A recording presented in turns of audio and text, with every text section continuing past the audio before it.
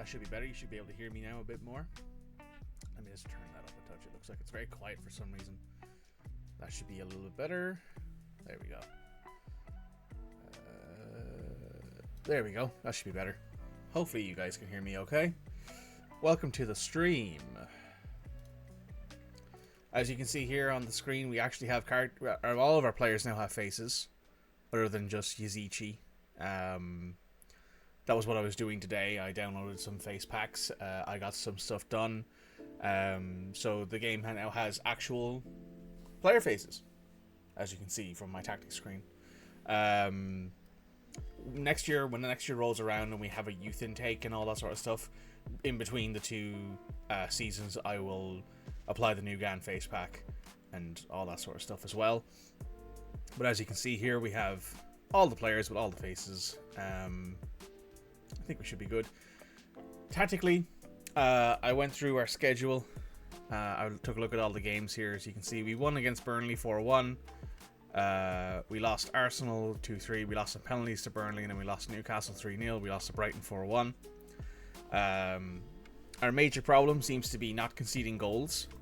And looking at our keepers, Jose Sa has not played well. Let me change this here.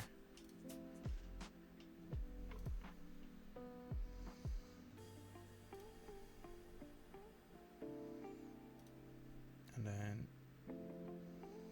fitness report. And then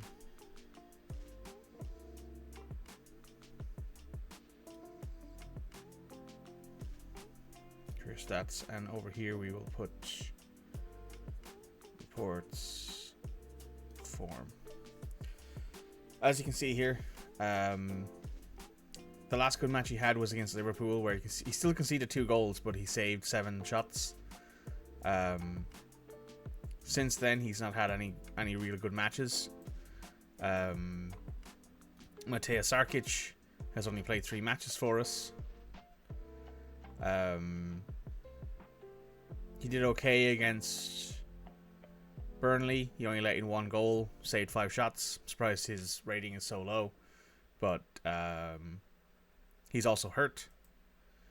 So we currently have Daniel Bentley in the goal, who has not played for us at all yet. So we shall see how he does. We'll give him 1 match against Crystal Palace here, who are in 10th. It might be a case of we might need to look into getting in a goalkeeper. Because we actually just don't have a player who can seem to stop shots. So if I go in here, players in range, transfer. Transfer, we'll go to slight interest. No defender, right? We want a goalkeeper who... Actually, this 19-year-old might be alright for the youth team, at least. Maybe not. There's a Joe Shaughnessy. Tall guy, but not really that good. We're looking for any contract. Martin Voldevert. Noah Antbu. You're moderately expensive, but you're also tall. You look like you're a good shot stopper. You've got some interesting talents there. Improvements now look terrible. 2 out of 10. Yeah, exactly. That's perfect QG. It was 1 out of 10 before. Now it's 2 out of 10. So that's an improvement. That's how that works. Good afternoon. Are we winning? We haven't played a match yet. I'm currently looking at the idea of selling Jose Sa and bringing in another keeper. Sa isn't a domestically trained player, so we can basically get rid of him for any player we can find. Got an Estonian here at Arsenal, but he's just not good enough.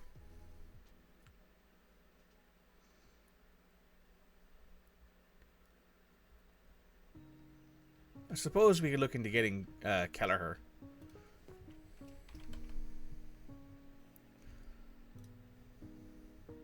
He's 24. He's a good shot stopper. What's he like compared to Jose Sa? They're equally good at shot stopping. Keller's a bit faster. At Arsenal, not good enough. Checks out. Yep. He's a little bit better, I think, at certain things. He's not as good of a communicator and he's not as good mentally, but he's faster and has very much everything else.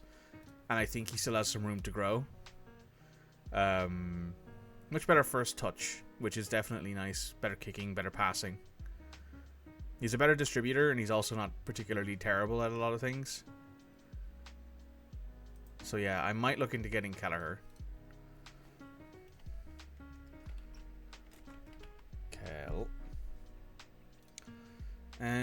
Are you playing? You've played in a couple games, and you've played well. Your value is at 16 to 23 million. Let's add you to a short list of good players. You also have potential, which is something Jose Sa does not have. Jose Sa is 30, so he won't get it any better. He's played 6 matches currently for Liverpool this year. His contract expires in a year and a half, so I could get him for relatively cheap. He's also got good personality and good media handling, so he could potentially be a good player to teach our younger players. Oh yeah, that's right, we got a bunch of injuries.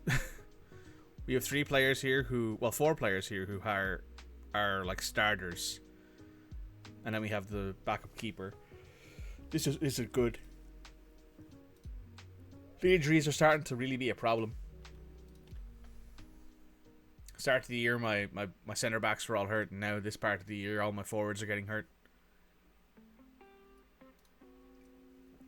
You have any potential? No, you're not worth signing.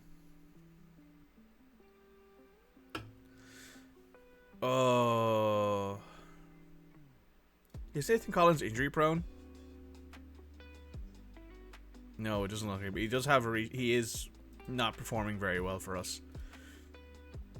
So that means that we no longer have Nathan Collins. So Deion Sanderson, guess what, buddy? You're on the bench. Johnny's still out because of the chop down tackle he did. And it killed a man. Hey, Anto.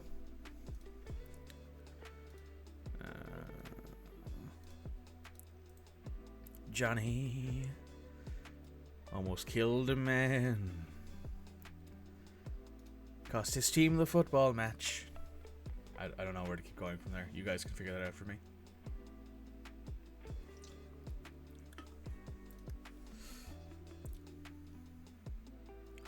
We have six players who are injured. We are not the most injured team. We are the 3rd most injured team, but our team is definitely not as big as Arsenal is. Here for the Johnny Redemption arc. I hope you're right. Yeah.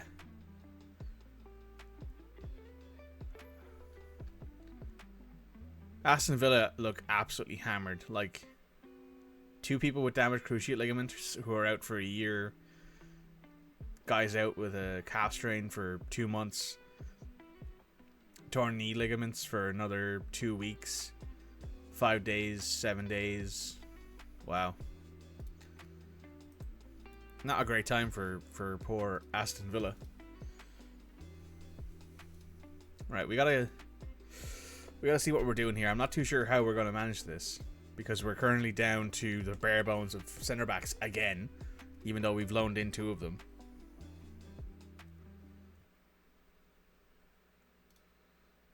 So they want us to do this, which honestly I'm fine with. And they also put Johnny on the right. Not a good time for West Midlands teams with injuries? No. It's a bad time, in fact. We'll play Jose Sa right back. Maybe he'll actually be able to play well there. Right, Johnny. You're coming back into the team after being off for 5 or 6 matches. Also, that looks like a guy who would 2-foot you. Johnny 100% looks like the kind of guy who would 2-foot you because you looked at him wrong. I think otherwise, though, I think we're basically having to run with this. Daniel Bentley's in the goal. We got Johnny at right back, Tyler Harwood Bellis, Clement Langley, Ryan Atniori, Boubacar Traore, João Gomez, Yusuf Zizici, Hwang Hee-chan, Pedro Neto, and Sasha Kalashtis up top. We have Gonzalo Guedes now on the bench again. And Mateus Nunez and Totti. Totti should be a centre back, left back, right back, centre defensive mid, centre mid, left wing, right wing, centre forward. Anyone who's here who I should have on the bench? Well, Mario Lemina is coming back. This is good. He's a very good, useful midfielder for us.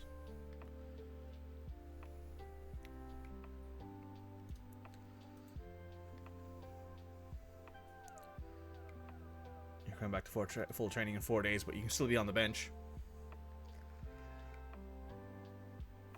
Anto was supposed to be upgrading his PC today, but his graphics cards have been delayed again until Monday. Man, that graphics card of yours is like in the ether somewhere. Then again, I'm waiting for a pair of shoes that I bought for an event. So I'm going to say we are going to be at the front for continental competition. Everything it takes to qualify. I think we are the best of like the rest of the rest. Like there's the teams at the very top who are like, you know, you've got the top 6 who are usually Liverpool, Arsenal, City, Man United, Chelsea and Tottenham. That's sort of 7 teams more or less. But obviously in this instance we have teams like Brentford who are on a hot streak, Aston Villa who are on a hot streak even though half their team is injured, Brighton who just beat us 4-1, West Ham. Forest is doing really well, even though Forest Forest would actually have 15 points right now if not for the deduction, so they'd be up with Villa. They'd actually be in 5th. So those guys have been playing really well. So we're gonna go ahead. West Ham top half, good joke. I know. They're top 7 right now, with David Moyes as their manager. Declan Rice is still there, so that's probably why.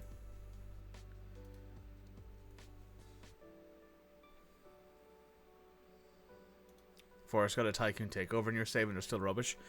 Forest are doing really well at the start of this save, but that could be because they brought in like 15 players. Don't want Jamal Lascelles. FC Norgeland. He's a wonder kid. He's a winger. He's not really a winger. He's more of an inside forward. Yeah, he's decidedly an inside forward.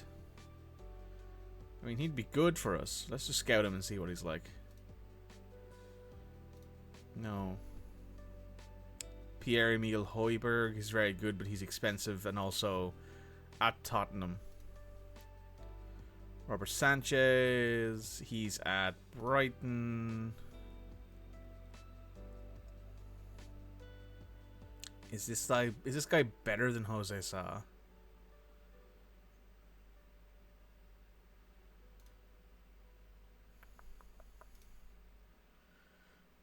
Kind of. Well, no, I'd actually say he is better than Jose Sa, and he's 5 years younger. Is he better than Kelleher? Yes, for sure. Is he playing for Brighton right now?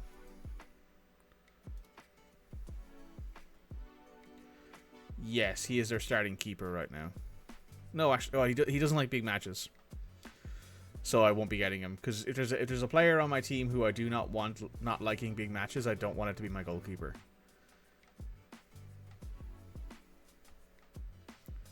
There's Lewis Hall's face for Anto.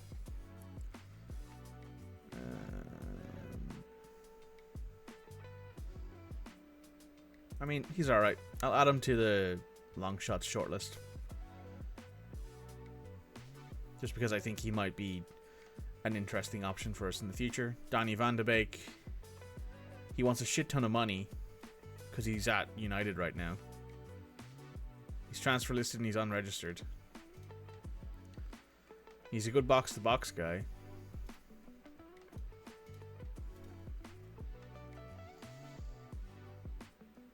He's not terrible. Give me a full scout of him, because he might be useful. Jaden Anthony. Jack Clark. Has there ever been a more Dutch name? No. Donny van de Beek could not be any more Dutch if he tried. I didn't realize Troy Parrott had dyed blonde hair. He also looks like someone I used to know.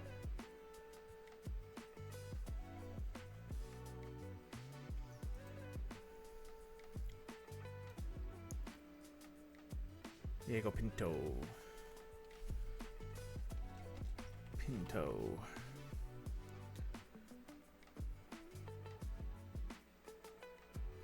He might not be in my save because I don't have everything loaded.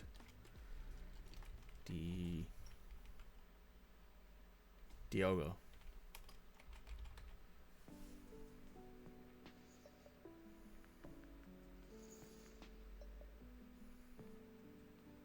No, it looks like he's not in my save.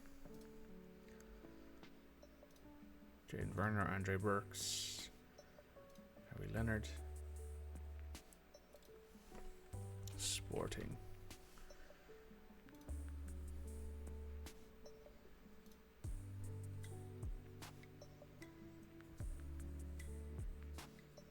There's Ruben Vinagre. B team.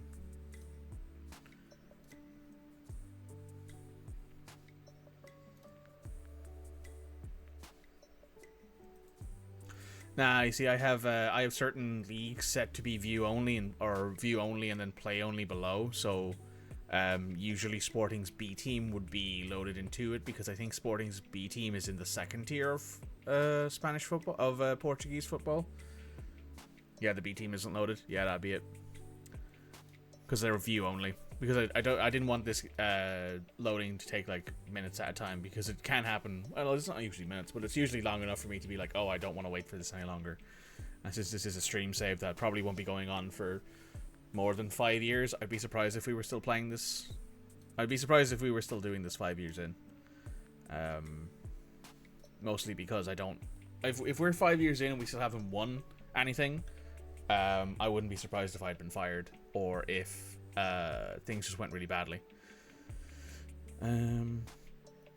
You're still wanted by Al Hilal, so honestly, I would consider transferring him. Guedes has not played well, but he is only getting warmed up, so I'm going to start him on the left. Let's give this a go then. There's you and then there's me who's every league and every nation loaded. I usually do that, but not for a stream save. My PC does not have the capability to do that and also have like a large database. I think right now I have over 90,000 players loaded. 80 or 90,000 players loaded. And that's with a lot of view-only leagues still in the game.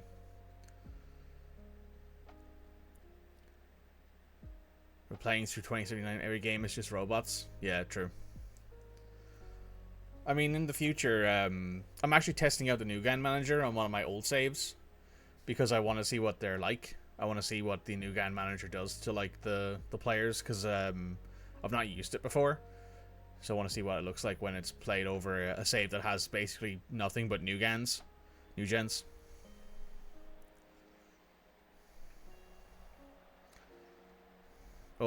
Oh, Daniel Bentley got it in the end. Good. You typically have 400k. I've had saves that have had that amount of players, but they take after like a couple of years. They take so long to load. Like it takes so long to get through the transfer window and the transfer deadline day takes so long to load that I'm just not interested in it, especially when I'm streaming it. If I was playing it by myself in my spare time, I would 100% do that, but I don't see the point.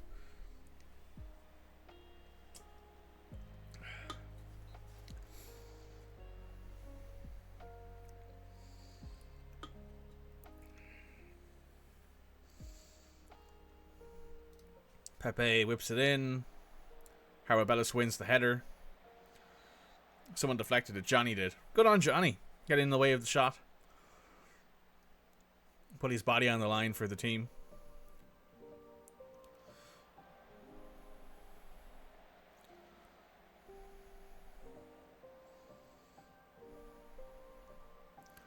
Oh, Ward dismissed that pass entirely. Makes sense. To play FM while doing something else in the long load time doesn't bother you much. Yeah, like if I'm playing FM like privately, like off stream in my own time with a save, I tend to have, you know, like a 4-hour long video up on my other screen. So like when there's a load time, I just look to my left. Oh, close by Sasha there. Sasha almost scored. Honestly, I think I might sell Sasha in the summer, or maybe in the winter, in the January window. Close shave. He attempted it.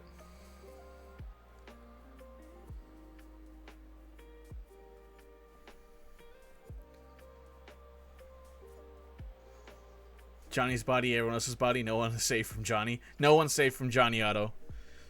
Johnny Otto is an absolute madman.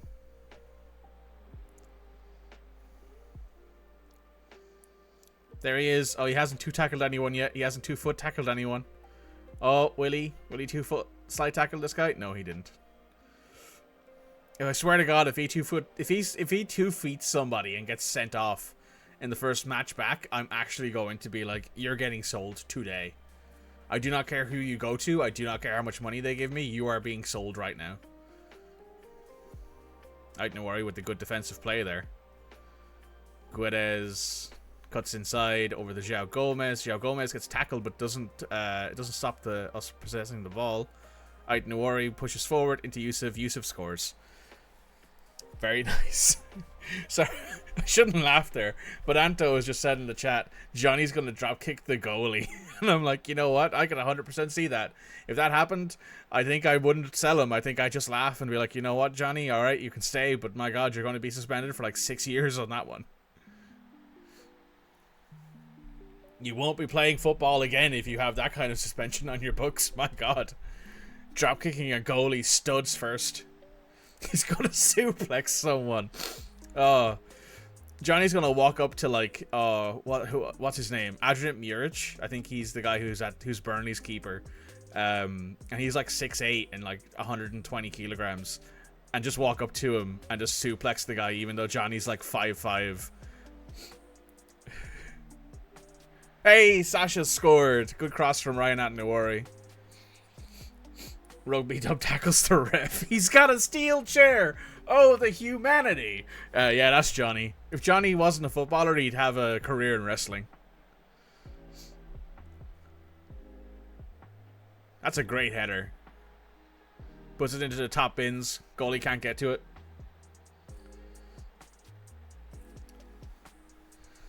Yusuf. Oh, twickles the twine. Well done. Time to get Roy Keane as a coach to show him how it's done. Listen, the man's already crazy enough. I don't need to bring in Roy Keane to show the guy how to be even more of a head case.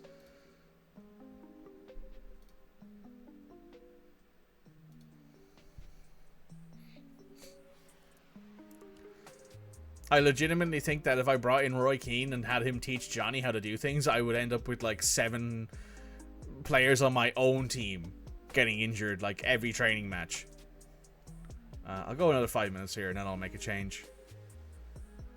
Because we need to rotate our players. Perfect. We'll rotate everyone now. Who am I taking out? I'm going to take out Huang for Neto. I'm going to take out Gonzalo Guedes for Mateus Cunha. Roy Keane tackling coach. Roy Keane defending technical coach. I think is how it's phrased in the game. Because that's you're actually teaching people how to play defensively then.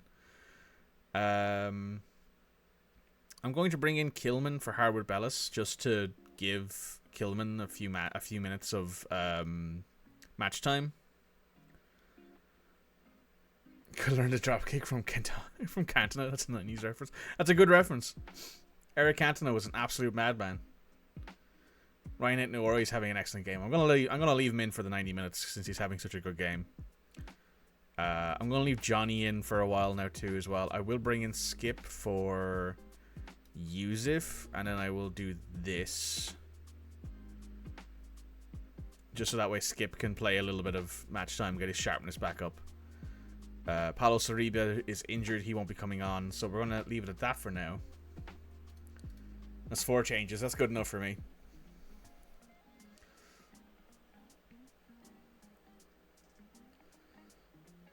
There aren't many people out there who could learn to dropkick from Cantona, could probably learn really well, and Johnny's definitely one of them.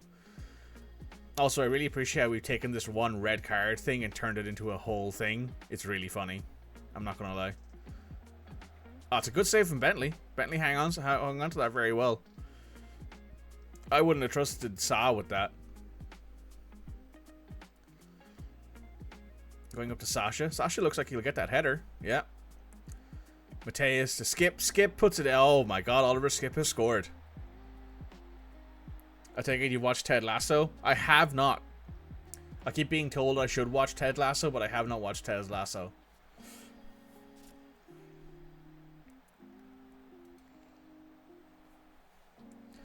The red card lost you the match. That red card did lose me the match. And he got absolutely destroyed for it. Oh my god, you need to fix that. It's very good. I've heard nothing but good things about Ted Lasso, and I probably will fix it. I'll have to like sort out some time to watch that in the not too distant future. We're 3 up right now on Crystal Palace. This is a good match for us. It helps with our goal difference. It helps with keeping our points together because Crystal Palace are in the same sort of place on the table as us, or at least they were up until we started beating them. And Daniel Bentley's played well. He's not got a high rating.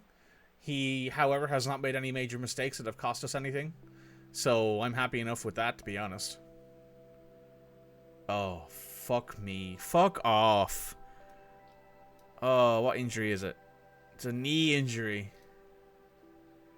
Oh, that's our best left back. That's arguably one of our best players getting injured there in the last few minutes of that match. That's so bad. All right, taking out the injury, it could just be a bruise or a strain or something simple. That match was good. We had some good goals. We had some good movement, good generation of the play. You've blown them away, lads. It was a good match, and Sasha scored, which is always nice. We know we're capable of winning. A few hairy moments. Confidence wasn't shaken. We're hopeful. Some tests, but we're hoping it's nothing serious. Hey, we got an extra million from that, and I know where he played well. What does he have? He bruised his knee. Oh, thank you, Football Manager gods, for not absolutely destroying my hopes and dreams with that. Look at how many injuries we have on the screen right now. Look at this list over here. Look at this list. Help. Please. I need it. Oh my god. Alright. He's only out for 2 days. He had a red injury marker. I thought it was going to be a case of he wouldn't be able to play.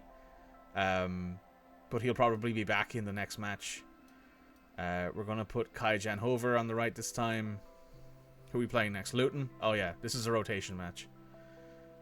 We're going to start Oliver Skip at defensive midfielder. I'm going to bring in Mateus Nunez to give him a run. Yusuf can stay. Juan can come off for Pedro Neto. Mateus Cunha can go up top. And Gonzalo Guedes can stay on there. I am going to put in Jose Sa for a very simple reason. Jose Sa is still our starting keeper. He is the best goalkeeper we have currently on the squad. So I want to give him an easy match. I want to give him what I would consider the easiest match in the roster, and that is in the schedule, and that is our 2 matches against Luton. They're currently in 15th. They're out of the relegation zone. Give them all the credit in the world for that. Chelsea aren't. Well, Chelsea are still out, just barely out of the relegation zone, but they're still down here after 10 matches played. Same with Everton. But yeah, I'm hoping that we can take on Luton here and win, keep a clean sheet, and do well. Poor Luton. I know. They're out of the relegation zone right now, though. They're not in the relegation zone right now. They're 15th in the league. They've got 8 points out of 9 matches, which is not bad. They've not lost all their matches. They've won 2. Who have they beaten? They beat Sheffield United and they beat Fulham. So they beat the bottom 2 teams in the league, which is probably why they're up here. So they've not done terribly. I mean, Tottenham have won the same amount of matches as Luton. They've also beaten the exact same teams. So right now, Tottenham and Luton are the exact same level of talent. Bournemouth has only won 1 match this entire season. They've drawn 7 games. So, you know. So Man United have only won 2 matches. They've drawn 7 games as well. So, like, there are definitely teams in here who I think will sway up, and I think Luton is one of them. Luton has not... Well, who have they played? They played Chelsea, Aston Villa, West Ham, Brentford, and Everton. Everton is the only match there that actually affects their relegation battle, because Everton is in 18th. So otherwise, you know, they lost to teams you'd expect them to lose to. Forest would be 5th without the deductions. Yes, that's right. I pointed that out. If it wasn't for the fact that Forest is had a 4-point deduction at the start of the year because of financial fair play, even though as far as I'm concerned they didn't deserve the deduction, they were being entirely fair. I would say that Luton. I'd say that the fact that Forest could be in 5th. Where are they right now? 12th. They would be in 5th. They'd be 16 points. They'd be here. They'd be basically swapped. They'd basically knock down Aston Villa and us. They'd be up here in 5th. Yeah. So yeah, they're 4-4-2, which is pretty good. They've won against Fulham, City. They beat City 2-1, which is a very good match for them. Beat Crystal Palace 3-0, Burnley 6-0. Drew against Everton, Tottenham, Bournemouth, and Luton. And they've lost against Brighton and Arsenal. They've only lost to Brighton and Arsenal, who are above them in the league. So, to be fair to them, they've done well. Europe this season would be great for me. Absolutely. Getting into Europe this year would be great.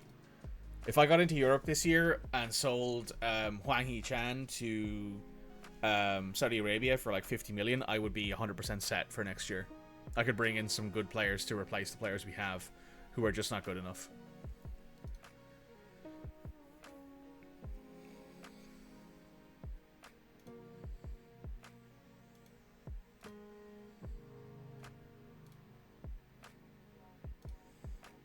Player of the Week news, Lucas Moura. Oh.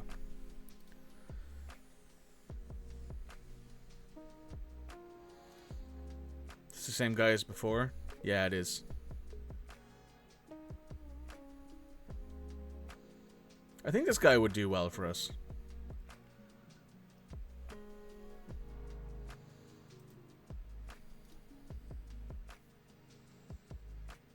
The only issue would be I don't think you've got the depth for it yet. Wolves have never had the depth for being in Europe, even though we were in Europe back in 2018. We were just after coming up from the what's it called? Just after coming up from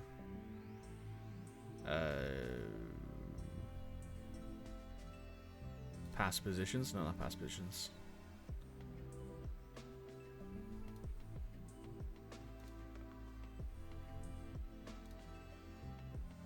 We were just after coming up from the championship back in 2016, 2017, I think. I think it was one of these 2 years. And we finished in like 6th or 5th that year, the year we came up. And we got like Conference League football because it was the first year the Conference League existed.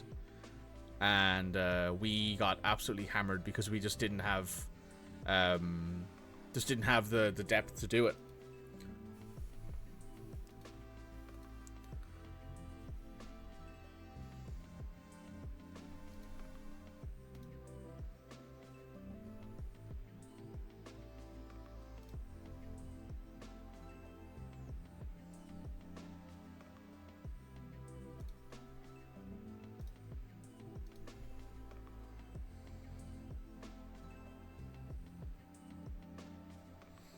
I remember one year getting to Europe early, got Burnley relegated.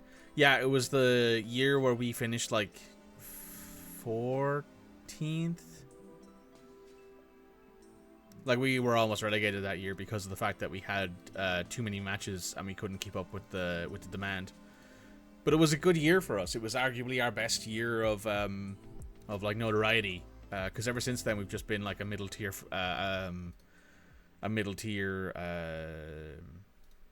Premier League team. Like, we've not really had much of anything noted other than that. Oh wow, Aitniori became third in the Player of the Month. That's very cool. He's got 4 assists and has a good average rating that year, in that time. So that's very good.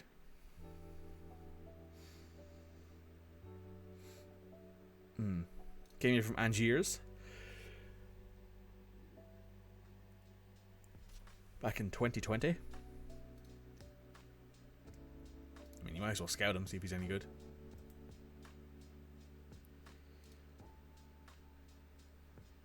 I do enjoy the time on FM where a relegated team qualifies for Europe by winning a cup, or when a team in the Championship qualifies for Europe by winning a cup. I always love that. I always love when I see, like, I don't know, let's say,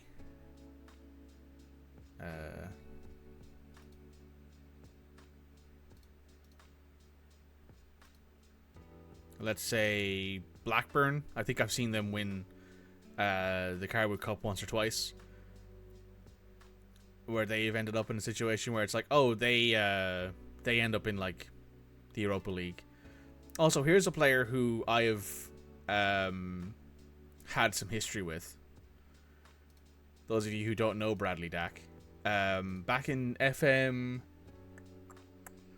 2016, this guy was like a really young player back then. He was at Gillingham. And I used to always bring him to Wolves in the Championship, and he would always help with us getting up to the Premier League. He helped with us getting to the Premier League. He just wasn't good enough after that, and I wasn't really smart enough to see. But I'll offer him a trial.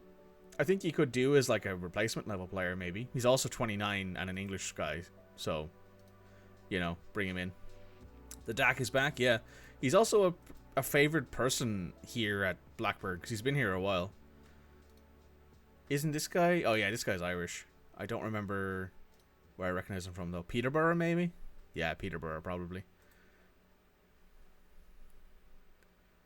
Anyone else here who I recognize? No, not really.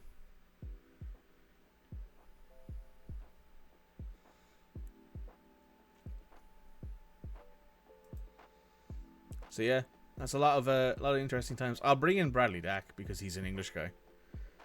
Oh, hell yeah. Wolves time? Yeah. Hi, Cody. Welcome. Thanks, FM Manager 123, for following me. That's appreciated. You're my 75th follower. He's a fringe player in his prime years.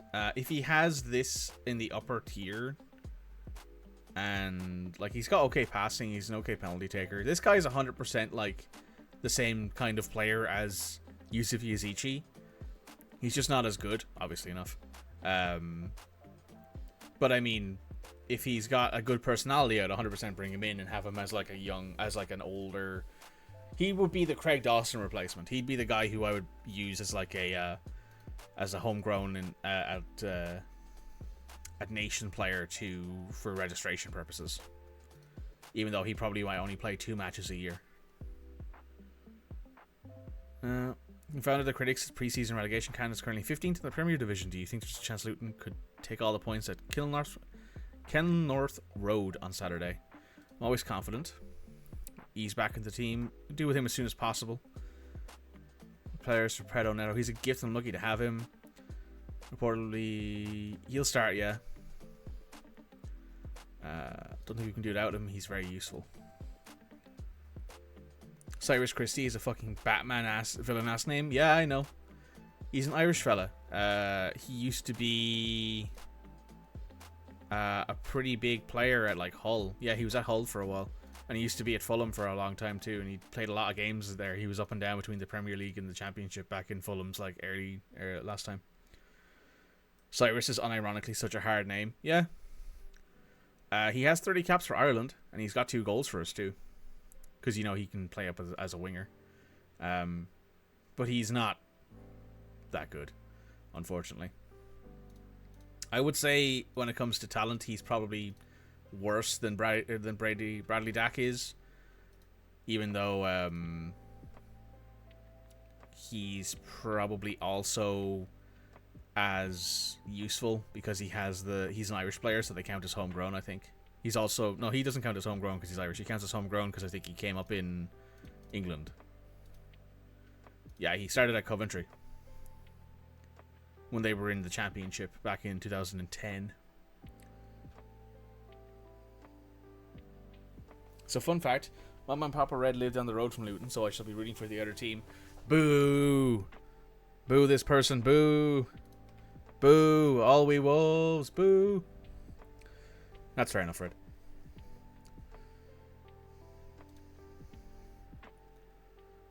Kilman's injured. He's pulled his lean ligaments, so he can't play. So I guess Clement is starting. I guess I'll put Daniel Bentley on the bench.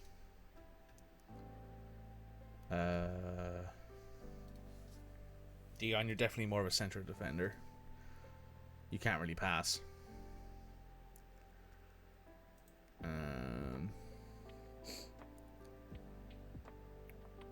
Anything else here I can think of? I need to switch out. Jose Sa will play. Skip will play. Mateus Nunez will play. Gonzalo Guedes will play, because this is a good match for Neto and Guedes to actually get some assists and points and hopefully be a good help out front. I'm going to switch them to attack. Ooh, my mouse. What's going on? There we go. I switch them to attack, and I will actually switch us up to a positive mentality. I will switch Skip, though, to a defensive mindset. Same with Totti. Just because I think the idea of having a more solid backline here would not hurt. Also, we don't have our starting left back is currently on the bench because he bruised his kneecap during the last match. At least he's only out for like a day or two.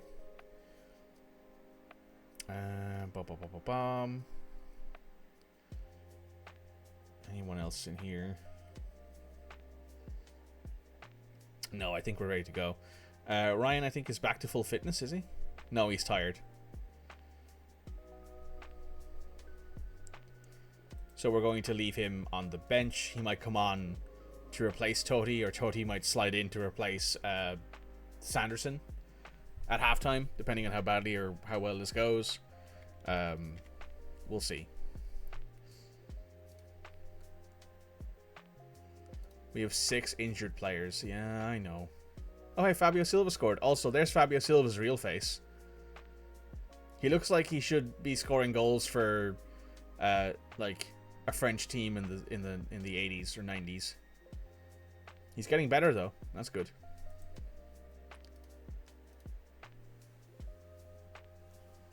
Anyone else agree with me? The fact that Fabio Silva should probably have been scoring goals for a French team in the 80s or 90s. Anything I can do to reduce injury chance? I can lower the training intensity, which we don't get a lot of anyway because there's so many matches in the Premier League season. The training is difficult to actually get.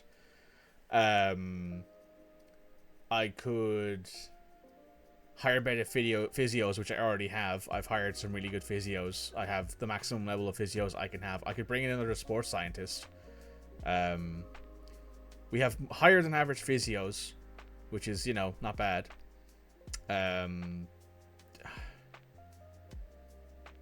It's difficult to reduce injury chances when it's random injuries, like your player strained their knee while being tackled, or stuff like that. It's very difficult. Oh my god, they're playing a 3-4-3. Oh, that's disgusting. That's actually disgusting. Okay. I'm okay with that.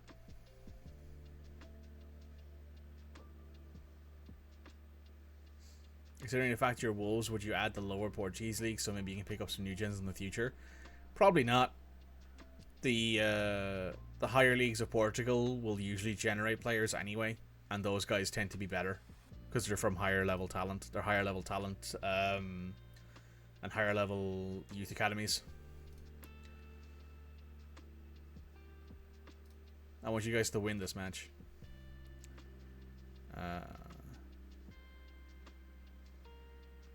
I'm saying this, we had some bad luck. How big an absence is Max Kilman?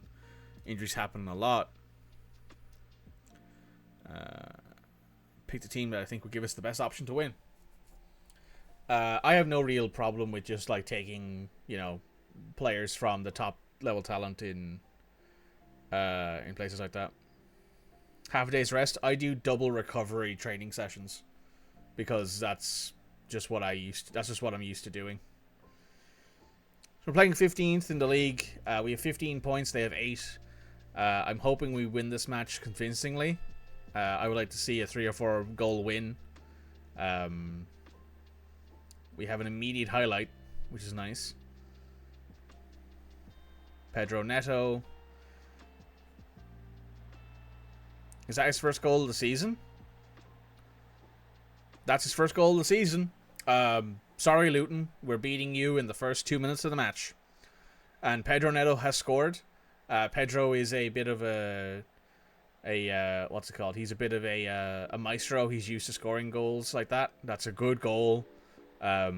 He's put up 10, 12 goals before in the Premier League, so nice to see him off the mark finally. Not sure how B teams work when the leagues are not loaded. They will generate players, but they won't be as good usually, or there won't be as many of them. Oh damn! Yeah, it's a good goal from Pedro. Luton shouldn't be here, to be fair.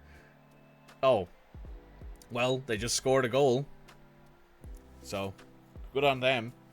Jose, that was an awful bit of goal. Well, I can't even blame you really for that. You probably should have come out to catch that ball when it was coming in. Let's take a look at this. It's a flick down. The guy's on his own. Yeah, that was just a really bad bit of defending. Luton shouldn't be here. Luton have definitely like managed to like FM their way into being in the Premier League, but hey, that's good for them. It's good for them on a financial level. Luton were underdogs in the Championship. Yeah, like as a purely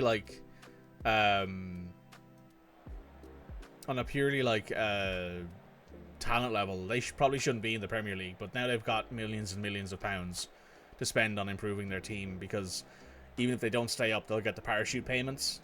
So it's very likely that even if they don't bounce up, they will still have very, very good players with very, very good salaries and a lot of money to spend that. Somebody needs to be better in front of goal, guys. Toddy is not playing well, so I am going to take him off for Johnny and move you to a fullback on support. Love Luton with how they come up. It's a very, very cool story, for sure. Yusuf isn't playing well. Gonzalo Guedes isn't playing well. Honestly, this guy might be going into the sale box. He's just not been very good since he came back from his injury. He's damaged knee cartilage. Since he's come back from that, he's just not been very good, so I might sell him in the summer. We're going to leave it at that for now, though. We're only going to make one change at the half. Going to encourage the team. Hopefully they'll do a bit better.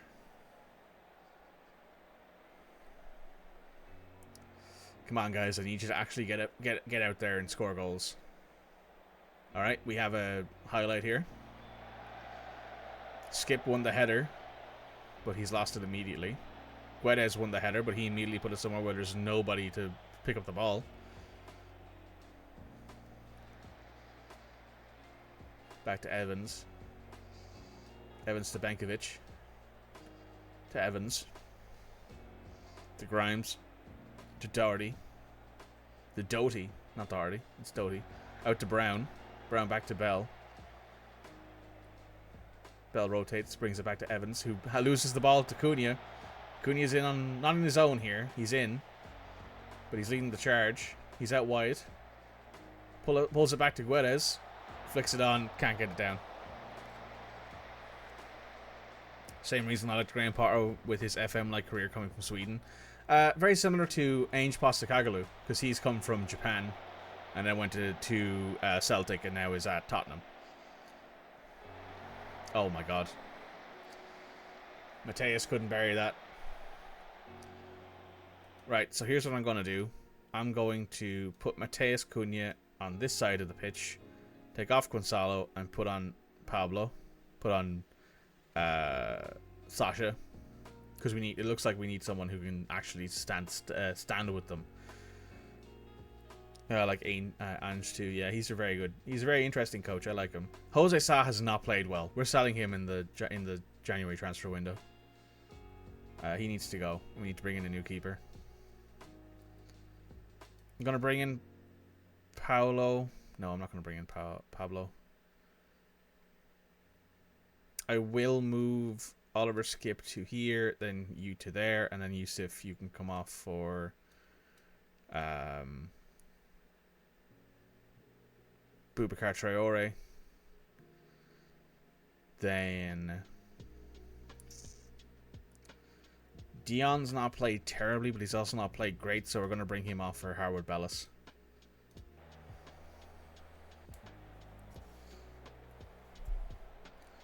Sub him off for Bentley. Sa's been rubbish. Yeah, he has been rubbish. I can't blame him too heavily for the goal that went in, because it was just one of those matches. It was one of those goals where like everyone missed. Like the guy won the header, he headed it down. You know. Jose Sa, you're coming off for Daniel Bentley. Even if it's only the last few minutes of the match, you're coming off.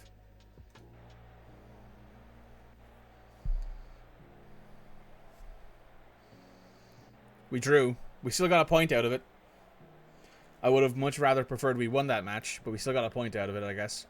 And to be fair, Luton did out XG us. They didn't outshoot us, but they did out XG us, so their chances were much better. We had the possession though, and same amount of passing completes, but don't like what I just saw from this team, guys. That just wasn't good enough. We should have won that match. We are now in 7th in the league, though. We are now, well, we maintain 7th. Luton have stayed in 15th as well, so that point for them is actually kind of important. Chelsea are still in 18th and Everton is still in 19th. Fulham have managed to put themselves into 16th, but yeah, Fulham just beat Sheffield United, so yeah, that makes sense. Kidderminster just got their shit pushed in by Southend United. This is the FA Cup from like the lower league.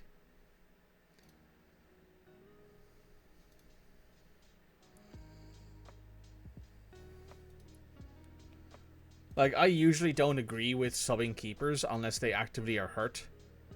But this guy has been legitimately the worst keeper I think I've had. How long until Sarkic is back? 2 days. Sarkic, you're going in goal for now. But it's very likely that I will probably be starting Daniel Bentley. Do I have another centre-back? No, I do not. Right. Toddy, you can go there. Clement, you can come off for Ryan. Oliver Skip can come off for João Gomez. Boubacar Traore, you can go in there. Yusuf Yazici, you can stay there, but we're going to rest you for a day. What age is Bentley? Bentley's 30.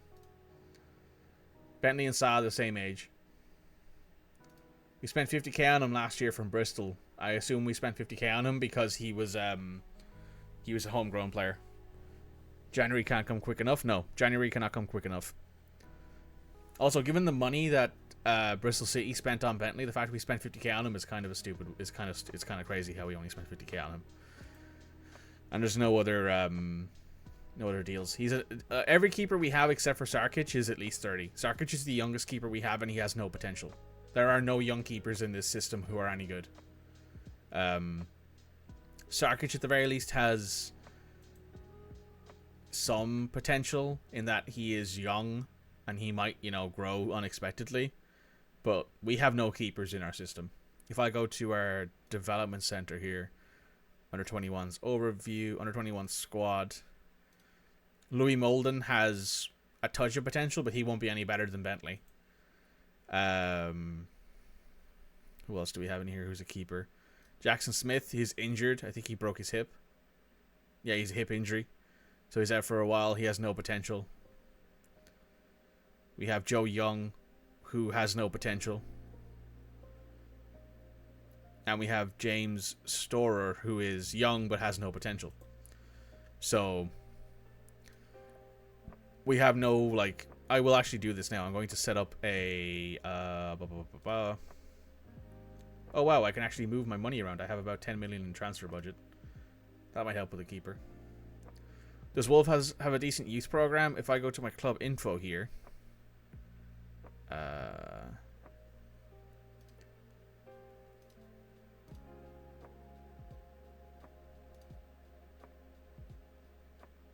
we have excellent training, excellent youth facilities, good academy coaching, and good youth recruitment. So, we have some possibilities on that, but I don't necessarily believe we will be able to bring in players who are so good that they can help us right now.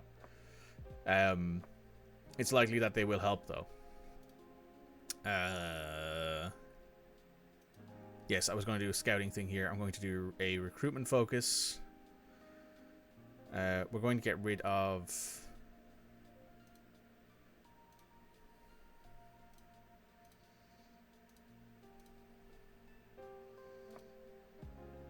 Oh, there's Josh Cullen. Seamus Coleman. Let's get rid of this, because I don't really need that focus. Let's create one here.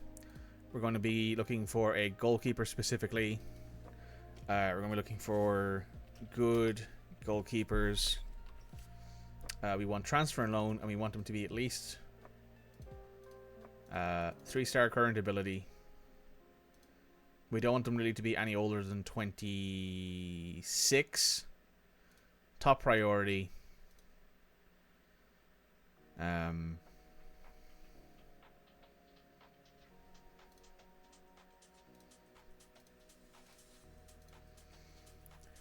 we want that to be a top priority. We got to find ourselves a keeper, arguably before the window opens.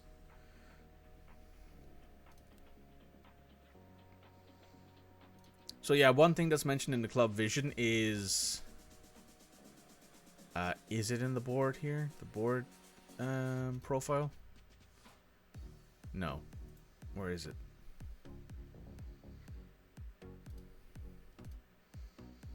They had something here, I think, when I was signing to join the team, that they wanted us to use the youth team to help bring in players. Hey, Pochettino's been sacked by Chelsea. He's played 13 games, won 23% of them, lost 61% of them. Let's go to Chelsea. Hey, free job advert. Declare interest, apply for job. No, thank you. Would be funny though. Man City beat United. Fair enough.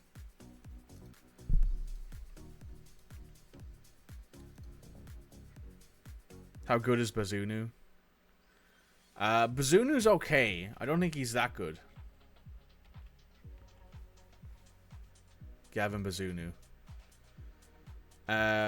He's 21, so he's quite young, but he's also quite valuable, and we don't have that money. If we're going off of averages here, I'd say he's probably about as good as Jose Sa is.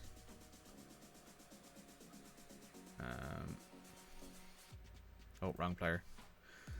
But once we get a full scout on him, I'll tell you. But I think he's basically as good as Jose Sa is, which is not any better.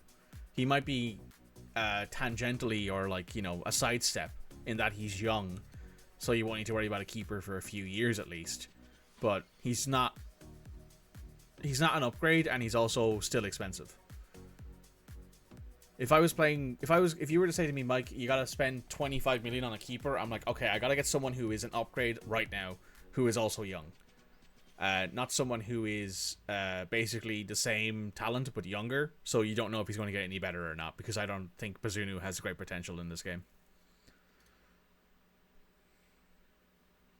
Maybe him or Kelleher on loan. I looked at Kelleher. Kelleher, I think, is the same price or even cheaper. I think he's like 20. I think I could probably get him for like. I was looking at him earlier before you were here. So Kelleher.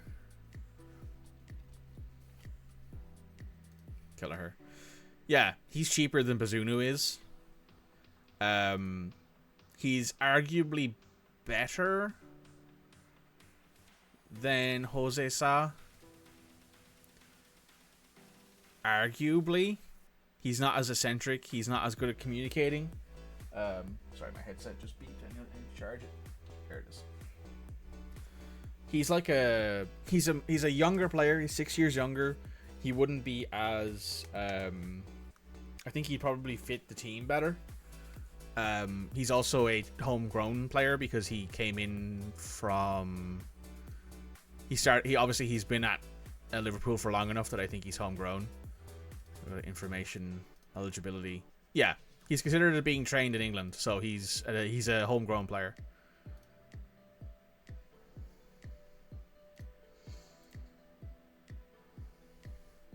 You want a homegrown as your goalkeeper since you never really changed that position.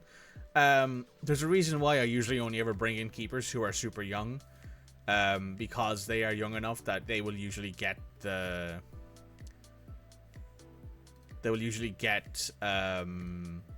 a point where they're good enough to actually. Well, no, sorry, they'll get the homegrown stuff.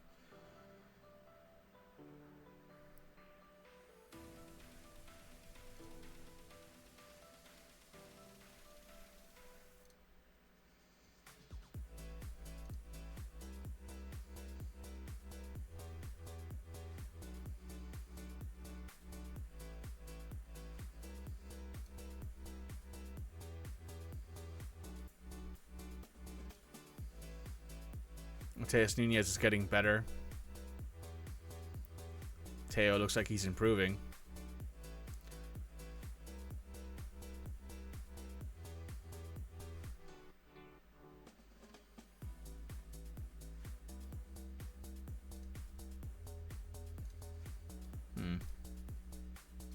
Can't say there was much in there, to be honest.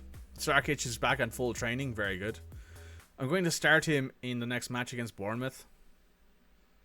Wang Hee-chan. Just some 1 or 2 day little niggling injuries. That's fine. You guys will be fine.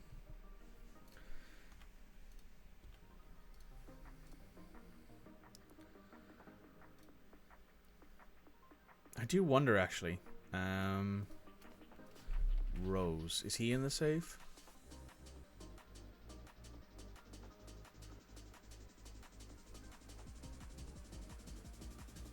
Doesn't look like it.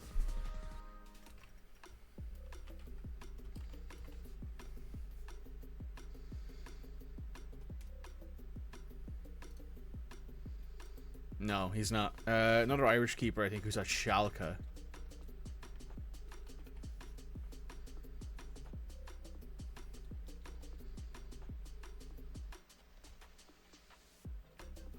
Oh, Germany. Let's go to Germany. Germany. Major clubs. Schalke.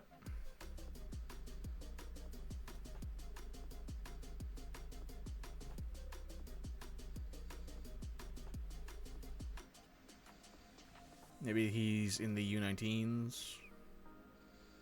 No. I don't know. He's not there anymore. But I think he was at Schalke. He's like an Irish goalkeeper. Nathan Baxter won't be good enough. Yeah, he won't be good enough for me. Forrest just drew against Brentford. It's a good draw for them.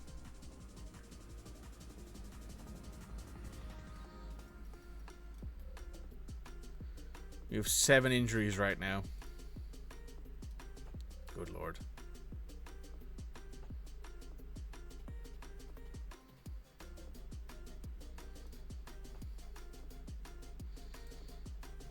I mean, if he wants to go for 130k, I'll take it. We can get him. We can get another cheap coach for free.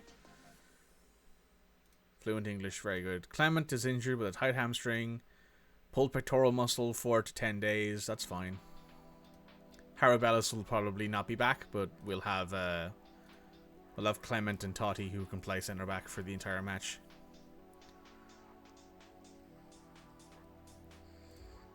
Joe Gomez. He's improving.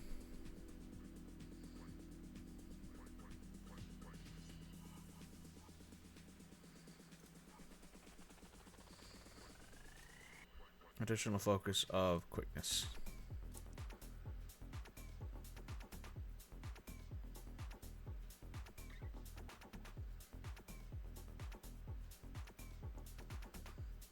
Who's been called up?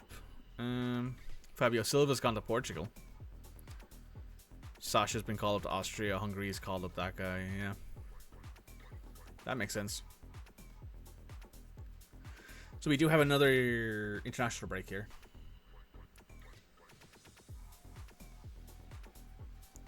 I don't have a lot of options at the moment when it comes to goalkeepers. No. My options are basically find player who can play right now. Because my goalkeeper who I have is so bad that I genuinely think having him on the team is actually a detriment to the squad. Oh, I don't know. He's been dropped by Algeria. Who are they playing at their left back position? 28-year-old. He looks more like a center back than a left back. Just scout him, see if he's any good. Dan Ryan went to Man City. That's 130k into our pockets. I'm fine with that. Who isn't too expensive? Yeah, that's always the problem with goalkeepers, is that if you want someone who's homegrown, you got to pay for an English. You got to pay for someone who's trained in England, which usually means they're a bit more expensive because they're in England. That's just the rules of playing in England. Is that if you want to buy a player from another player, if you want to buy a player from another club in England, you got to spend at least 10. You got to spend at least 20 million more than you would if they weren't in England. But what I might do is go to my squad here real quick. Go to Jose Sa. Ask agent.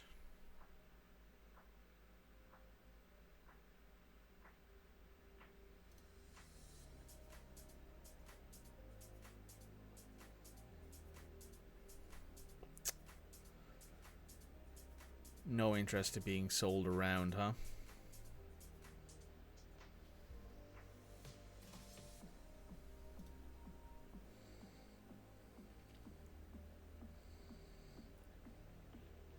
Allowing the top team's second or third goalkeeper getting someone on a pre-contract would be the best option financially. It's possible. So, is there anyone here who's come into the good goalkeeper thing yet? No. There's one in progress though. Anthony Trubin from Shakhtar Donetsk, who is way too expensive, but also very good and quite young. Comparing him to Jose Sa.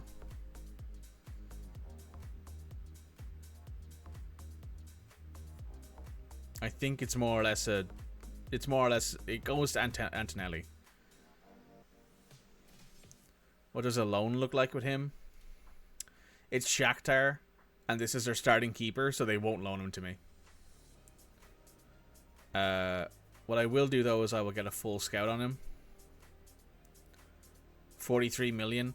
We could probably sell Jose Sa. It will piss him off. But that's fine, honestly. I don't even know if I'm going to play him for the rest of the season at this point. Chelsea beat Man City. They are no longer in the relegation zone. Oh my god, Chelsea fired Pochettino and actually went on a run.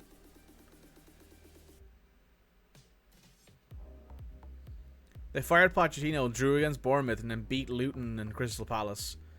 Lost to Tottenham and then beat Man City. They have actually managed to go on a run. Also check his contract status. Yeah, good idea.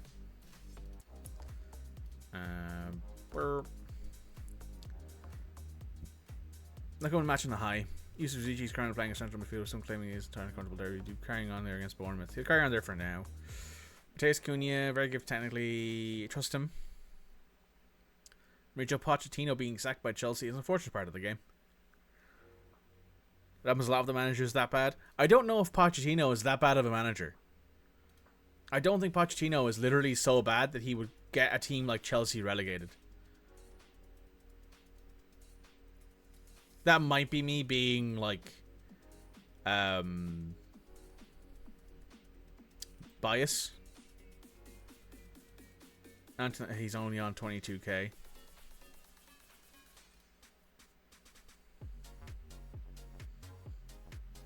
Yeah, and his contract's a 4-year contract, but he also expects to be a star player.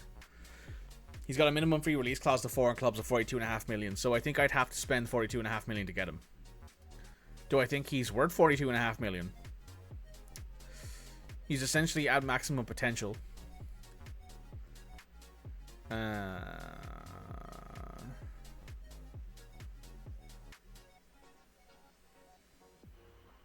many matches has he been playing?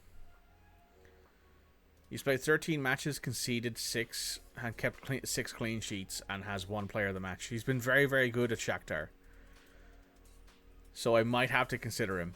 Well, I'm considering him. I have to consider him because he is legitimately a very, very good keeper. You think Chelsea doesn't fit Poch's style? It's entirely possible that you're right there, but I genuinely think that Pochettino is a good manager. I just think that Chelsea won. I think in this save, Chelsea legitimately just didn't work out. I don't know what was going on with them, but they just couldn't play. Fabio scored 2 goals. He's doing very good in the Spanish second division. His physicals definitely need an improvement, but otherwise he looks pretty good. He's doing well.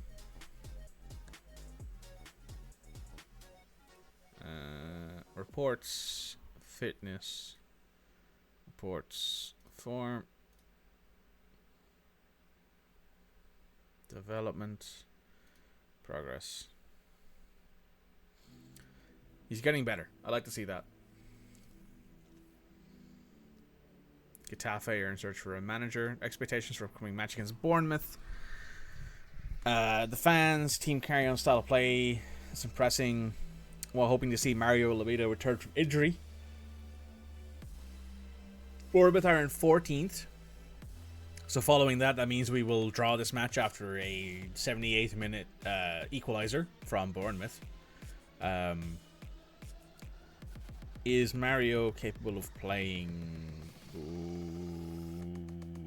He is not being watched for injury.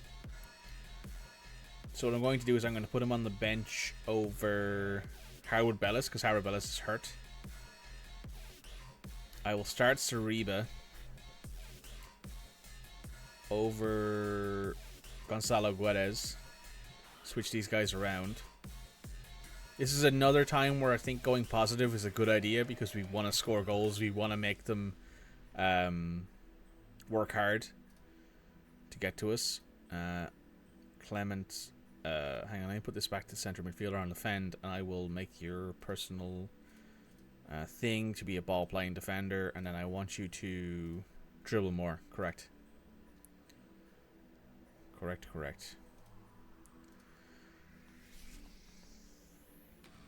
What are we thinking, guys? We think we're going to get another win here against Bournemouth. We think we're going to get a draw. Personally, I think we'll manage to pull out a win here. There's Evan Ferguson's scouting report. You look at this and you go, oh, this isn't like amazing, but then you look at that potential, the 4.5 goal star potential, and you go, oh yeah, that's what we want. Should get a win, I hope. Me too. Alright, let me switch up this playlist.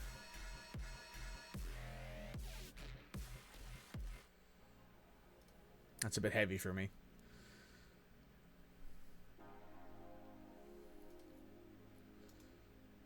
So we're saying we should put Harwood Bellis in over Clement, but Harwood Bellis is not fully fit. Kilman's back from injury in a few days. The future of Ireland right there with Evan Ferguson, absolutely. Anyone? Oh, Schmado's almost back from injury. Back in a few weeks. That's good. Defender right. Wing back on support. There's Bradley Dack. See, this guy is like... He's alright, is how I describe him. He's like the perfect epitome of someone who you bring in to like teach players how to do things. Because he has tries tricks, because he has high flare, tries first time shots. He's not a bad player. If we could get him for like $2 or $3 grand a week, I'd take him on as like an emergency backup to like train or be like in the what's it called, as a mentor basically. Best fans in the league, playing well. It's nice to be around the boys when they're in a good mood. We have Sarkic and Bentley. If Sarkic lets in the goal in the first 10 minutes, I'm subbing him out. Just to let everyone know right now that if Sarkic does not play... If Sarkic lets a goal in the first 10 minutes, I'm going to sub him out for Bentley immediately.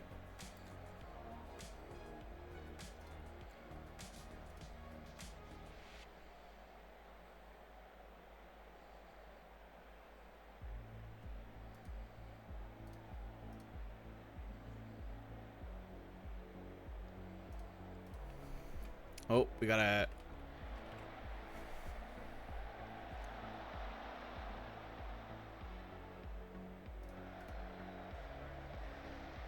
Oh, okay. Good little recollection of the ball there by Aitniori up to Neto. Neto into Cunha. Cunha back to Neto. Neto back to Totti. Totti to Neto.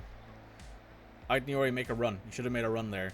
You're on a wing back on support. You should be pushing up there to overlap. Over to Sariva, who keeps the ball in, flicks it in, can't get it to anyone though. Digne kicks it out. Brooks straight down to Aitniori. Aitniori out to Neto. Neto into Cunha. Cunha scores. Does it count though? I think he's off. I think he's off, guys. Yeah, he's off. That's unfortunate.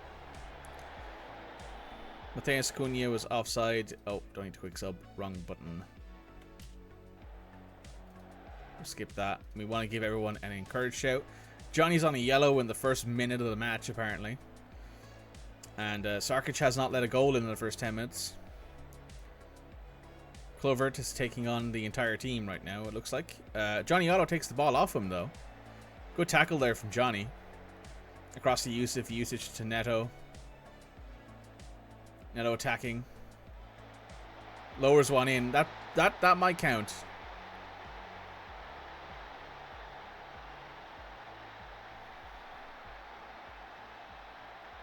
Yeah, that counted. Very nice. Well, that means we've scored 2 goals. We had one disallowed, obviously. But it means that we've scored 2 goals.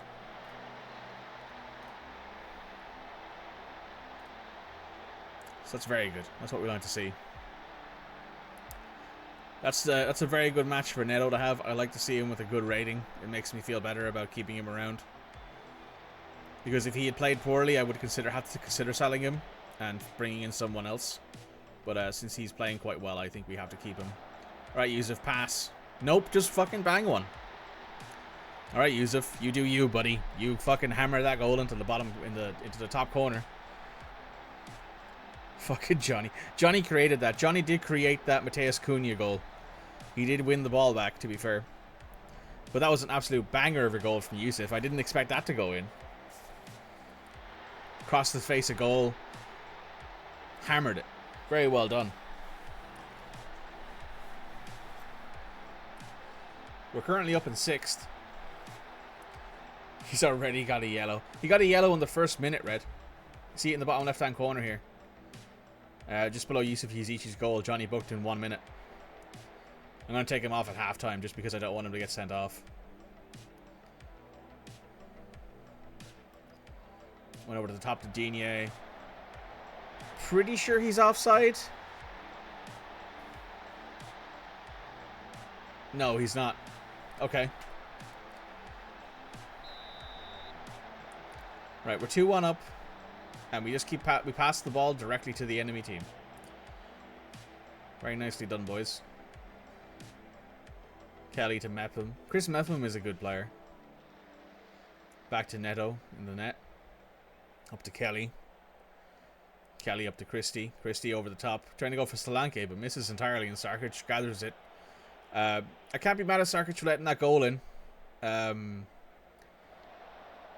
Sarkic hammers it up to Cunha. Cunha can't win the header because he's too small. Listen. Tactics. In transition. Distribute to the playmaker. Do not distribute it over the top like that anymore.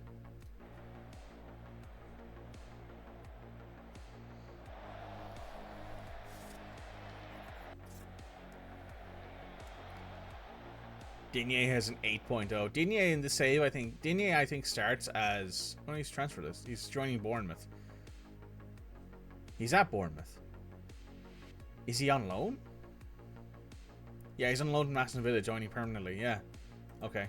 Digne usually goes for free. You can usually get him for free in like a couple of years, and he's a very good left back who's very, very talented on offense.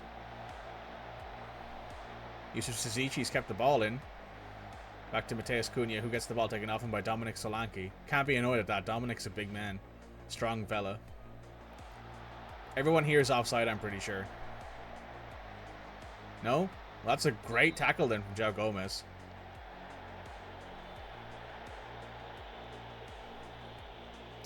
Right, halftime. We've scored 2 goals. They've scored a goal. We've had a very interesting time. I'm going to tell everyone to keep up with that. However, Johnny, even though you're playing well, I'm taking you off for Kai because you are on a yellow and you are dangerous. Pablo Soriba has not played well.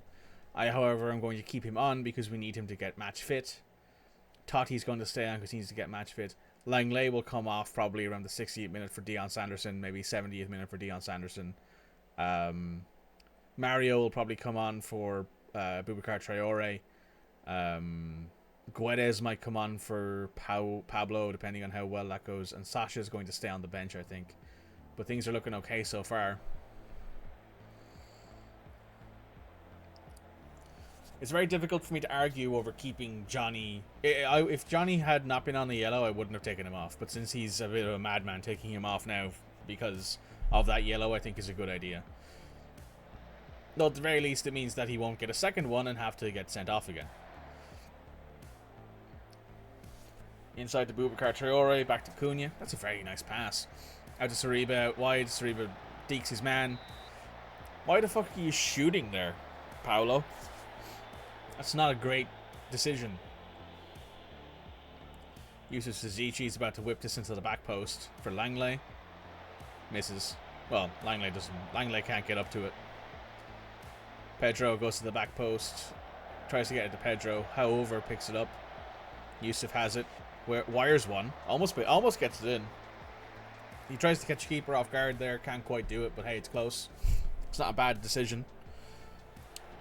Yusuf Yazici wins that header, which is a thing you don't usually hear people say about Yusuf Yazici.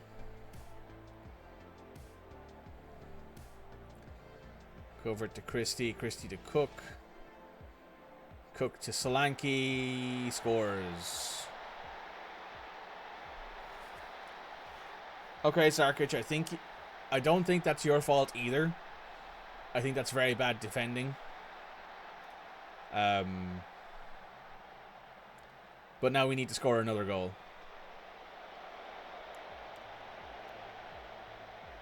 Okay, good job keeping that ball in. Back to João Gomez, over to Totti. Totti to Traore. Traore picks up... Oh, Cunha, but Neto makes an absolutely amazing save from goal. That's a 10-bell save, that is. Cunha's flicking the ball in here. Aiming for Totti. Mepham wins it. And Neto lets it go out because it's the throw in for us.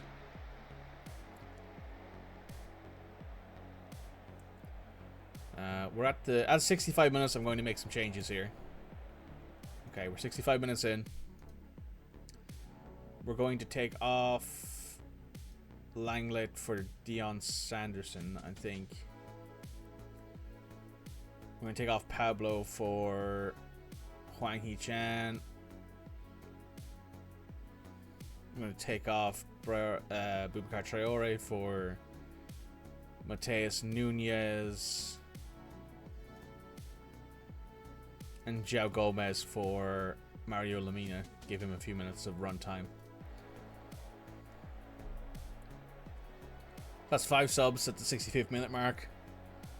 Well, 4 subs at the 65th minute mark. Mateus Nunez. Neto manages to whip the ball away, but the other Neto now has it. Hover picks it up from the tackle. Back to Sanderson. Sanderson's looking composed here by taking on the player in front of him. Absolutely makes a mess of it, though. Solanke is about to score here. Yep. Sarkic, what were you doing? I have to break the team after that. That's awful. We should be winning this match. They've only had 4 shots on target. That might be the worst goal I've seen us concede so far this year. Sarkic is out in the middle of fucking nowhere. If Sarkic had stayed in his line there, there's a chance he could have, like, saved that. Should have played Bentley? I should have. The goalie was at the halfway line? Absolutely. That I should have played Daniel Bentley. Sarkic makes that save. But like Sarkic has a 6.1 rating.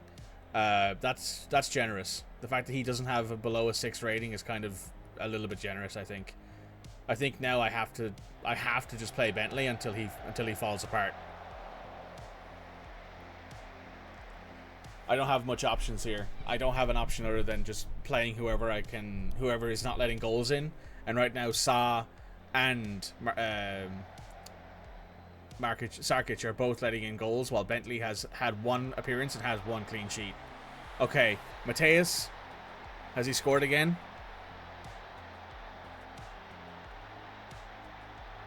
Has Cunha scored again? Has he saved this game for us? No. Okay. We're going to go up to attacking here. We need to score here. We need Solanke has scored a hat-trick against us. He was gifted that hat-trick. He should buy Sarkic dinner after this game. Atniori puts it into Mateus Nunez, who is putting it over to Uzici, who puts it back to Neto. Neto to Mateus.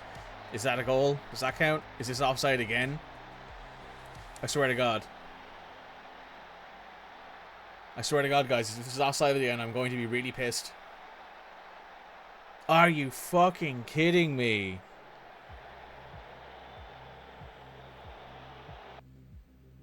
That was marginal. That was closer than the first one.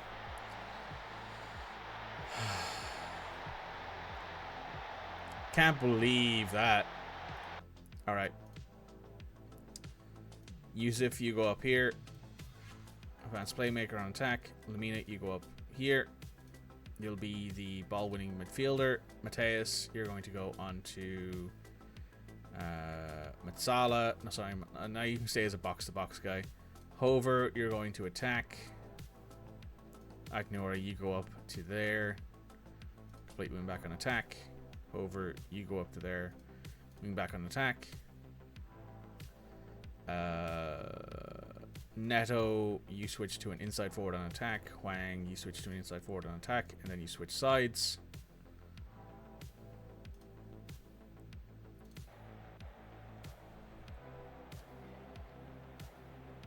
You got 5 minutes left to score a goal. Nope.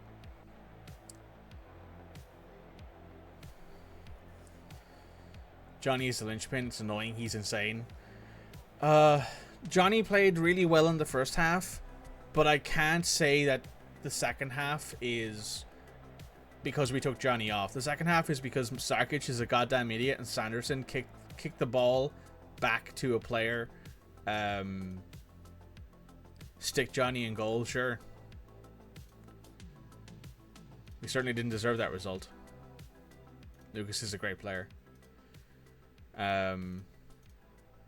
Right. Sarkic, you're not going to be playing ever again, probably. Oliver Skip can't play because of the fact that this is his parent team. I'll be putting Howard Bellis on the bench. Nelson Semedo's back in 2 to 4 weeks. Ryan Atnuori's got to come off for Totti. Harry Bellis, you'll be playing next to Clement. Johnny, you can start this match. Mario Lamina, you can start the match as a defensive mid.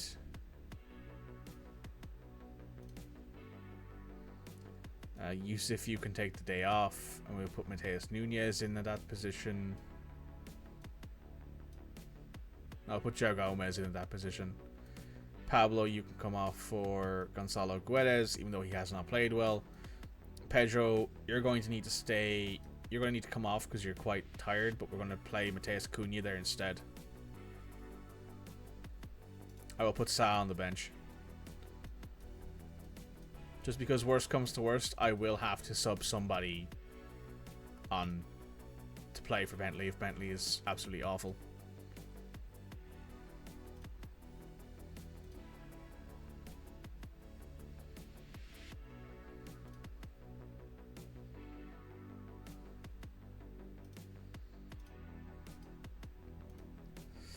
Stick Johnny in goal. I don't think... I legitimately don't think it's possible to put a player in goal right now who is that crazy. Eric Lamela. I don't need a winger.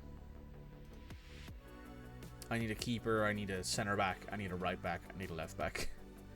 The classic problem of having no defenders. We have 2 weeks off though now. Right, Antoni Trubin, you have a bit of the potential about you. You're a professional, outspoken guy. You're not on super serious wages. You don't know how to speak English, and you're not great adaptable. But you are a good player in big matches. You have a minimum release clause. You're also consistent. And he fits the club objective of signing high-profile players. What else have we got about him here?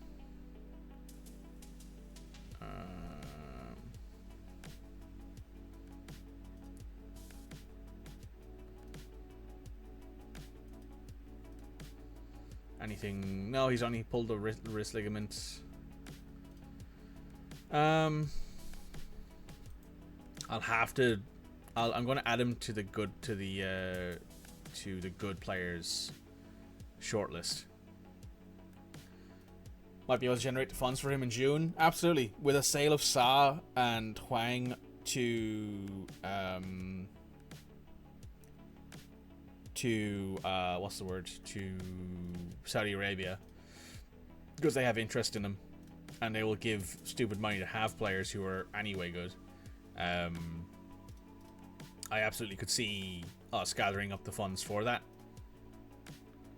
Hover's getting good.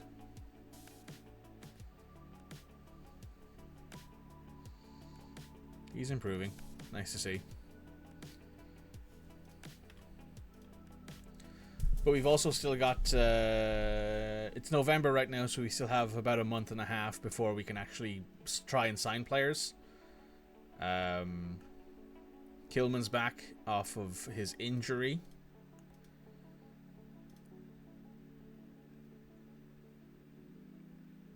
Harry Bristol is Singaporean. He has played his first cap for them. Well done, your Singapore debut. Excuse me, Mr. Chairperson, need to buy a new defense. Can I have some money, please? We're actually losing money, which is wild to think about. We're a Premier League team who is losing money like daily, even though we have, you know, gate receipts, TV revenue, merchandise,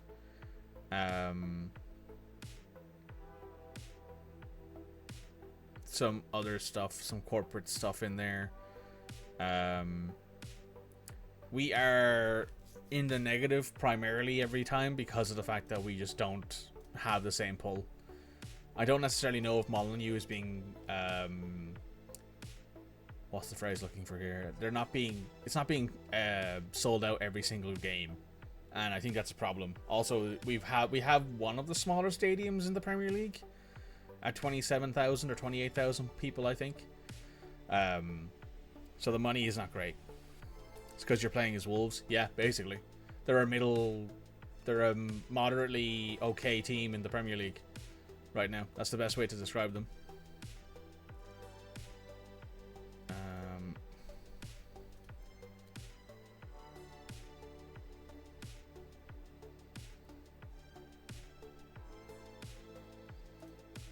I'm curious if people would be interested in buying Nelson Semedo, because he's a good value player, but I don't necessarily know if we'll get good stuff for him. Huang is off on international duty.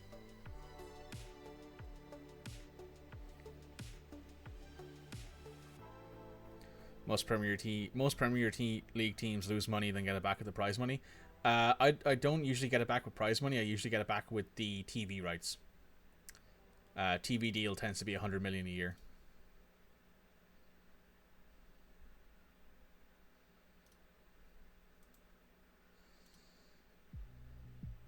That's usually enough to pay for things. Oh, Sasha scored for Austria. Very cool.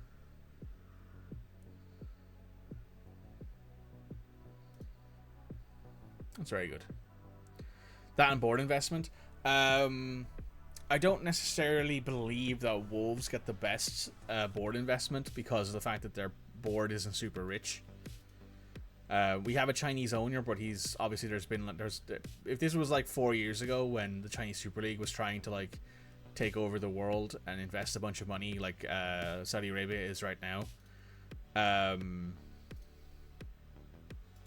then there would definitely be like some discussion over that, but there isn't really an option here. Also, we're about to play Tottenham and then City back to back in the same week. This is going to suck.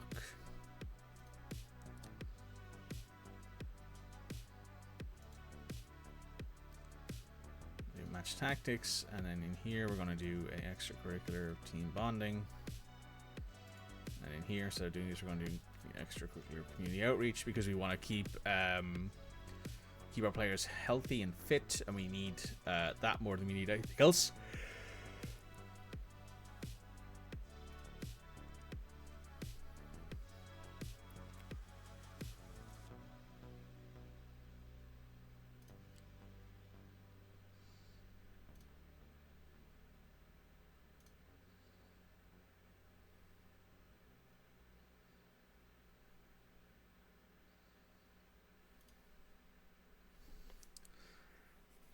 Hope Bentley plays okay.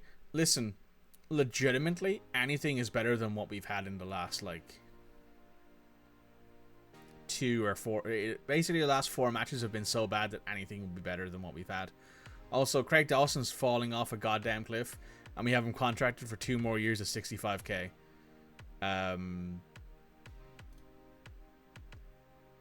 I would 1000% sell that guy in the morning for his minimum value.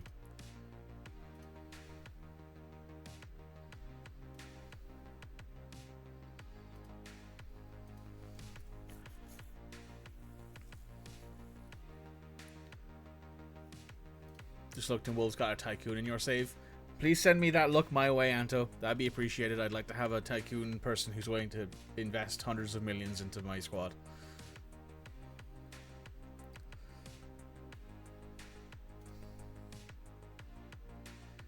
Like if Bentley doesn't concede, let's say he concedes 1 goal per match, I would consider that a very, very good string of games for our goalkeepers.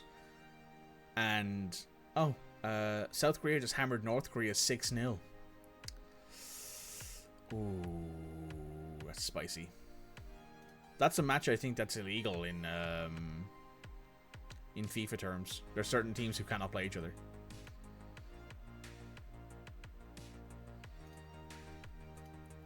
Glued to the TV, cheering everyone on.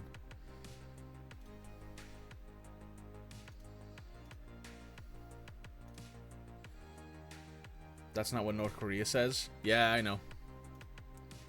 North Korea says a lot of things.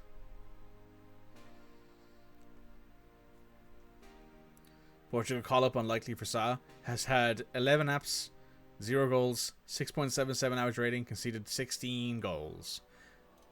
And you're hurt with fractured ribs. God damn it. beat France 13-0 last week. Yeah, true.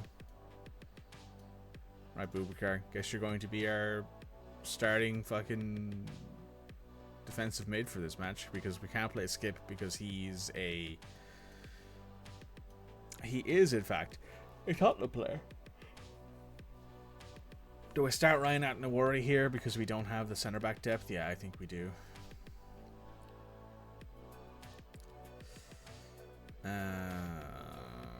Fuck me. This is tough. This is very tough.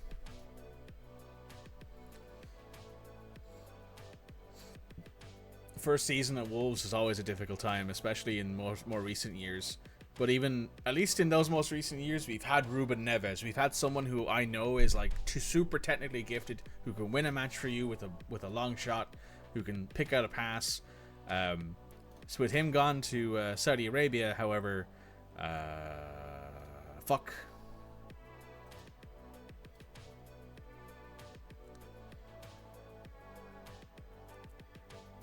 Would I prefer to have Ruben Neves right now or the 47 million? I didn't see a penny of the 47 million that they sold him for, so I would prefer to have Ruben Neves. When I joined this team, the balance is negative. The balance is negative until like a week or two before the season. Ability commands a place in the team. Fuck no.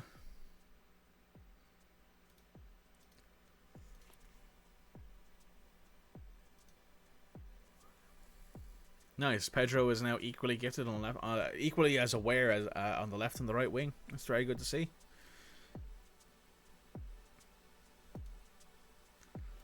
Let's see what's going on here. Tottenham have been disappointing. We want to be on top of our game. We are known to react. Bradley Dax on trial. Hopefully things go well. My plans for the match. I'm excited to get back in the swing of things. Are you plotting a surprise or two ahead of the match? I'll keep it on toes for sure. Remember, we beat Tottenham earlier in the year in the Carabao Cup second round. We did lose to Brighton directly afterwards, but you know, that's a secondary problem. This winger's not bad, but I'm not too sure we're interested. Julio and Ciso at Brighton, way too expensive, won't be able to afford him. Martin Heymund, defensive midfielder. He's on a lot of money every week, but he's a good player. So keep scouting him. Jamal Lascelles, don't want to hear about him again. Luca Arello. He's a winger, but I suppose we could use some depth if nothing else.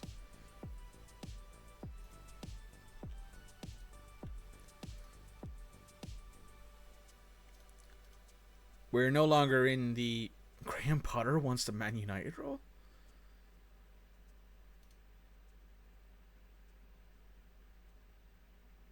Jesus Christ. Are you sticking with the Portuguese tradition of Wolves? A little bit. I would be interested in bringing in a few Portuguese players, but there's none that we have who are like... there's none that I can find right now who are so good that I need to get them in. I will probably be selling Jose Sa because he's so bad. He's been so bad for me this year that I just can't even put him in goal. I'm currently playing Daniel Bentley. So...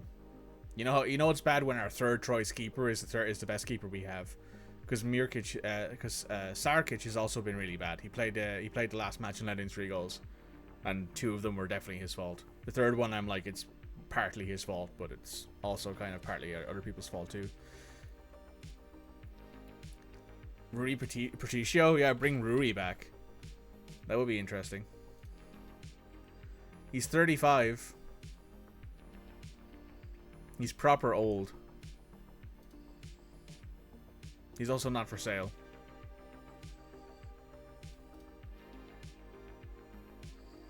But if I compare him with Sa, check if he's playing. He is arguably better than Sa is. Arguably.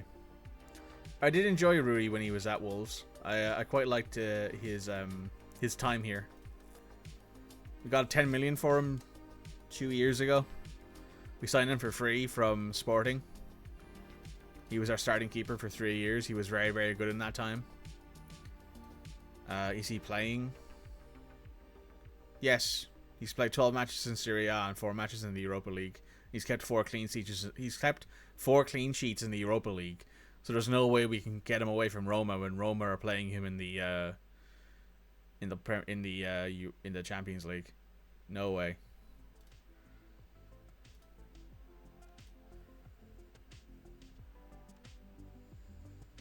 So maybe considering a loan? Yeah, we looked at Keller because I wanted to get in a keeper who is homegrown at club. If we were going to be playing him and selling off Sa, even though Sa isn't homegrown at club. Realistically, I could bring in any keeper and put him in the place of Jose Sa. We were looking at Andre Lunin. Sorry, not Andre Lunin. Who's the other keeper? The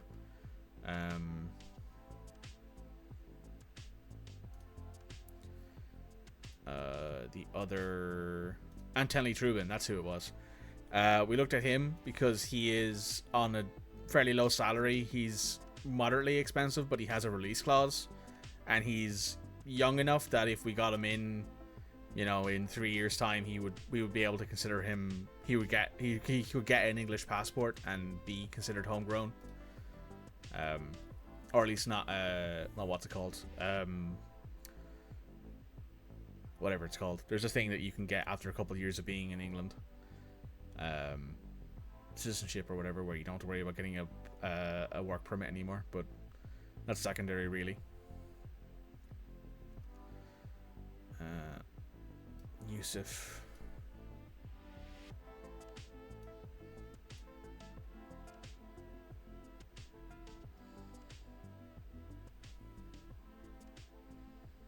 Brexit, gotta love it, yeah. I mean, we have players who've scored goals. Sasha scored 3. Mateus Cunha scored 7. Yusuf has scored 3 now. Mateus has scored 3. Huang Hee-chan and Pedro have 1 each, and Sariba has 3. Like, we have players who have done fairly okay for us in that sense. Fabio Silva has 7 out on loan. I don't think he'd have 7 goals if he was playing for us, but he's growing over in where is it? Gijon. He's our key player. So yeah, he's doing really well over there. He's getting a lot of playing time, which is important. If I can't have any more than 2 domestic long-term loans, and I already have my 2 domestic long-term loans. I have Oliver Skip and I have Taylor Howard-Bellis because we needed a center defensive mid who was good, and we needed a center back because we had like 5 injured center backs at one point.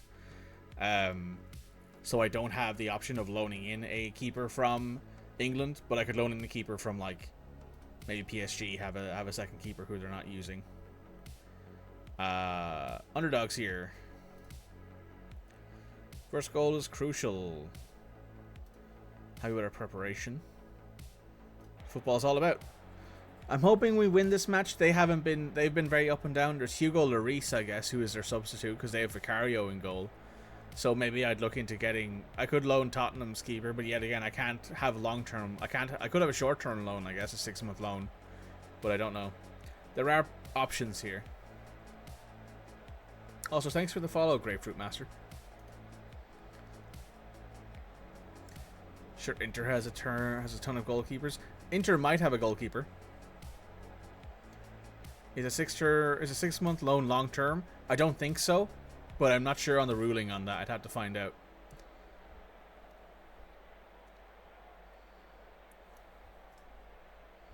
Oh, we got a corner here from Mateus. Oh, Sasha almost got that one into the top right hand corner. There's a Belgian keeper who's sort of a wonder kid. I don't think I can afford anyone from Belgium. I only have like 5 or 6 million in transfer budget. So unless they're like less than that, after we sell, well, Sal, well, I could maybe get like 20 million for. Oh, he's at Inter. I'll have to take a look. Ooh, is that onside or offside? I think it's offside because he was behind the guy who Sasha tackled. I think it is offside. Yeah, the goal hasn't appeared down here. I think he's off. Yeah. It's unfortunate.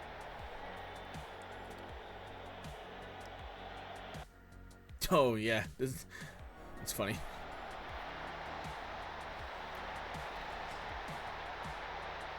Another corner here from Mateus. Whipped into the back post. Langley has it, but he misses the goal.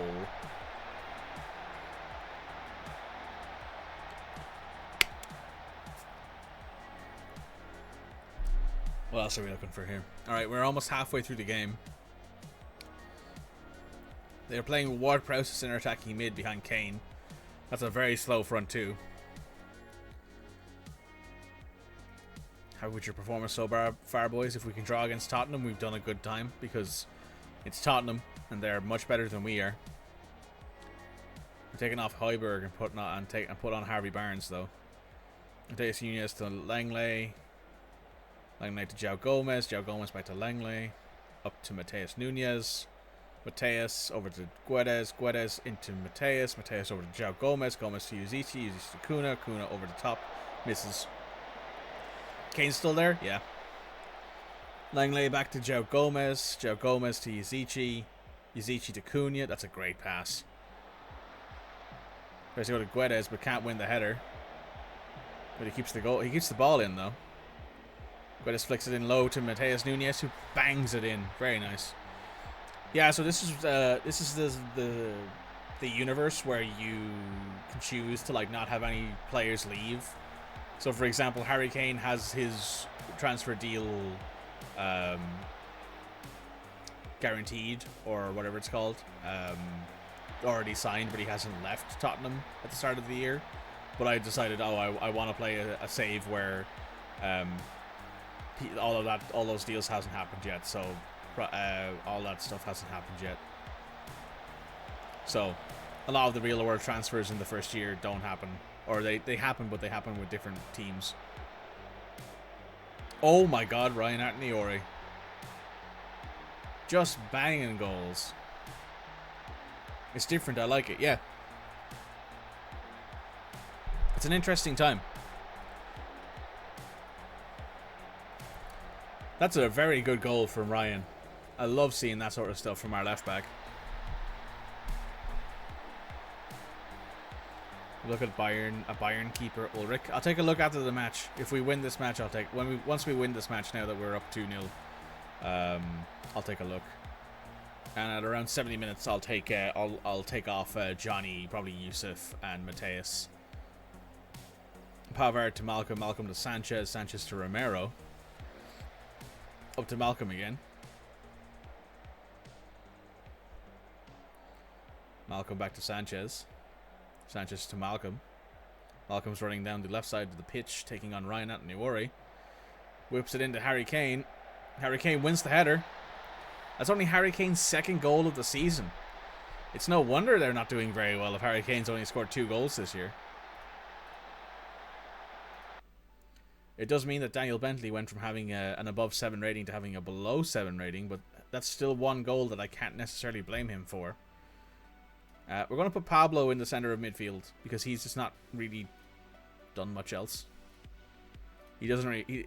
I don't know if he's too slow out on the wing, but this guy's falling off and falling off fast. So this guy might be going in January as well.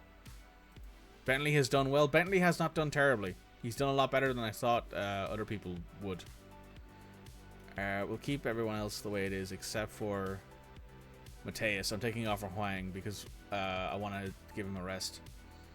How are the finances doing? We're losing money, but we're not hemorrhaging it.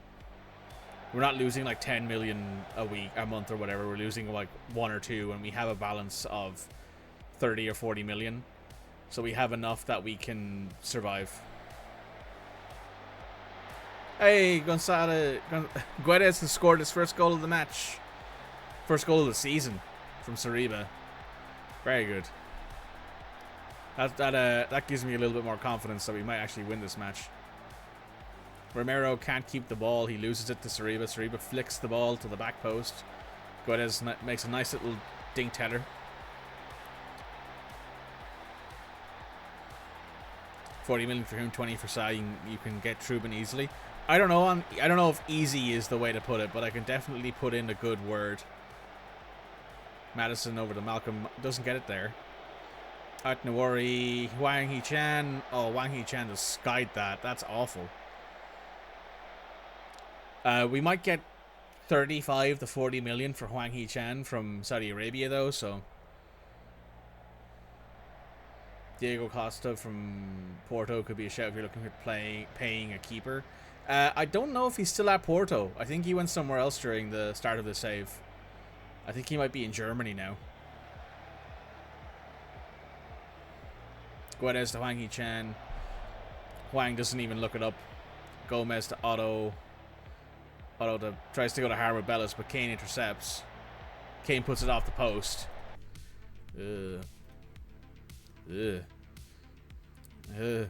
Painful. Johnny, you're coming off for Kai. We have 2 more subs to make, but I think I'm going to leave everyone on. No, actually, no. I'm going to bring off Gonzalo because he's tired. He's also coming back from injury still. I'm going to bring Pedro on.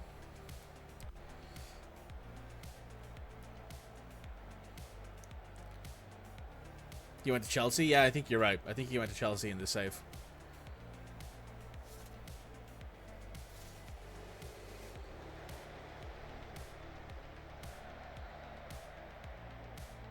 That's a good bit of play around the back there from the team to get everyone back into position. Mateus up to Pedro Neto. Pedro tries to put it in. That's okay. We have 5 minutes left in this match. We're probably going to win it. We deserve to win it as well, especially on the stats alone. I think we deserve to win this match. Possession says otherwise, but every other stat in this game says that we probably deserve to win that match. By 2 goals. Not necessarily 1 to 3, but definitely deserve to win it. Proud of that performance, boys. Good job. Massive result today. The players produced big. Search table. It's very nice. Once again, come up with a supremely impressive victory. Proof is in the pudding. The pudding is the results.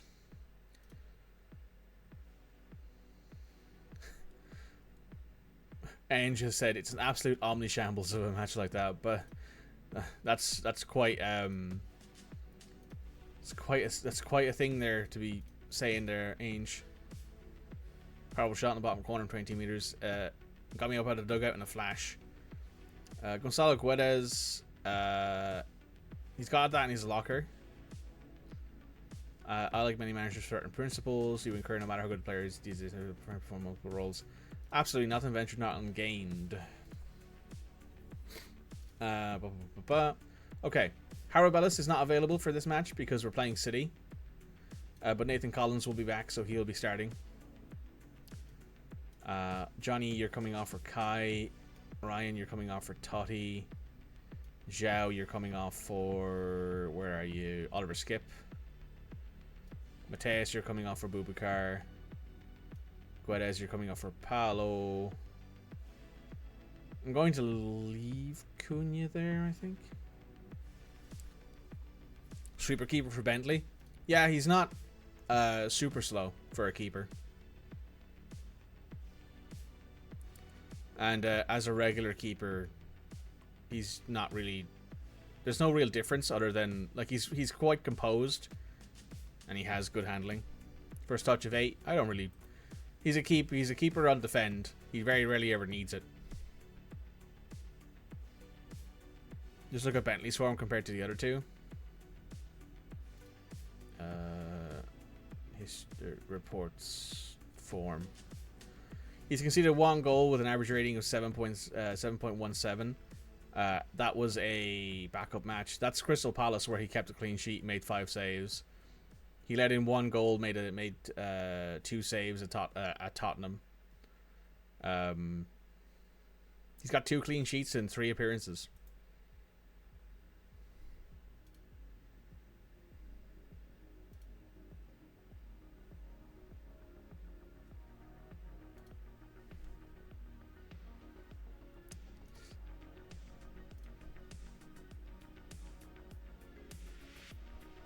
Have a look at the long list. Also, let's take a look at these players you suggested first. Diego Costa. I think he's at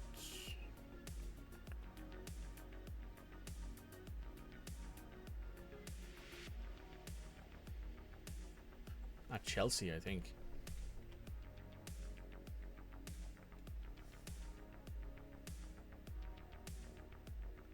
Oh, he's not in the save. Chelsea. Oh yeah, that's right. Chelsea are also on 15th in the league. They've done really poorly this year. That's Herman. They're playing Gyökeres next to Lukaku. Oh my god, that's a front line. 2 more bots to ban.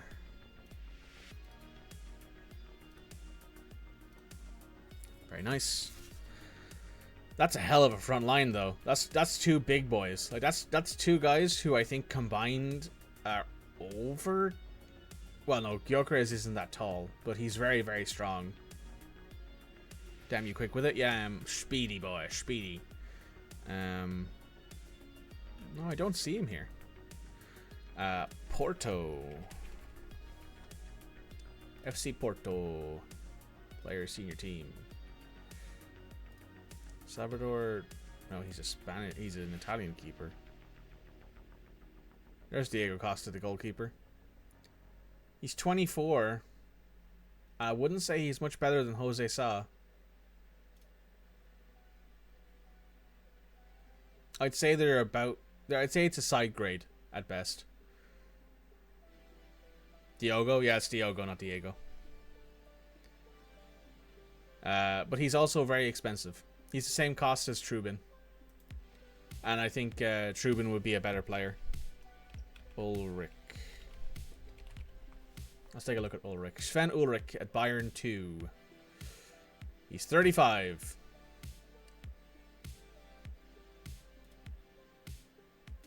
Not exactly what we're looking for.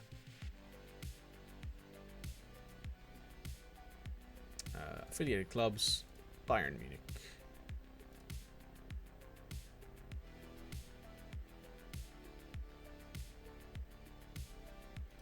Jan Sommer is their backup keeper. He's also 34. He can fill in for the second half of the season as a backup. At that point, I might as well just get a keeper for free. You know, I could get like a cheaper from the free agents list for a lot cheaper, who is probably as good as Daniel Bentley. Completed. No, they only had one player who was Anthony Trubin. That's it.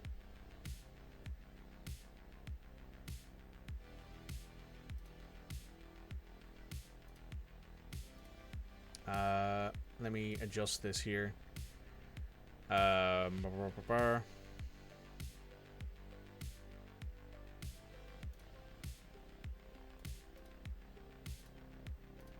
Honestly, anyone here?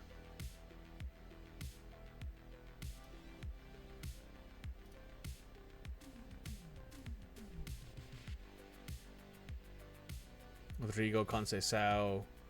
He's a good player, but he's not necessarily world breaking. England. Harry Vaughan.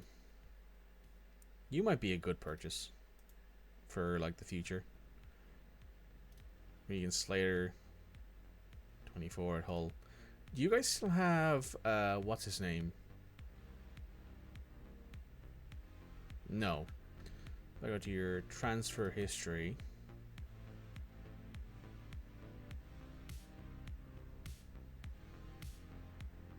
Is Lunin available on loan? It's possible.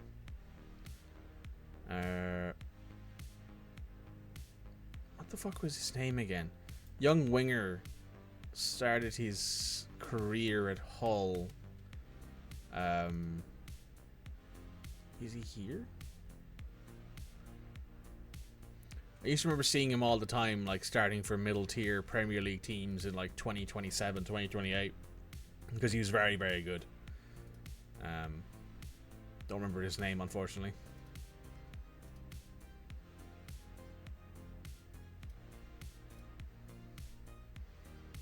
I'll take a look at Lunin though.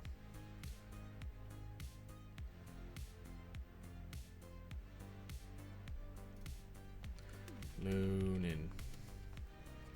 Andre Lunin, 24 years old. Is he playing? He is playing for Real, so he's not an option. Yep, wouldn't be allowed to leave because they don't have enough goalkeepers in the squad. They probably only have 1 or 2 keepers, so I can't get in Lunin. Let me go to scouting here. Sorry, let me go to, yeah, I'm going to scouting here. Players in range. Transfer. Goalkeepers. You're not that good. Don't Chelsea have like 8 goalkeepers? Yeah, but I have... Well, if it's a short-term goal, if it's a short-term loan, it might be possible, but I'll see. Players, senior squad. They have Mats Hermansson, who is a 23-year-old Dane who looks mediocre. They have Jamie Cumming, who is a 25-year-old English keeper who looks worse than mediocre. And they have Kepa, who's currently hurt. So that explains why they're starting Mads Hermansson, because Kepa is currently hurt.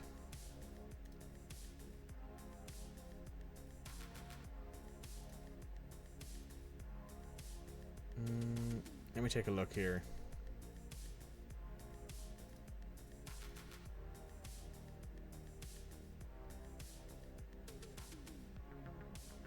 Oh yeah, this guy. Yeah, he's this guy I've seen before. He's not much. There's Gavin Bazunu. Gavin is basically Daniel Bentley. What about Van der Voort and Leipzig? Let's take a look.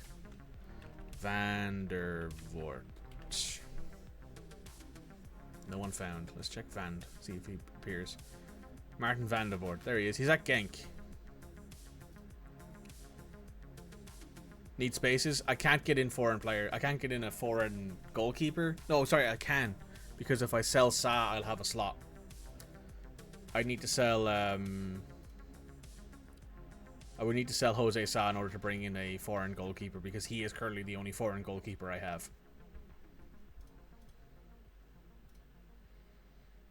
Also, shock decision here. Really glad I registered all 3 of my goalkeepers for this year. Because if I didn't do that, I wouldn't have... I currently would probably be stuck with playing Sarkic in goal. And while Sarkic had 1 good game, he has yet to play a 2nd good game. Ten Hag has been sacked by Man United, sorry. Monthly financial update. We are rich. We've lost about £4 million this month. Jimenez is singing Ryan Atnuari's praises.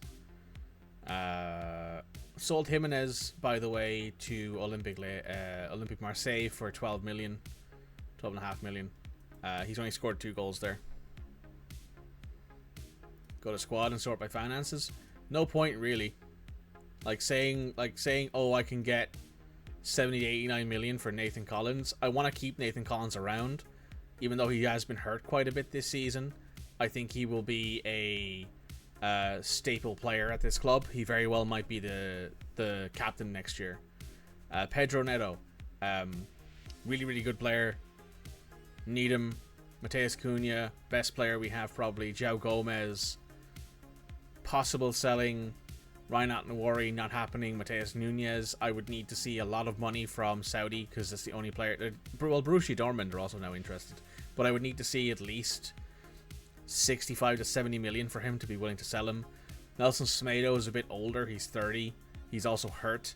But I would be willing to sell him for about 35 to 40 million if we can get that. Gonzalo Guedes, he's only come back from an injury. He's on a lot of money. I'd be willing to sell him. Same with Paulo Sariba. They're both not great players. Oliver Skip's a lone player. Sasha... Ooh, that's a hard one. He's our only pure striker.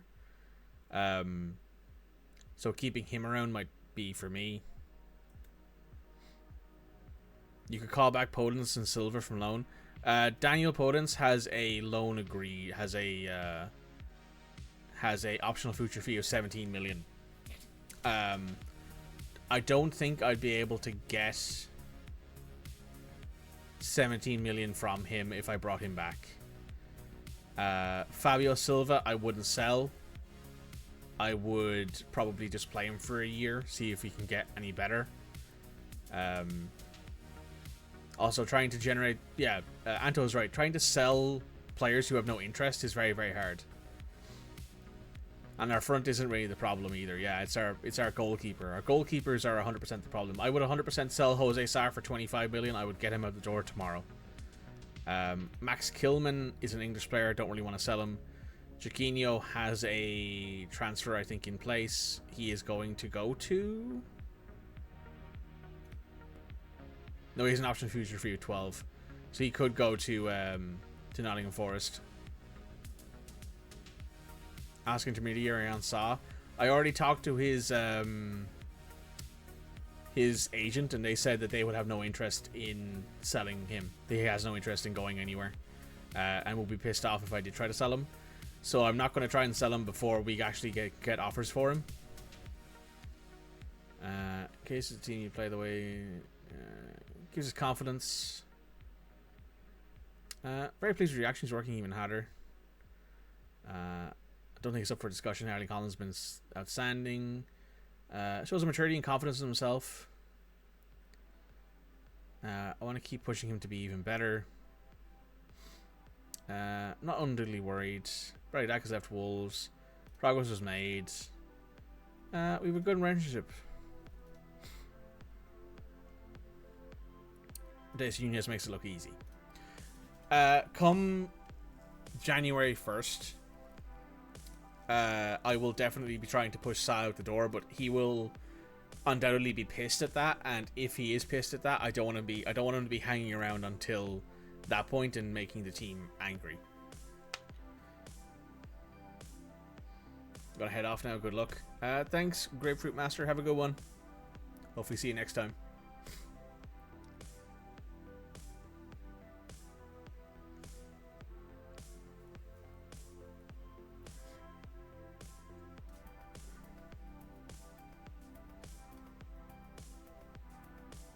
Neto only has 19 months left in his current deal.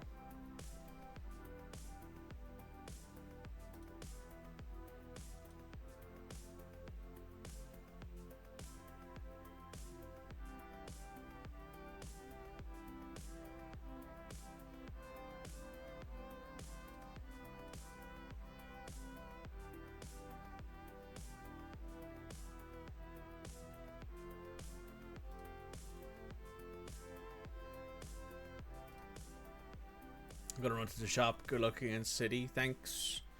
I'm just gonna sign Neto on an extension here before we do that. I'll give you 2 million. I'll give you 50k a week. 4-year deal. If you qualify for the Europa League in any year, I'll give you 125k. I'll give you an appearance fee of 10, an assist bonus 7.5, on you sub of 2.5. I'll also give you a goal bonus of let's say 5k, a team of the year bonus of 750k, and if you hit 20 assists, I'll give you another 800k. Bring this down to 50.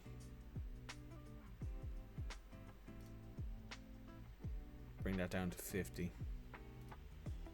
Okay, cool. Yeah, I'll take Pedro Neto on another couple years deal. Oh, fuck yeah. We've just got an extra 21 million into the transfer budget. Fuck yes. The board and supporters are happy with me. Good dressing room atmosphere, moderate support. Team leaders are Craig Dawson and Johnny. As you can also see, Jose Sa is a highly influential player, so trying to force him out the door and him being upset about it would be really bad. Rui Patricio is a good goalkeeper. He's also unregistered for the next match.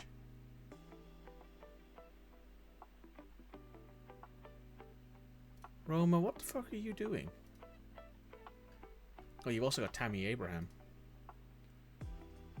Schedule, senior squad. Who's the next match? Inter?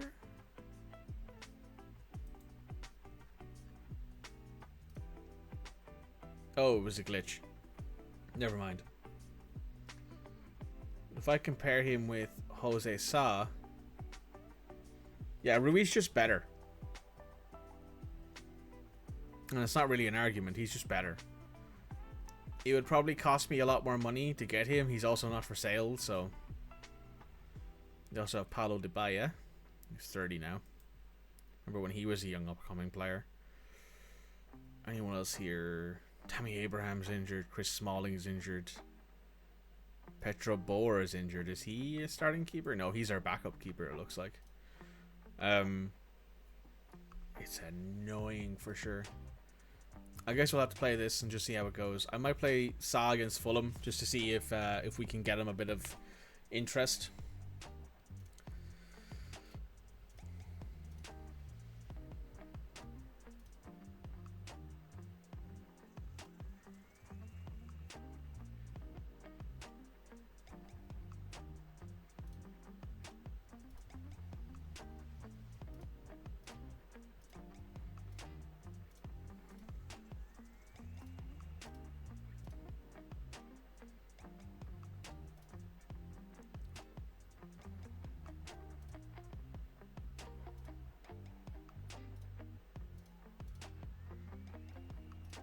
Yeah, no one there really.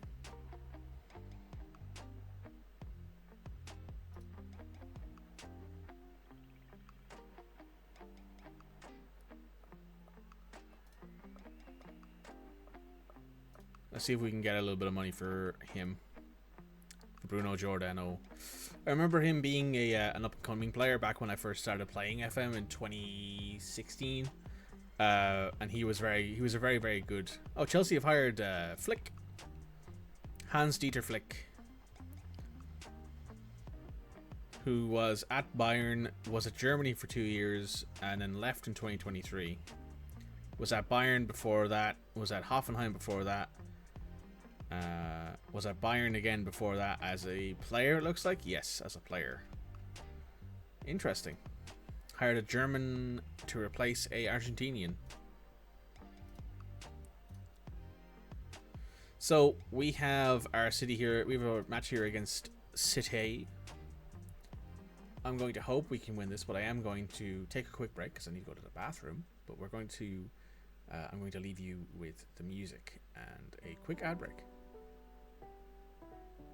Assuming my OBS does not crash.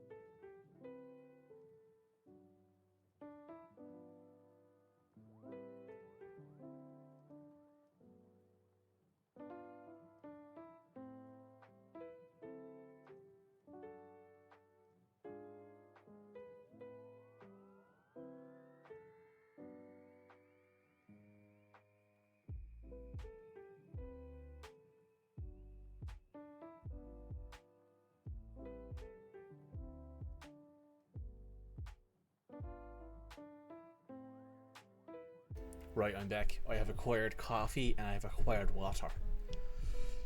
You know that job you said you rejected from earlier just rejected you too? Yep. Fuck. Well, that's annoying. Alright, we're going to be playing City here. We're 7th, they're 4th. It's Saturday, December 2nd at 3 p.m. England time. I'm swapping Toddy out for Nyori. We're going to be putting Collins on the bench for probably Toddy because he's fully fit and sharp. Anyone else here who I'd put on? Dawson's almost back from his injury. Schmedo should be back for the next one, and we're going to put João Gomez on the bench over Sanderson. I'm going to move on then. We're going to hit this team. We're going to try and hit this hard and fast. We're going to actually switch this back from positive to cautious because we're going to be more counter-attacking in this match. It's very, very, very cringe of them not to give you a job, QG. How dare they reject both me and you, you know? It's just not good. Nothing to lose here, boys. Go in there and we're just gonna play this like it's normal day, normal kickoff of footy. Are they playing Erling Haaland? No, they're playing Julian Alvarez up top. That's interesting. But in a way, it's good for us because it's not Haaland. And anyone but Haaland gives us a chance. So you're saying there's a chance for a clean sheet? When Erling Haaland isn't on the pitch? Absolutely. Even though Julian Alvarez is very good all the same. Asensio goes for goal, scores. Marco Asensio has scored in the first 10 minutes of the match. I'm not going to sub off Bentley. It is Man City. It is expected that they will score on us. We are not here to win this match. We are here to not lose badly. We are here to attempt not to get embarrassed.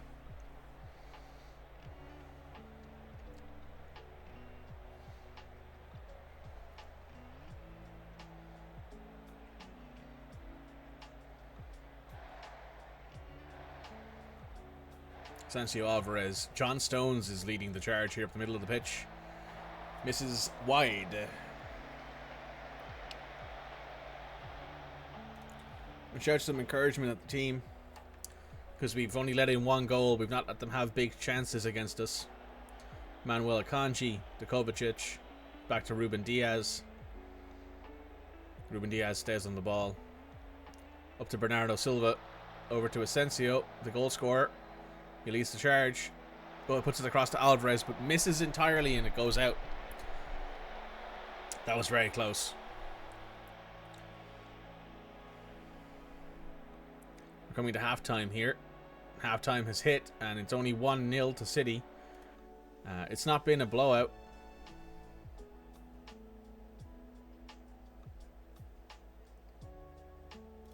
Sure everyone what you're about in the second half. We're going to hit this next half again. We're not going to make any massive changes. They've obviously made some changes here, brought in some of their second team players to see how they could do for them. At the 65th minute mark, I'm going to make some subs. They brought in Rico Lewis, though. Rico Lewis is their actual starting right back. But we're going to bring in a few players here just so that we can rotate. We're going to bring off Nyori. We're going to put Johnny in. We're going to bring off Sasha for Huang. We'll play him up top as an advanced forward. And we're going to take off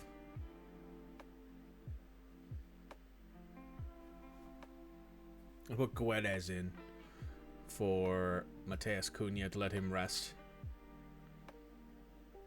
Probably also going to put in Pedro. Probably for Paulo at the 80-minute mark. We're bringing João Gomez there. We're going to swap those guys around. We're going to do this, actually, I think. Yeah, that's fine with me. And then we're going to leave it because that's 4 subs. And we're going to either consider bringing in a center back, or we're going to bring in I'm going to bring in a winger to let Saliba rest. This match has not been a blowout. We've not really done much. Right, we're 81 minutes in. Daniel Bentley hasn't had much to do this match, so I'm not going to be super annoyed at him for not really doing anything. Because he hasn't had to do anything, flatly. We are going to move up to positive, though, just to see if we can steal a goal here in the last few minutes. Oh, it's a corner.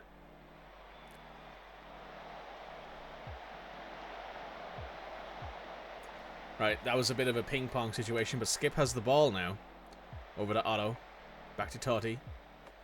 Totti over to Langley. Langley goes forward. Passes it to Pedro Neto, who scores. Is it in? Does it count? It counts. It counts. We've just tied up the match in the 90th minute, in the 89th minute against Man City. That's a great goal. That's an absolute fantastic shot from Langley there with the dribbling. Excellent pass. Pedro Neto in the high intensity moments buries it. Cross goal. Ederson has no chance there. Fantastic shot. What an absolutely excellent chance. We're going to go back to cautious now, though, for the last few minutes of this match. What an absolutely amazing substitute. Bringing on Pedro Neto, who scores the tying goal from an assist from Langley. Daniel Bentley in goal, only let in 1 goal from the run of play. Done brilliantly to come back there, boys, and scrape out a draw. Excellent match. QG, hello, sorry, I'm back. Hi, QG. The people who didn't hire you and me, how dare they not hire you if they're not going to hire me? Football is about moments like that. That was a home, too. That would have been a great match to be at, you know? Daniel Bentley's there in goal. You're thinking, why the hell is this guy in goal? Lets in 1 goal the entire match. Has let in, I think, 2 goals in 4 matches so far. Yeah.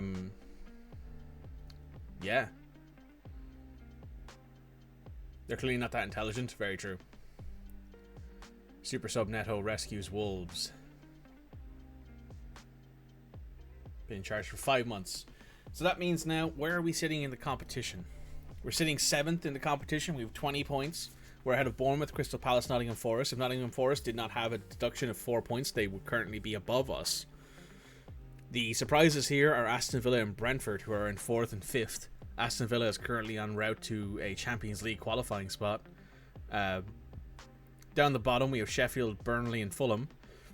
That's slightly more normalised, considering now that Everton is out of the relegation zone, along with Chelsea. Chelsea is now up in 12th, when they were at 19th a little while ago. Everton also being out of the relegation zone is good, because they had a 6-point deduction, so they would actually be in 9th right now, if not for that 6-point deduction. So they're doing pretty good. So yeah, we did well there. That's a good match. That's a good draw. The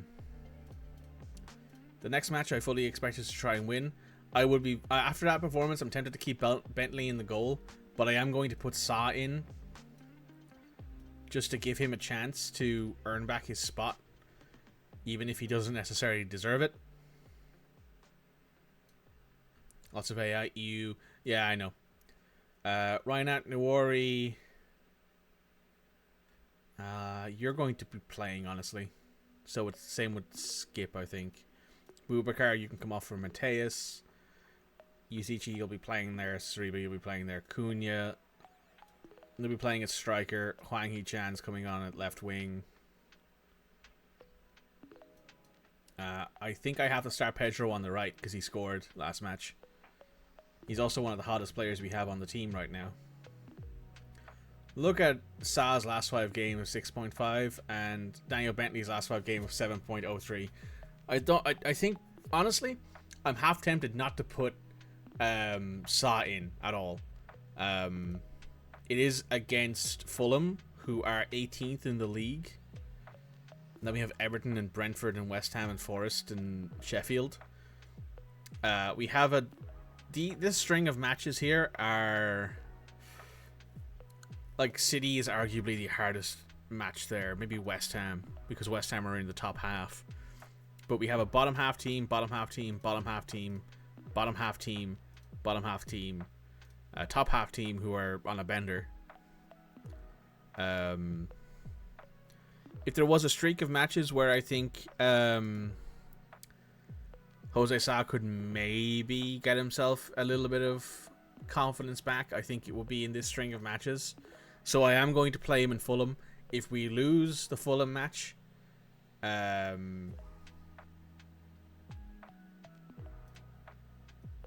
if we lose because of Sa, I won't be playing him again. If we win, but Sa plays badly, I will be taking him off. I will be putting Bentley back in.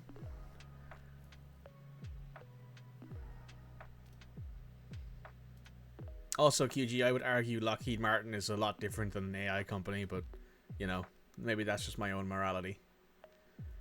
I would say comparing an AI company to the biggest killer of people on the planet arguably is not the same thing at all.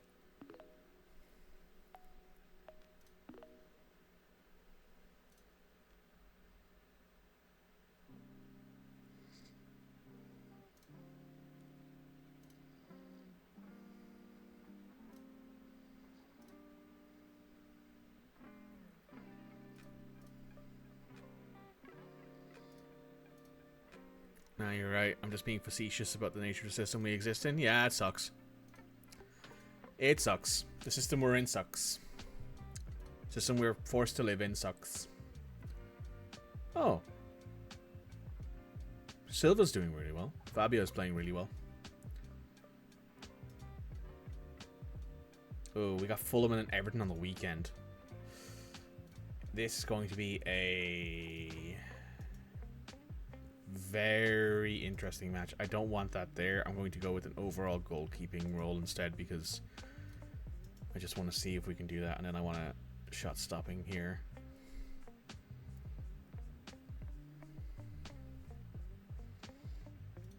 Few industries you won't touch, won't go near military, won't touch gambling, and won't go near crypto. Yeah, like I would say that gambling and crypto are basically the same thing these days.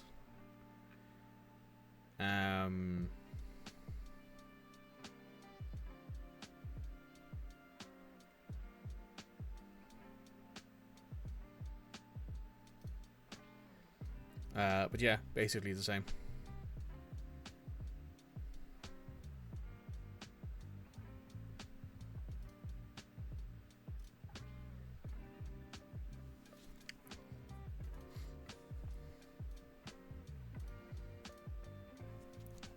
See, I also do agree with Red, though, in that not everything needs an AI component. Ooh, Sasha's hurt his leg. He's pulled some knee ligaments. That's not good. And I think Theo is the only striker we have on the bench.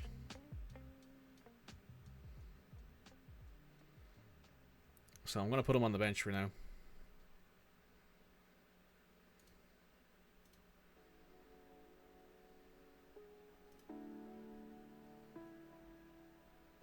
This guy would be pretty good to get. He's too expensive, but I will fully scout him because he might actually be a possible option after we sell a few players.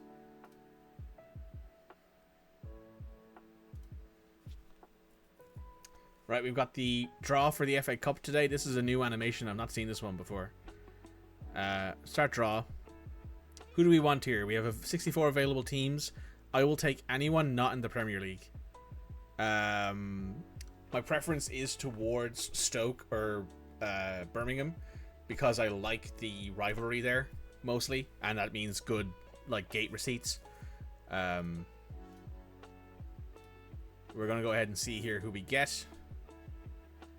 Sheffield Wednesday. I wouldn't say no. Oh, Stevie Bruce is also doing the draw here. Oh, Tottenham got Sheffield Wednesday. That's a good match for Sheffield though because it's at Sheffield Wednesday's place. Leighton Orient. This will be a good one.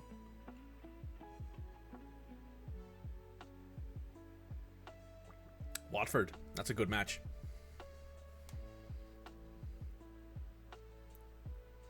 Oh, Wolves were at home. Who are we getting? Any team that's not in the Premier League, please. Leeds. Not in the Premier League. Not in the Premier League. However, have Ian Meslier, who's a very good keeper. You have some very good centre-backs, like Liam Cooper. Liam Cooper's a very good Scottish centre-back. He's a bit older, but he's a very good player all the same. Tyler Adams is an underrated American centre midfielder. Sam Greenwood. Whatever. Jack Harrison. He's a winger. He's not much to talk about. So that's a good draw for us, I think. Honestly, I think getting Leeds at home, it's fine. How much is Meslier? Expensive. Because he is he used to be in the Premier League. He's 18 to 23 million, and he's not an improvement over Jose Sa. He has a lot more potential. He's 23 though, so he's not really going to get much better than what he is. I would say he's probably he's a side grade, but he's cheaper. He also will cost me more salary because he's already on more than size. It's for sure an option. If we get to the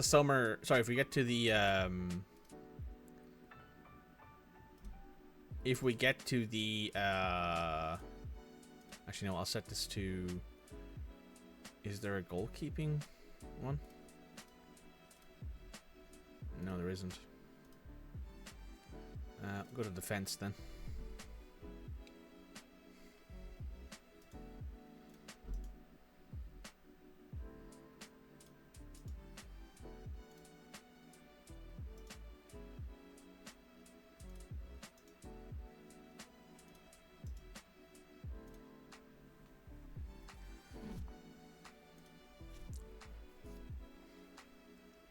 Your second team, Leeds, yeah. Good match for us.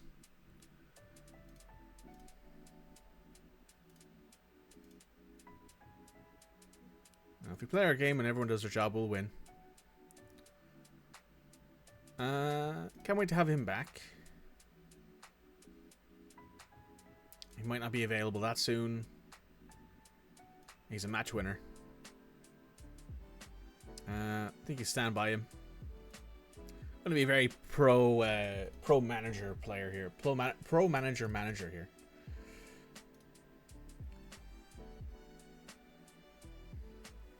Meslier being 20 million, I could buy him now. Oh, how much are they willing to pay? 22 million? Fuck off.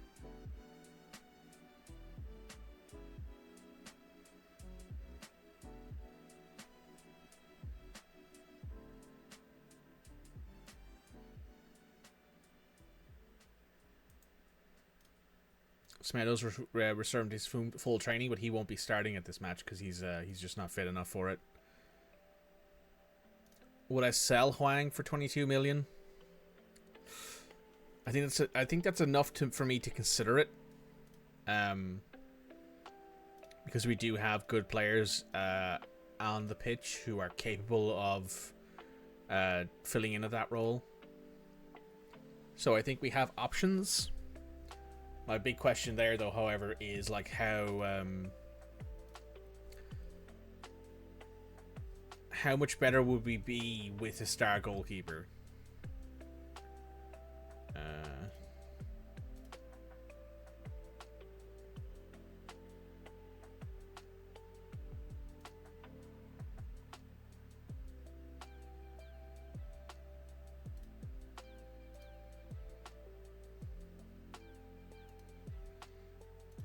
Broke his hand in the fall. It's unfortunate.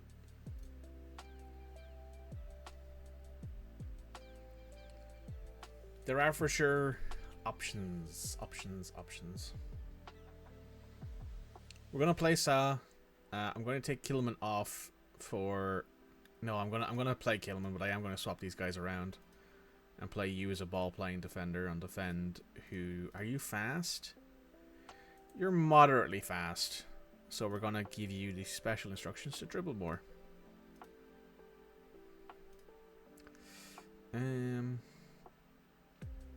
Anything else? No. How much are you recommended to be? 45 minutes? Right, we're going to consider bringing on Nathan Collins at the 45-minute mark if we're winning by multiple goals. They've burned Leto, Tete, Diop. Anyone there I recognize? Ismail Assar, Alexander Mitrovic, who is their keeper. Who is their captain, sorry, not keeper. Marek Rodak, I remember being a good keeper. Tom Kearney, Sasha Lukic, Terence Congolo, Tim Ream, Charlie Robinson. A couple of guys there who I recognize. Go put on a show, boys. Please leave team records in front of goal. Very good. Explanation.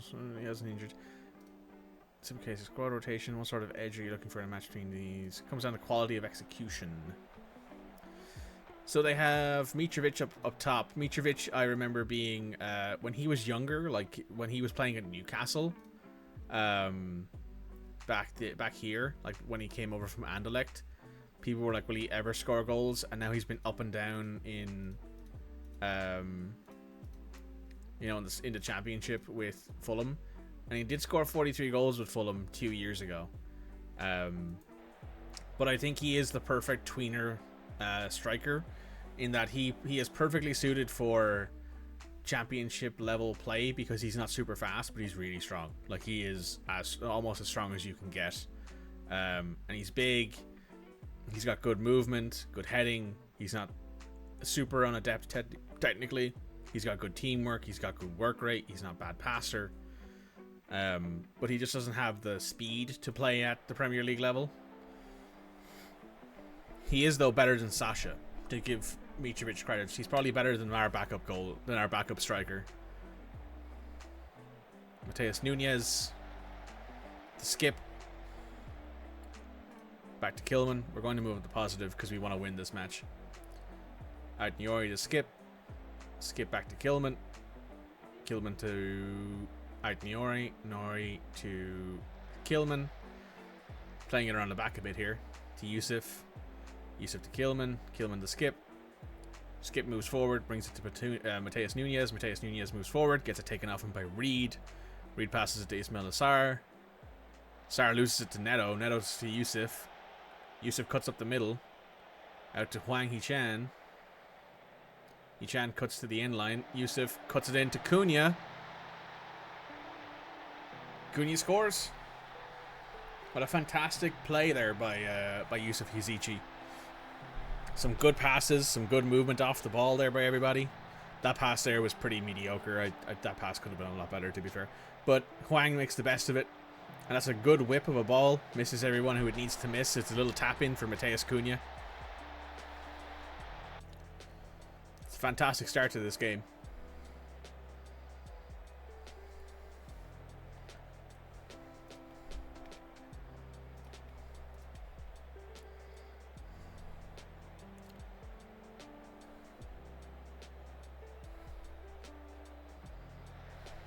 Mitrovic misses. Sa has managed to drop down from a 6.8 to a 6.7 rating, even though I don't think there's one shot on target. Mitrovic again scores. No, Issa Diop scores. All right, I think Jose Sa's cooked, guys. I think if he can't even keep out Fulham, he's cooked.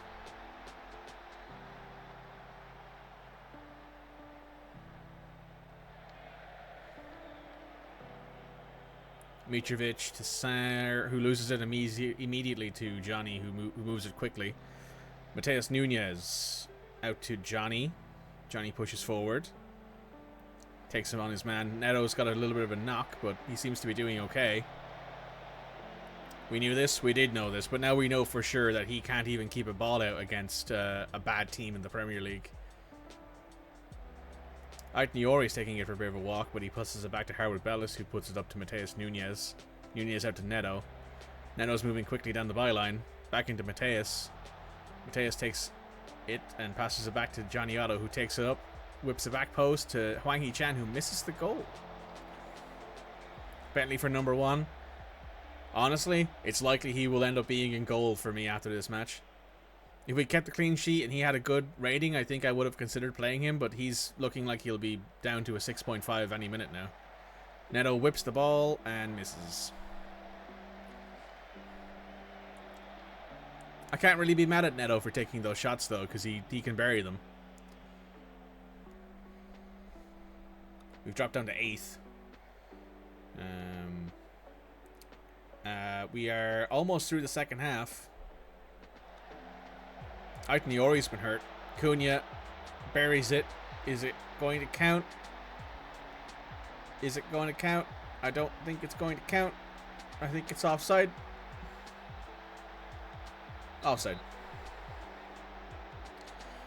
Mateus Cunha has now scored 6 goals, I think, in total that are offside.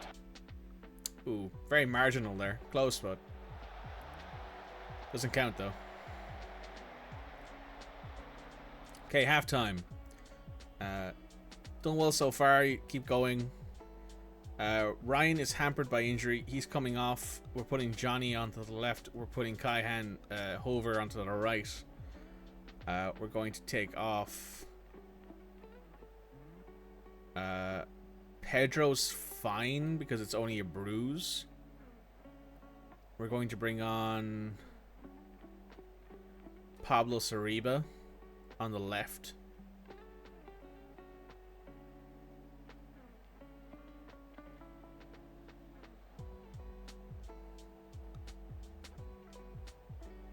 Do I bring on Daniel Bentley? No, I don't think I think I'll give Jose the second half. If we concede really early in the second half, I'll be taking him off. Like, if we concede right now, I'm taking him off straight away. Skip wins the header. Lukic to Reed. Reed bangs it. Goes way over the bar.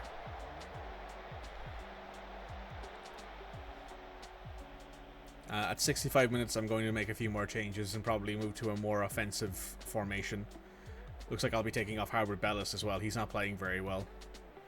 Probably because he has to mark Mitrovic. And Mitrovic is just a monster. He's so difficult to control because of his strength. Kilman intercepted the ball there to Johnny Otto. Into Skip. Skip into Mateus Nunez, who is entirely on his own there. Out wide to Hover. Hover's going forward. Flips the ball into the middle. Leno takes the ball. Let me open up my instructions here. And we're going to whip the crosses because we have a short player up top right now and he's fast. So I want him to whip them into his feet and hopefully he can direct them on goalward. Putting it up towards Mitrovic, who wins the header against Kai Jan, which is not surprising. Mitrovic is a monster, as I've said. Nice little back and forth there with Sar. Goes into Mitrovic. Mitrovic scores. Right. Jose, you're coming off. Taylor, you're also coming off for Nathan Collins.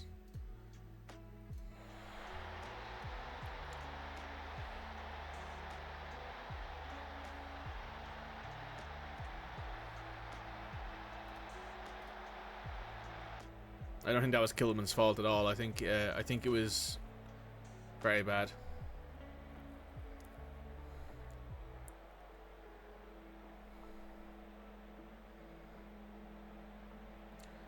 Right, we're 70 minutes in.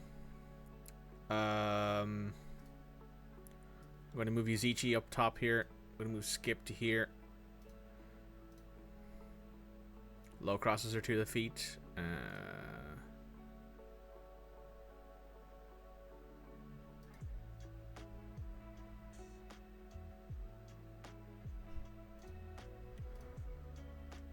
You will be playing as an advanced playmaker on attack.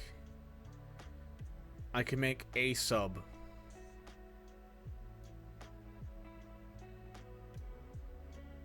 It's the best I can do here, I think.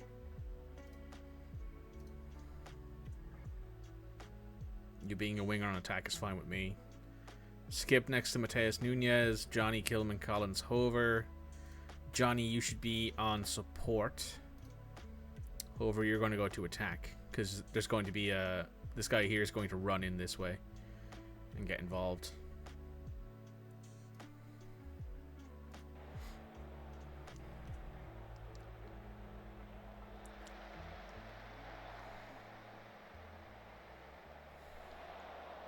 Bernardo puts it up to Sarr, who loses the header. Guedes has the ball. Guedes into Yusuf Yazici, into Sariba. Sariba passes to Mateus Nunes, who scores. Scores. All right. 2-2, we're tied. We're going to keep pushing for it, though. We're going to keep pushing for another goal. We want to win this match against Fulham. We don't want to draw. We want to win. Kilman has the ball here. To Johnny Otto. Passes it to the entire wrong person.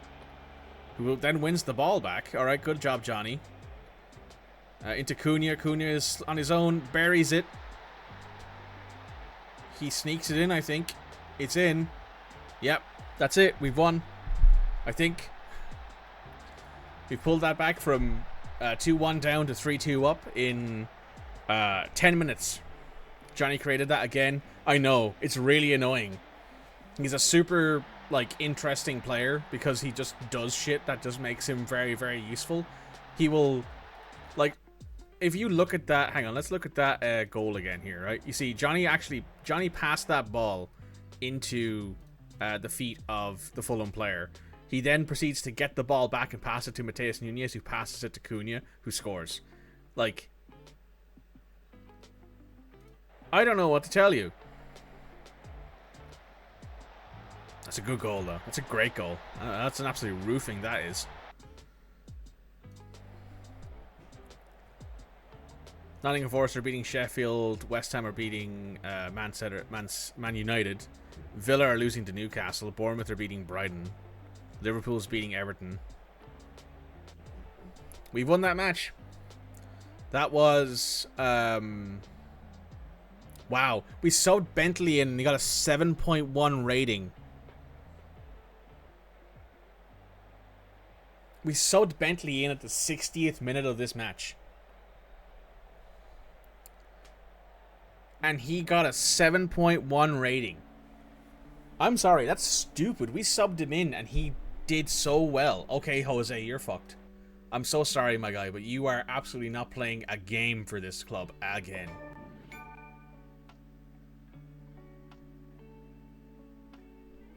Did you guys just hear that sound effect? Sensational turnaround. I wasn't concerned. Delighted it was the least we needed. Yes? Okay, that's fucking weird. How long are you going to be out for? A couple weeks? What the hell was that? So, that is the achievement notification from Epic Games letting me know that I got an achievement in this game, and I don't know how to turn it off. Diogo Jota's close to appearing. He's making 90 appearances, would consider another 500k into our pocket. Pedro's got a bruised shin. Mateus Cunha just scored a brace. Very, very good for him.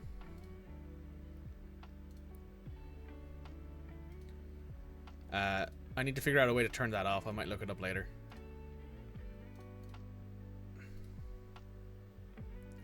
West Ham hammered United 4-2.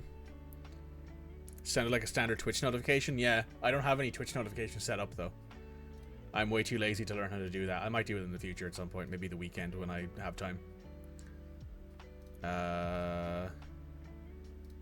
VAR works. I will say that. VAR does work. Most of the time.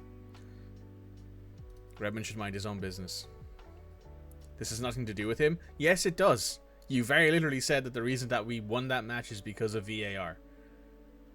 So it has something to do with us, for sure. Is Taylor growing? Kind of. Actually, his pace has gone up by 1. It was 13 last time I looked.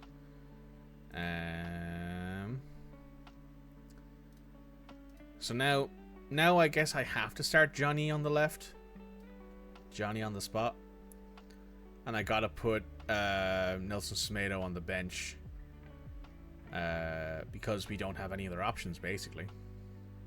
Who you wanted by? Schalke. I'd sell you to Schalke for a decent fee. João Gomez, Boubacar Traore, Oliver Skip off for. That's right, we don't need anyone else. But we'll leave you on then. We'll leave you on. Pedro, you can come off for Paulo. Gonzalo, and you're still injured for 10 days. So we're going to rest Mateus for 2 days. We're going to rest Skip for 2 days. We're going to rest Johnny for 2 days. Anyone else here needs to be rested? Taylor, you're going to come off for Nathan Collins. Clement's going to go in as well.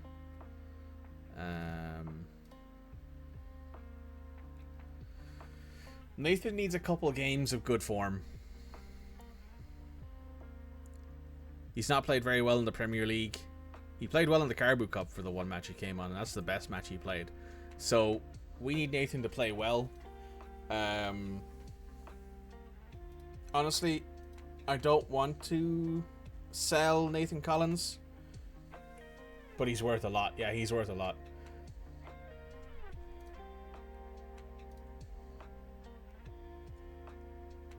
It's because of his age and the reputation, and because he plays for Ireland and he's playing everywhere else. Also, the fact that you accidentally like put your caps lock on and it's a lowercase h, but then the rest of it's in capitals, does come across as you being very shocked. But Nathan usually has pretty high value.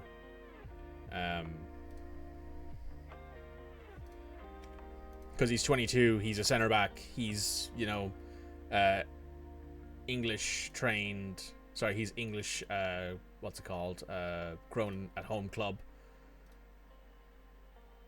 He's nation-trained Republic of Ireland and England, and he's also trained in England and Ireland.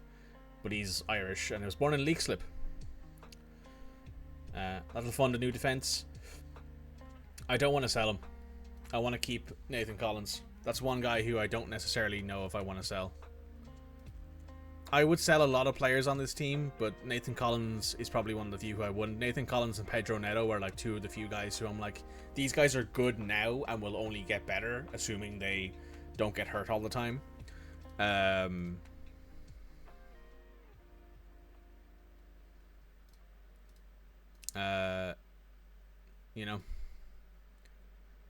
Oh yeah, that's right. Pedro's also signed a new deal. Pedro is now signed on to us for another 5 years.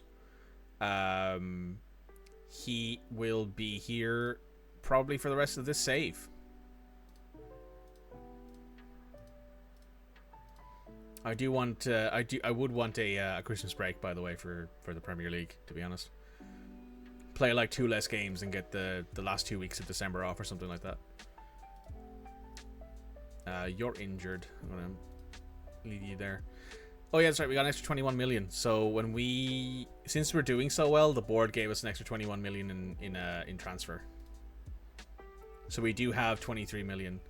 So I could like sell this clause from Leicester and get another 124k. But I think Leicester are going to get promoted. They're in 4th in the championship. What am I looking for here? Oh, I can just click here. They're in 4th. They're quite far behind Norwich though, so their only real chance is to get into 2nd. Do I just take the 750k? I think I might. I think I will just take the 750k. That'll be added to my transfer budget. That's fine. Willie Bolly. He was a good player for us for a few years. Raiding them if they don't get promoted? Possibly.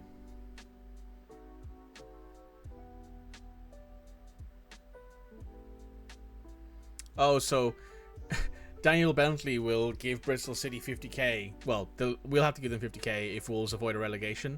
But because Daniel Bentley is currently our starting keeper, because we don't have any good goalkeepers on this team, he very well might end up in a situation where he is the actual reason why we don't get relegated, or we end up in the what's the phrase, in the Champions League. Nathan, you're not training very well. Don't think you've been training. That's my fault. I'm glad you understand. Kilman, I'm going to do the same. Warren player, criticize Point finger. Disappointed your performance in training. Thank you very much, my good man. Yusuf Sajichi has been training very well. So what I'm going to do is I'm going to go to training here. I'm going to go into individuals. I'm going to take anyone here above a 7.4.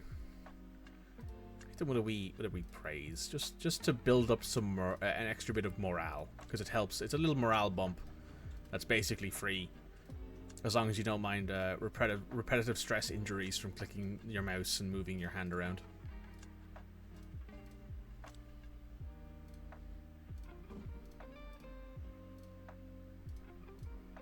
Nice.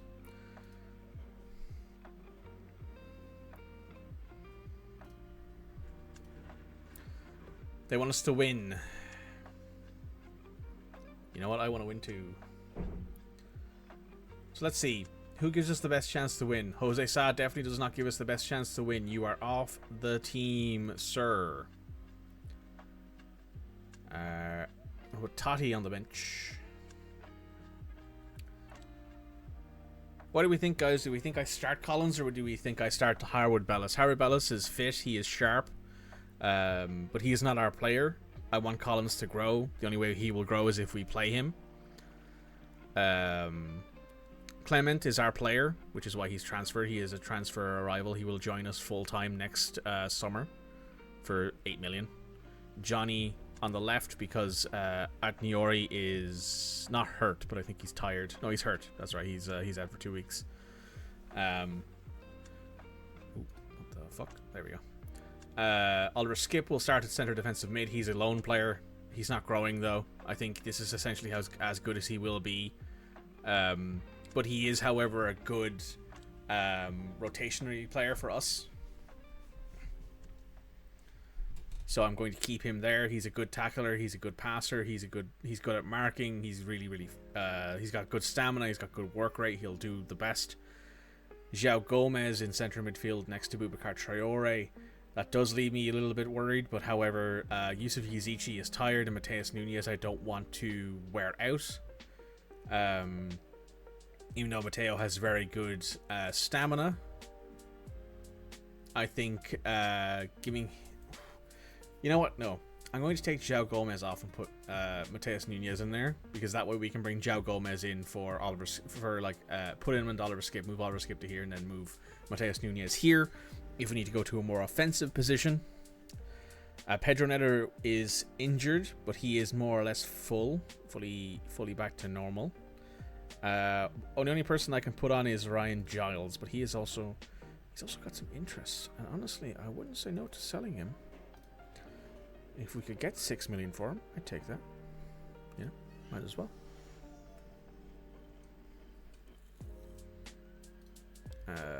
Right, Everton is up.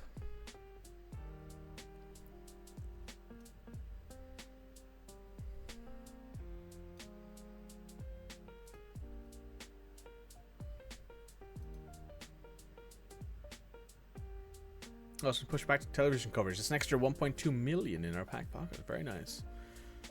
Alexander Isak has scored more goals per minute than Erling Haaland. That's crazy. Let's take a look at the competition then. Might as well. While we're here. Erling Haaland has 11 goals. Bukayo Saka has 10. And Alexander Isak has 9. Bukayo Saka has the highest average rating. Martin Odegaard is second and Erling Haaland's third. Odegaard has the most amount of assists. Morgan Gibbs-White has 7 assists for Nottingham Forest. God, I wish we still had this player.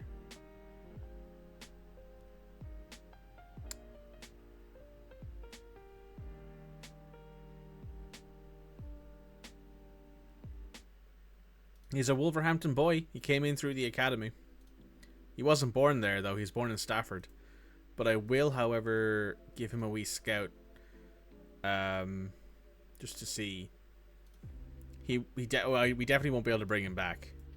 But he's an option. Phil Foden is third. Player of the match is Salah, Bruno Guimaraes at Newcastle, and Erling Haaland.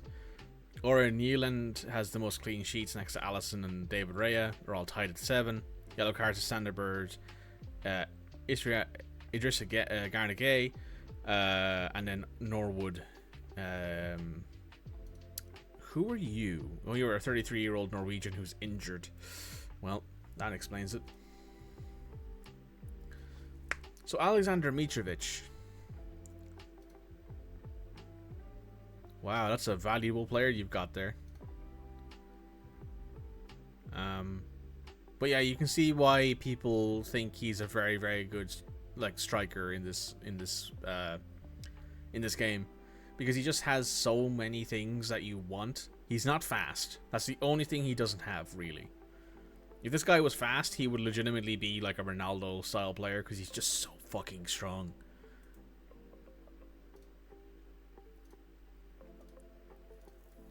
I think he's stronger than Ronaldo.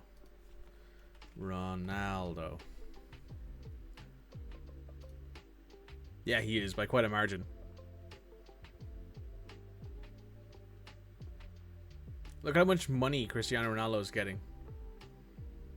3.4 million per week. For 2 years. That's Saudi money for you. And then if we go to Messi, who's also gone to Saudi Arabia in this save, because usually he, if you go with the built-in save, he always goes to Inter Miami. There is a question here though that I think Messi's still better. I think Messi is has retained his skill a lot more than Ronaldo has currently. Messi's affordable. You could buy Messi, but no, you won't be able to afford his salary. He's making 2.3 million a week. Like, you could try to buy him, but you'd have to be like spending millions in salary, and that's just not worth it. Let's just check and see what the fitness test sees about Nathan Collins. If Nathan Collins can't play at minimum 60 minutes, I'm going to be putting someone else in for him. 45 minutes. Okay, I'm going to be putting Howard Bellis in there instead of Collins for now. I will probably bring Collins in off the bench or Kilman. Smedo, how long can you have? You're somewhere short of full fitness, but you can play for a bit if you need to. If we need to put you in for the last 25 minutes, we will. So we got Pickford, Patterson, Tarkovsky, Holgate, Godfrey, Onana, Gay, Iwobi, Decore, Dwight McNeil, Calvert-Lewin.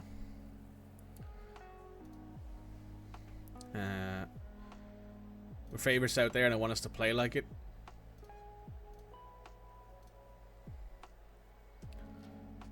The fans happy with the effort. We're in a great place right now. This is arguably as good as we can get when it comes to our starting lineup. We could probably do a little bit better on a few things, but I think we're basically there. We're playing at home versus Everton. Everton are in 16th. We're in 8th. A win here would put us back into the Europa League, Conference League places. And we want to get to that point. Yeah.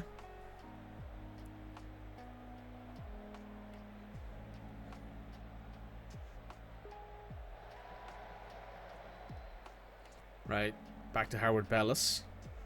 Howard Bellis out wide to Hover. Hover's going far down. He whips it into Cunha, who can't get it, but the keeper, Pickford, can't use his hands, it seems. Has to push it up into the air. Almost loses it. Mateus whips it. Ooh, off the crossbar. Very, very close on that one.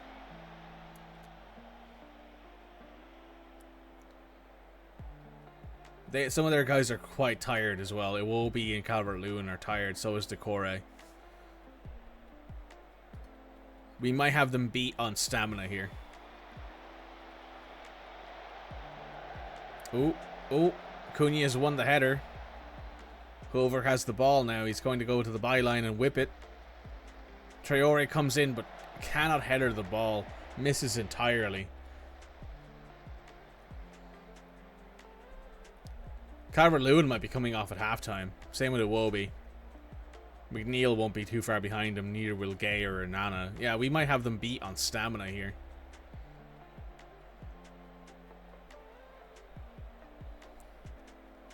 Guedes has taken a knock. Oh my god. Right, you're coming off at halftime. Neither of our wingers are played well. Everyone dig in, give him what you have. Guedes, you can come off for Huang Hee-chan. Can't believe we have another injury. Howard Bellis, you haven't played well, so we're bringing on Collins for the second half.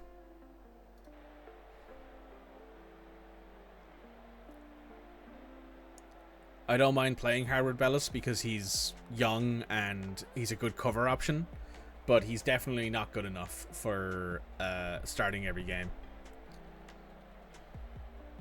Oh, Hover's got a throw in here to Sariba. Sariba loses the ball, but it's whipped into the back post where Pickford picks it up. Pickford manages to hold on to the ball. Pickford distributes. Calvert-Lewin is hurt. And Collins already has a yellow. Collins might be as mad as Johnny is. But Onana puts it over the net. When did he get booked? 55th minute? Yeah, so about 10 minutes into the match. Dwight McNeil's injured. They brought in Seamus Coleman at right wing, who is very tired. Okay. We're at the 75th minute here. I'm going to move Oliver Skip and Traore. I'm then going to bring in João Gomez, and I'm going to switch these two around. Mateus Cunha has not played well, so we're going to put him in there, and we're going to put Pedro Neto up top, I think. Because Pedro can't score. We're going to bring off Johnny. No, we're going to leave Johnny on. The only player who's playing well is Kai-Jan Hover.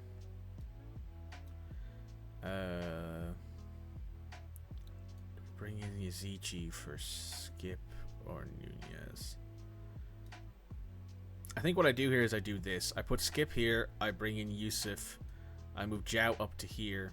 I switch these two back around. And João, you play as a ball-winning midfielder on defend. You go to a box-to-box midfielder.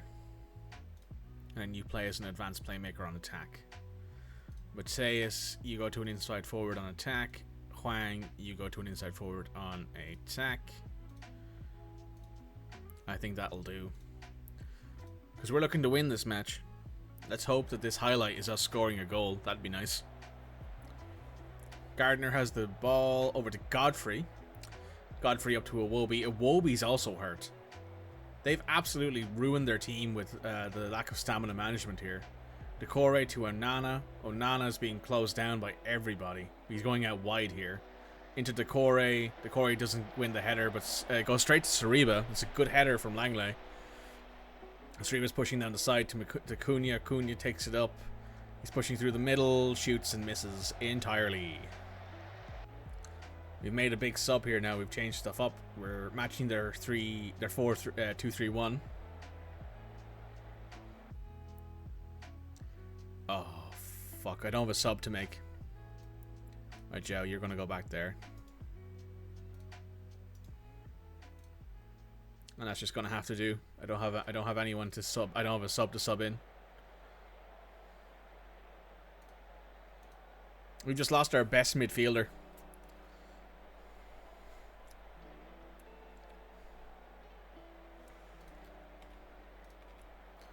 Calvert-Lewin's also hurt. A lot of their players are hurt. Out wide to Coleman, who doesn't really have a step anymore. Johnny manages to get right to him. Bentley has a 6.6 rating, but it's not because he hasn't let any goals in. It's because he hasn't made any saves, because he hasn't had to stop any shots. Into Yusuf. Yusuf out to Hover. Hover's going to cut to the byline here. Whips it. Back post. Huang Hee-chan's there. Almost loops it in.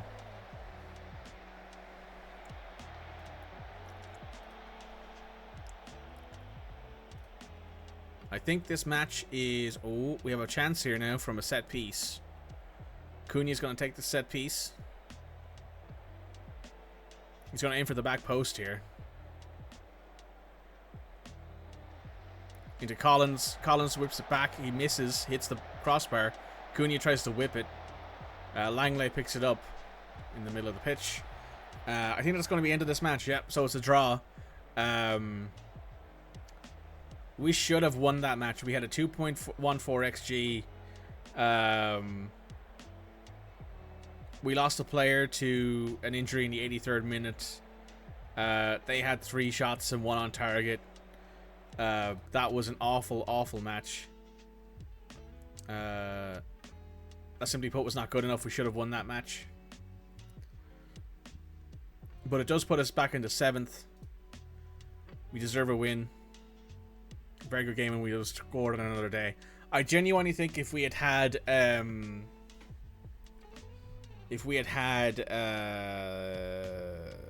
Sasha, we would have won that match.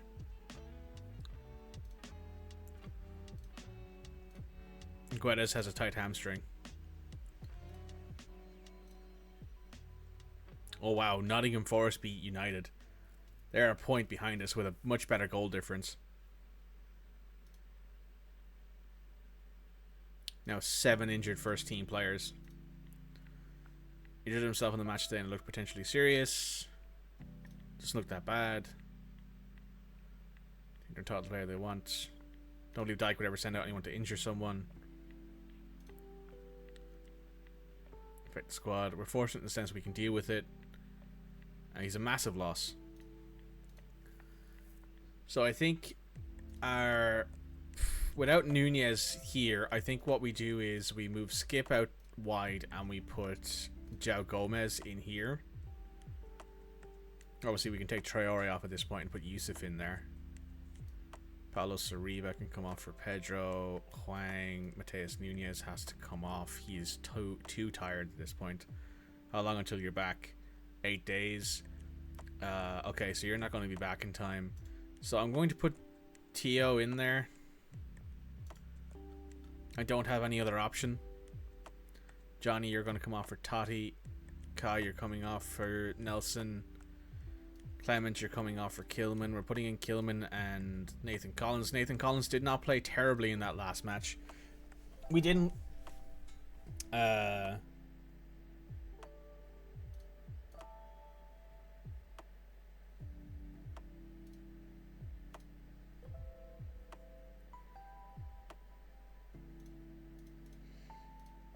I think that it's unfortunate that we didn't win that match. We should have won that match. Bottom of the match of the day, absolutely. That match is like, and Wolves played Everton and nothing happened. Sorry, no, it's Wolves played Everton. Mateus Nunez got hurt. Wolves should have won. And that's the entirety of the match of the day summary. That's it, done. Or maybe they would have talked about like how we're back in Europa Conference League contention. You've also got Brentford up next. Brentford have one of my favorite players, Christopher Eyre, big old centre back, absolute monster of a human being, very gifted technically. Would 100% love to have this guy next to Nathan Collins. I think this guy next to Nathan Collins would actually be a disgusting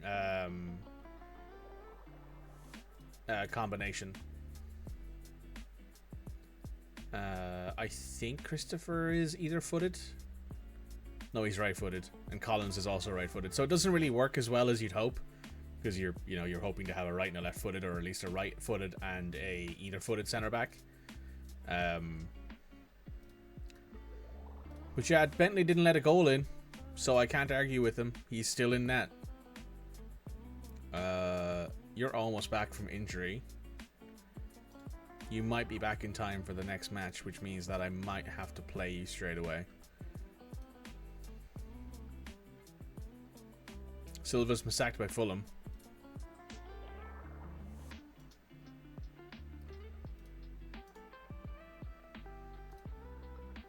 After this week, we have another week where we have a gap to West Ham.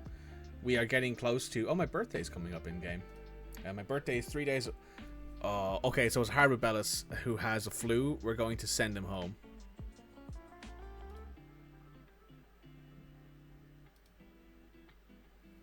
With a flu, not taking the risk of having it run through the squad. So you're going home.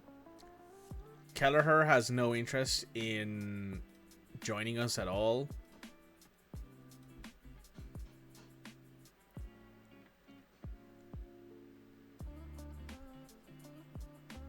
Kelleher isn't interested in joining us at all, so we won't be able to get him. It's unfortunate.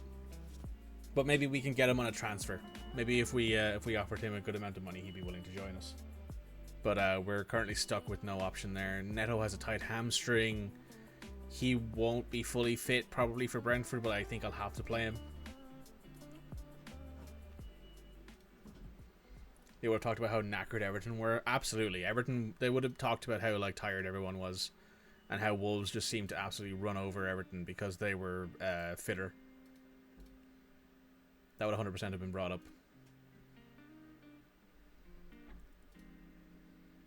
Okay, we got a youth intake preview here. It's apparently an excellent youth intake. We've got two top prospects in the center of midfielders. We've got a striker, and we've got a goalkeeper possibly, and a wingback, and nobody else basically. We don't have any defensive or attacking midfielders. We have so these central midfielders might be a good thing. That's a nice present for my birthday. Also, Kelleher signed a new deal, so that will be why he's not willing to join us at all. So yeah, there's no way we can get Kelleher in the transfer window. We're stuck with our options. Trader, yeah. So, excuse me. We're gonna have to make do basically with who we have for the moment until the new year. Daniel Bentley has done well.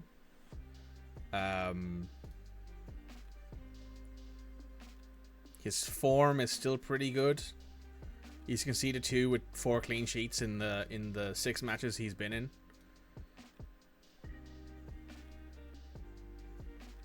So we'll have to make do here. Brentford are favourites here.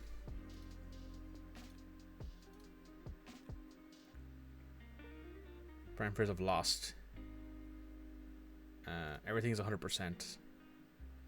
Done remarkably well. Impressed with him. He's done well. I respect his team.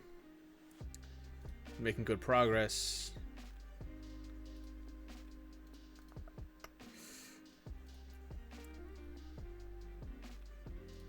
We've had a lot of interesting situations here, but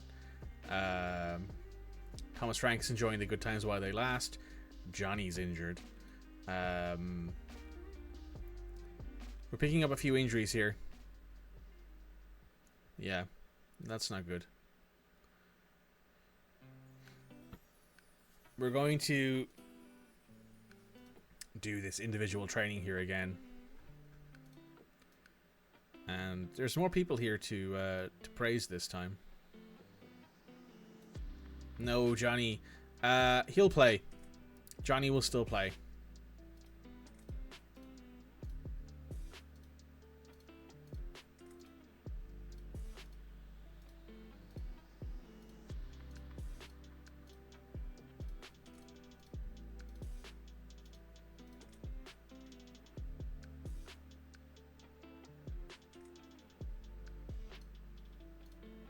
I misclicked there.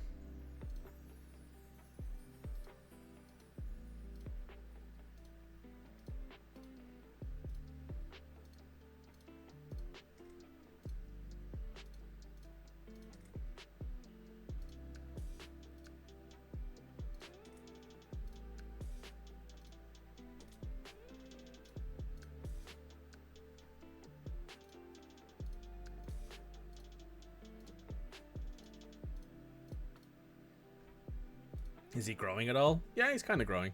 He's not doing terribly. Definitely more of a goalkeeper than he is a sweeper keeper. His composure and his low composure and his low decisions have definitely been obvious though with his mentals. His mentals. So what we're hoping for here is a win, emphatically, in order to help us get to the point where we can basically confirm that we will be trying to get into the Europa Conference or Europa League next year. They're fine with draws. That's fair. I go to Club Vision. They're happy enough with us, but they are concerned over the defeat against Bournemouth. That's fair. Delighted with the positive atmosphere. Delighted with the win. Supporters disappointed with Jose Sa's recent performances. Yeah, Toddy's recent performances and Hwang Hee-chan's recent performances.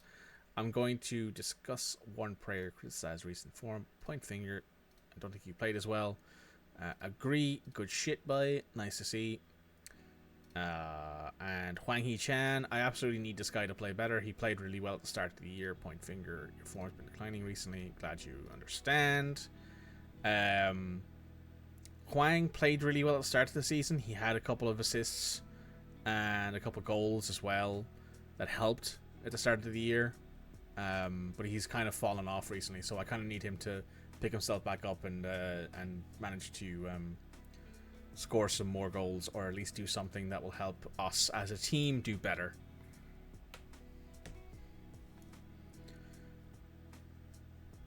Did Johnny injure himself by attempting to break a mirror with his head? No, I don't think so. I think also this is 2 days after my birthday. My birthday was the 14th was when my birthday was.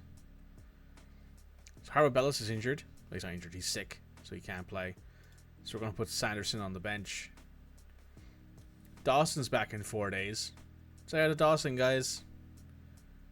Get the fuck off my team. After £65,000 a week, you dickhead.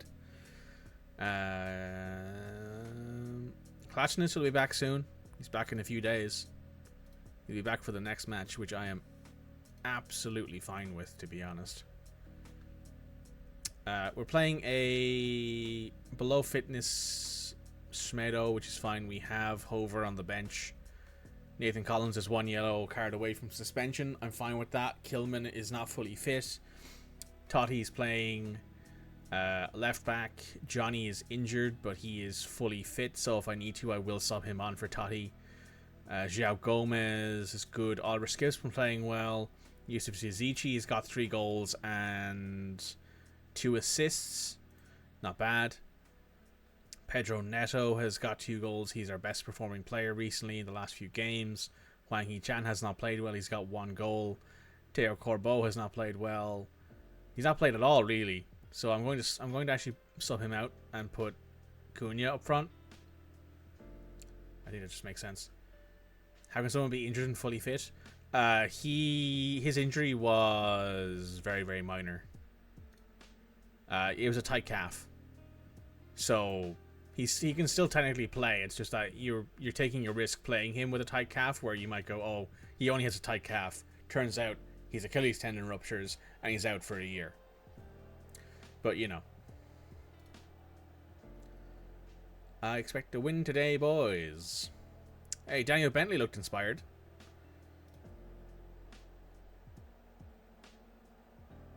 Strong belief in our ability. How big is the absence? These things happen. But I would much rather have him than not have him. So currently matches are playing are Bournemouth, Luton, Nottingham Forest, Chelsea, Tottenham, Crystal Palace. The matches we're worried about are probably our own. I don't think any other match there is particularly noteworthy. We're 9 minutes in. Toddy's taking a throw in. Into Yusuf. Back to Toddy. Into Hwang Hee-chan. Hwang cuts in. Takes a shot. Scores? It's a fucking own goal. That was... I don't believe that, honestly. That was Hwang's goal. Hwang deserved that goal, I think, guys. Let's watch this again. Do we think that would have went in without the deflection? I think it would have. I think that should be Hwang Hee-chan's goal. Because now he doesn't get an affection in his rating because of that. His rating does not go up because he technically scored that goal. He is technically the reason that goal was scored, even though it doesn't count towards him in any way. Oh, Daniel. Oh, Daniel. Daniel Bentley. That's not the worst goal we've let in, but it's up there. That was a wee, like, daisy cutter dribbler on the ground. That should have been saved.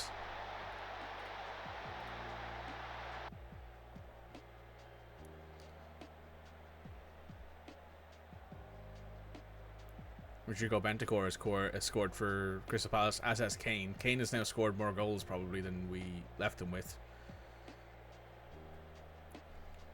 Mistakes happen. Mistakes happen. It's unfortunate, but so far Daniel Bentley is still our best goalkeeper. We have not played well after that first 10 minutes.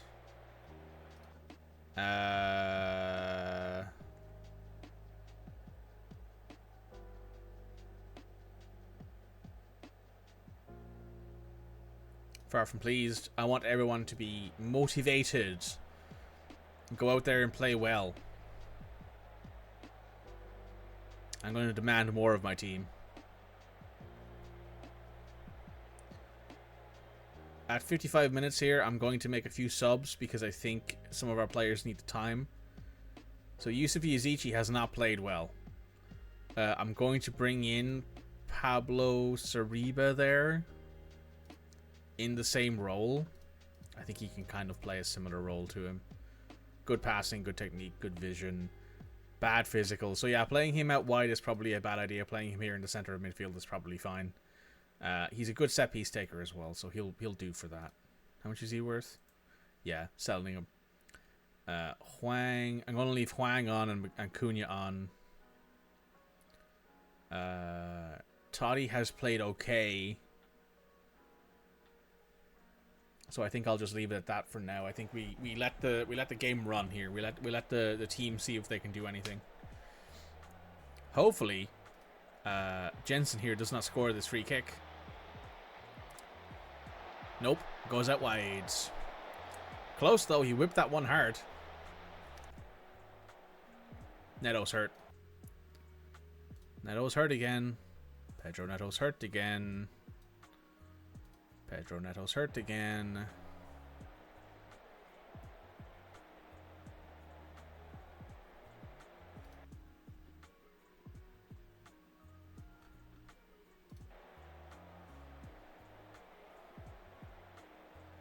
Collins and Kilman have played well together so far this game. We're about to hit 80 minutes. At 80 minutes here, I'm going to make a very simple swap. I'm going to swap in Johnny for Totti. I'm going to swap out Nelson Semedo for Kai Han because Kai Jan has actually played well. Semedo is working himself back into match fitness. And Mateus Cunha has not played well. But I don't have anyone else to go into that position other than Teo Corbeau. And Teo is bad. Like, you guys don't understand how bad Teo Corbeau is. Teo is only here because I don't have anyone else to put in on the bench. I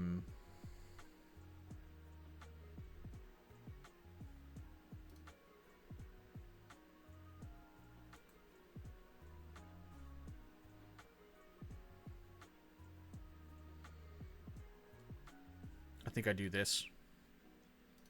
Put you on as a pressing forward on attack.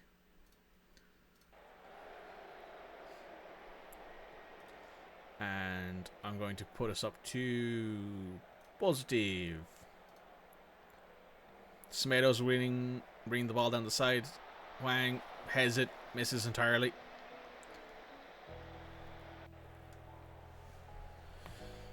I have the ball here. Sorry, Me has the ball here. Hwang Hee-chan takes it off of him. Good bit of work there from the pressing forward. Guedes to Collins. Collins to Guedes. Guedes to Hover. Hover goes up to Hwang. Hwang to Skip. Skip loses the ball. Damsgaard has it. Up to Wissa. Wissa's cooking. Don't let him cook. Johnny misses the tackle entirely. Did you guys watch that? Johnny did this like dance thing. Like, watch Johnny here. Watch Johnny on this goal. Look at Johnny. This is Johnny here. Look at him. Whee! Spins around, misses his player entirely. There's a little twirl.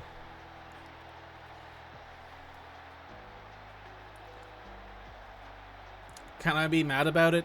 Brentford are above us in the table. On merit, we don't deserve to win this game. A draw would have been very harsh to Brentford, I think, given that the only goal we scored was technically an own goal on their behalf. So that's unlucky. I can't really say much else on that one, guys.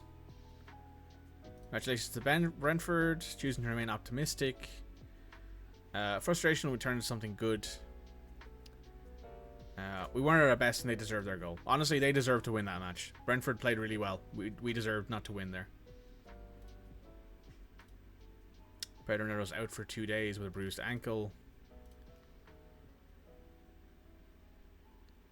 Don't think so. Fascinating, intriguing. He's very good. League football should be played a certain way.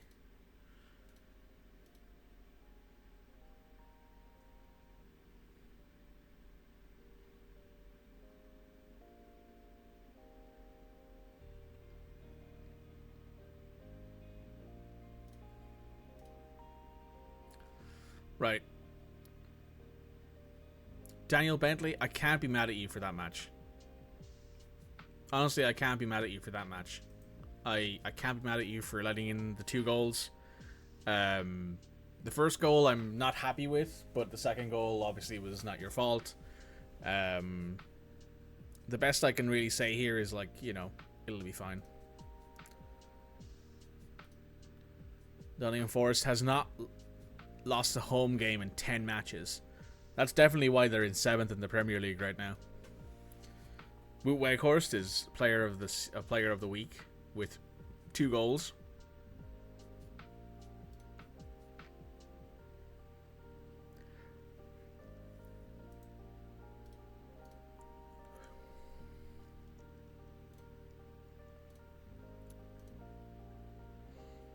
Hover's improving, and it's not a small amount of improvement either. It's quite a notable improvement. Pulisic has signed a new 4-year deal. Reinhard Newari is back at training. I'm really happy to have him back. Legitimately, I think he might be a big and important part of our coming run here.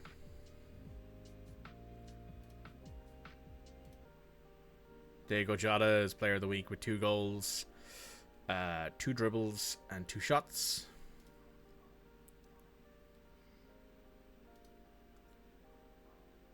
Right, we've got a match here on Saturday, and I think we have another match, and then I think we have no more matches for the rest of the month.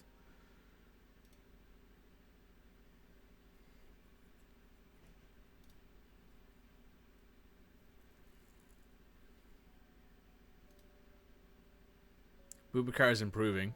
That's good. Matheus Cunha is improving. João Gomez is not really moving up or down. This guy might meet his potential given how young he is. What's his injury? Flu. Okay.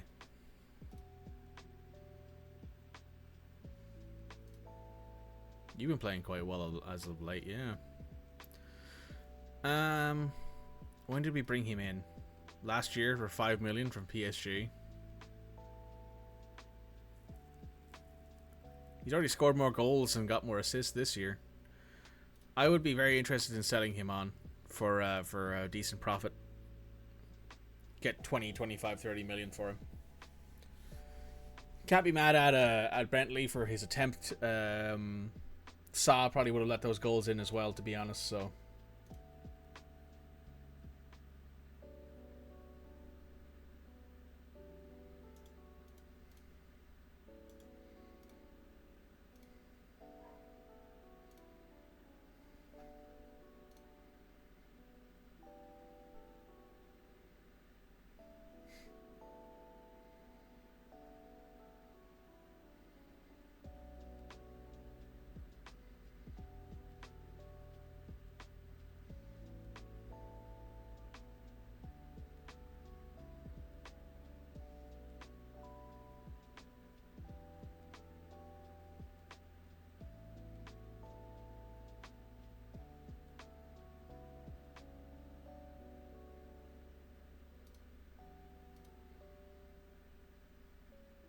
Okay, we're moving on here. We're going to try and get to the end of December.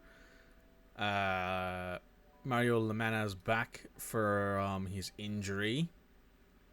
Would I sell this guy? Probably, yeah. That's another non-homegrown player who I can replace. Oh, this guy's good. This guy's really good. Matteo Ragucci, he's 24. He's not small. He's not slow. He's got a good Holy Trinity. He's got good heading. He's got good passing, good penalty taking, good mentals. He's cheap.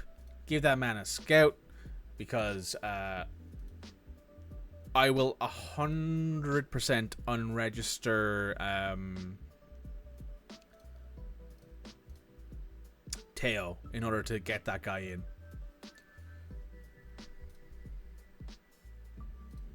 No, sorry, Teo isn't registered. He's under 20. I will 100% unregister someone to get him in.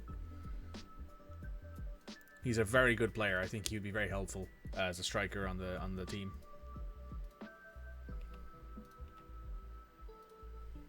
Dawson resumes full training. Greggy boy, how are you, my son?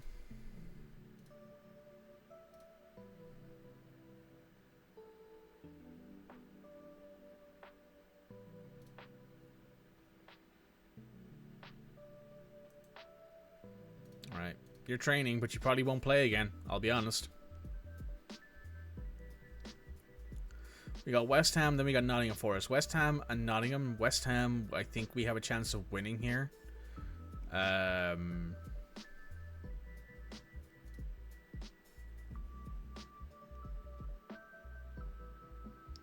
Nottingham are above us in the Premier League table, though, so we'll have to see on that one. Right, what I think I'm going to do here, because it's almost at 4 hours, is I'm going to go to the bathroom real quick, and then I'm going to do this match against West Ham. Actually, you know what? Let me check our schedule here for the rest of December. We got a match at Sheffield on the 29th. We got 3 matches in 9 days. What I will do is I will get to the end of that Sheffield United match today. And then tomorrow, we will do the January transfer window. Actually, no, it's Friday today, isn't it? Yeah, so Monday we will do the transfer window. Like the first initial try to selling people.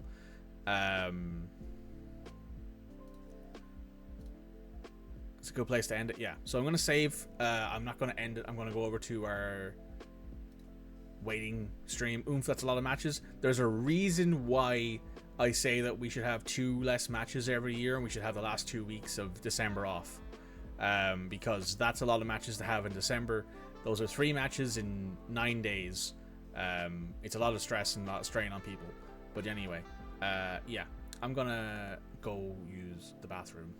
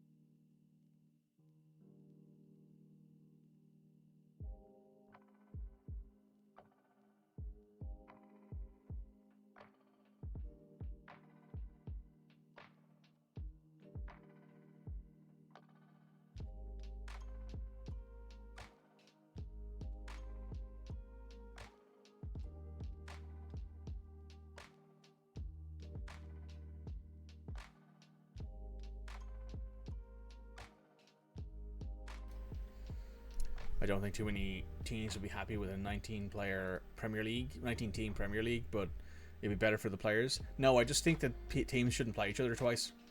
I just think you should play, like, instead of playing one team twice, you just play one team once. Like, I don't know, if you're in the south, you only play, like, Newcastle once. That sort of thing. You take out one trip to Newcastle. You don't go to Newcastle. Newcastle comes to you once or whatever like that. You figure out some way. Anything on your mind?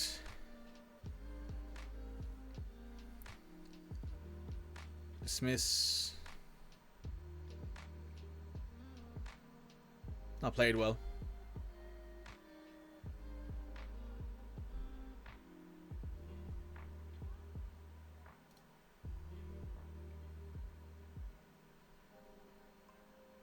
I'll let you go then.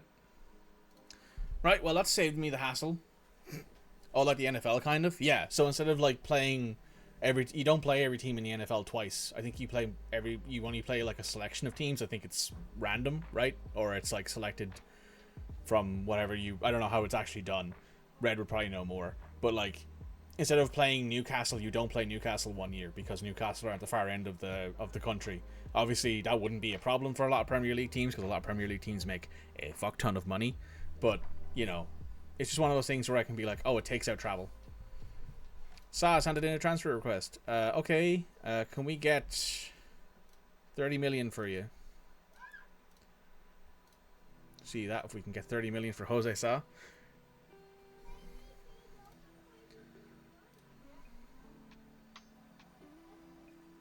I consider us to be strong favourites. The whole team wants to bounce back with a win. He's done really well. Everything's possible. Happens now.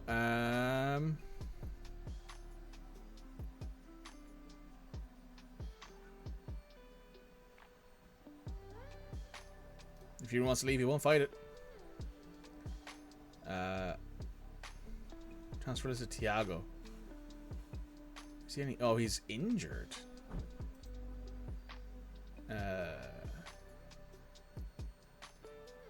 I'm inclined to support the manager in positions like this.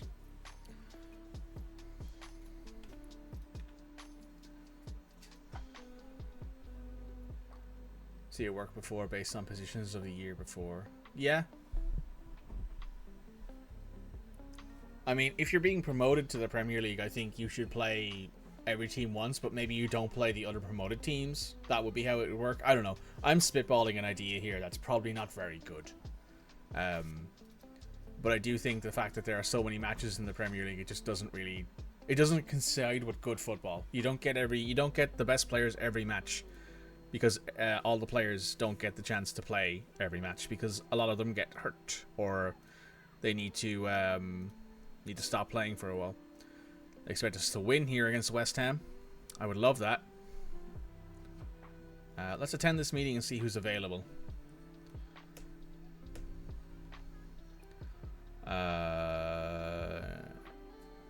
Yeah. Recommendations. Morgan Gibbs White won't be able to afford him. Tommy Doyle is on loan. Who's this guy? No, not good enough.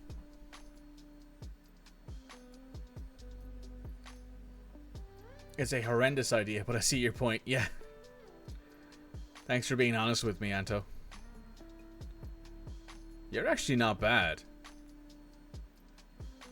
And you're cheap. And you're a winger. Add him to short list of good players. Yusuf Atal, he's in League One. He's a right back. No, not really what we're looking for.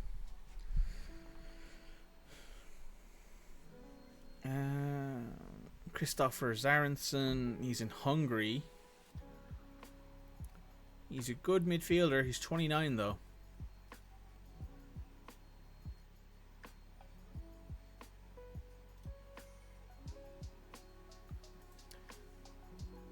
You play your division home and away, then a division in your conference, a division in the other conference, and then all teams in your conference that were in the same spot as you last season. It's overly complicated.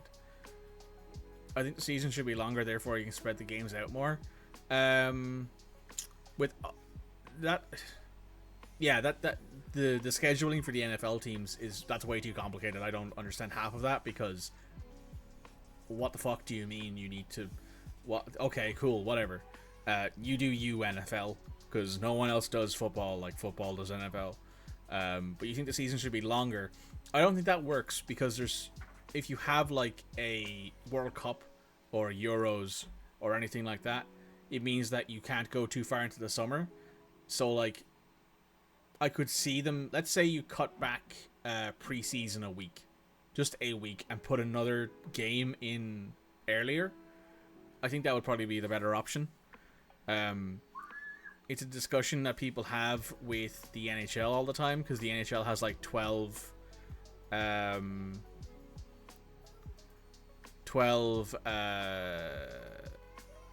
preseason games. Like the championship starts before the Prem by like a few weeks. Yes, but the championship also has 8 more games, I think. It has here's a good goalkeeper for cheap. Well, no, I wouldn't say he's necessarily good. I'd say he's solid. He's a pure shot stopper, though. Doesn't really do anything else. Jose Sa is wanted by Empoli and Real. Okay. This guy could work. He's super cheap. He's got 8 more games, but the Prem has Europe as well. Yeah, that's true. And Europe is like any kind of European thing is usually, like another 5 matches, I think, minimum, or 4 matches minimum.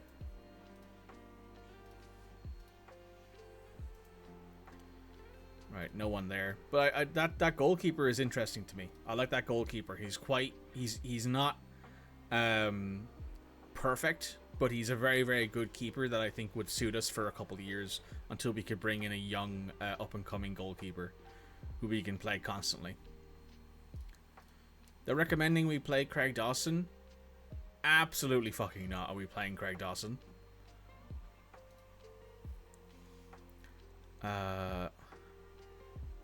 New format is 8 games min.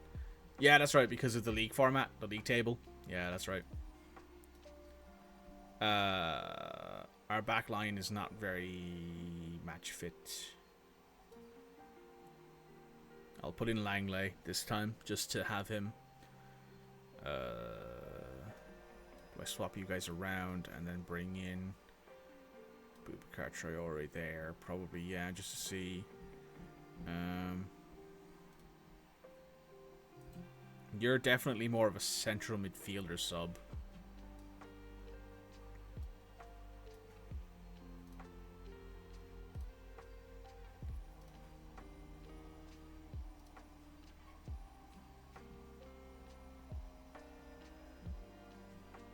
Oh, Johnny, you should be wing back on support, not wing back on defend.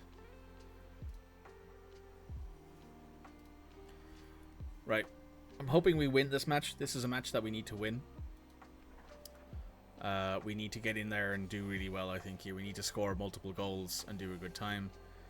They have Alphonse Areola, Vladimir Kofal, Diego Creher. Prem's biggest issues are unwillingness to change based on the European schedule, and the Prem schedule is based more off of money than anything else. Yeah. Our favourites here, and I want us to play like it. Starts again today. He's playing well, deserves to be praised. With the demands West Ham placed on us, I'm putting him there.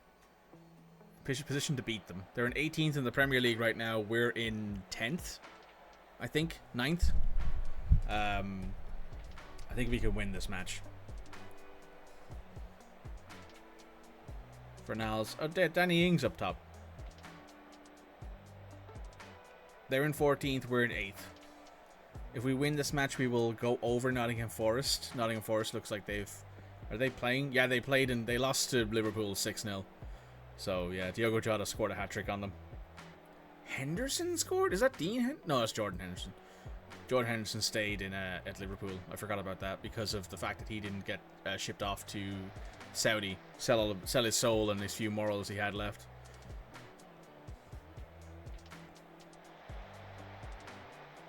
Into Saliba. Saliba pushes forward, puts it in. Areola saves that shot, which is a very good shot to save. We're getting a flicked in corner kick here. Into Kilman.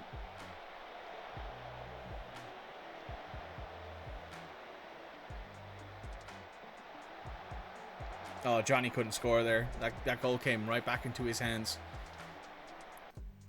Your solution would be to remove the Carabao and have the FA Cup spread it more across the seasons. I don't think you can necessarily remove a cup competition, unfortunately, with how, like, I think people would be more up in arms about the Carabao Cup no longer being a Premier League thing. Like if you said, oh, the Carabao Cup is now League 2, League 1 and Champions League only. You took it out of the Premier League entirely and like had it be, you know, a non-European trophy. That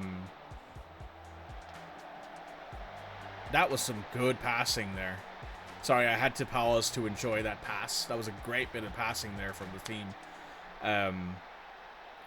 Wang Hee-chan gets himself an assist, which is very good. It's been a while since we've seen him come up with a goal contribution, but that's some good passing there. Otto, Saliba, Hwang, Cunha, side foot, back of the net. Yeah, so I think your only real option is to like either make the season longer or get rid of games between teams.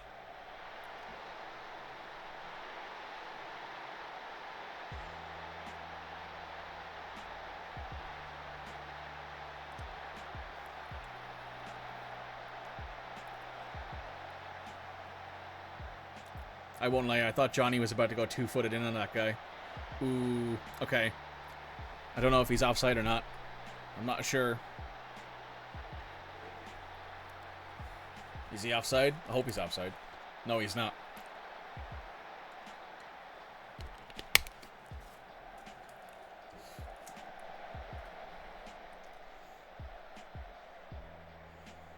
England are the only major nation with 2 major cups, and they're also the only ones that have this issue.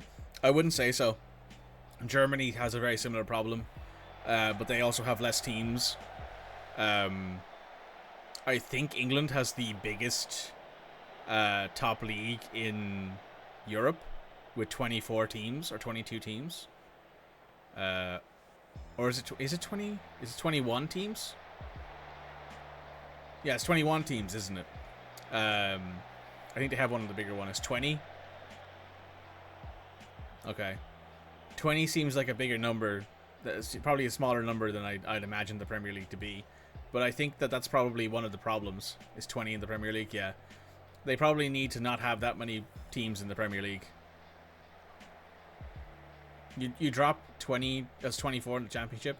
You drop the Premier League from a 20 league team, a 20 team league to an 18 team league, and all your problems go away. You lose 4 matches a year straight away.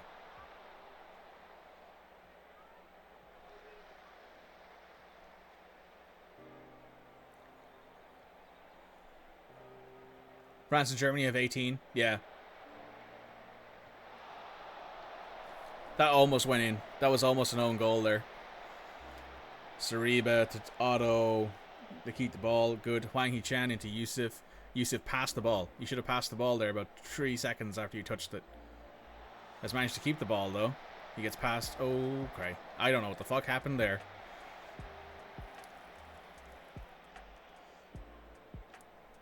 This is the problem with England. It has way too many really good teams. Because if you take out 2 teams from the Premier League and put them into the Championship, they'll be way too good for the Championship and immediately get put back up. And then any team who comes down will immediately have the same problem. Spain and Italy also have 20, but there's only 1 cup competition. Yes, but Spain has 2 teams, or 3 teams, sorry. Spain has 3 teams that anyone actually cares about. And Italy have, like, 3 teams. Oh, Christ, Daniel.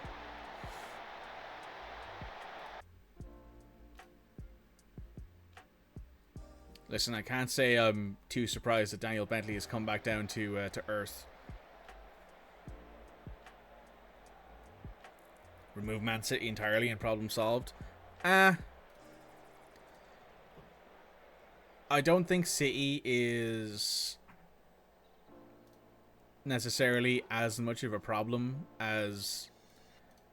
Like, City's biggest problem isn't the fact that it has a shit ton of money, it's the fact that it broke the rules. If it could legitimately have that amount of money without breaking the rules, it wouldn't have been a problem. Like, if they were actually getting that amount of sponsorship money from wherever, allegedly. Allegedly. They broke the rules, allegedly. There is a whole thing about it going up soon. But, like, you know, I could not see...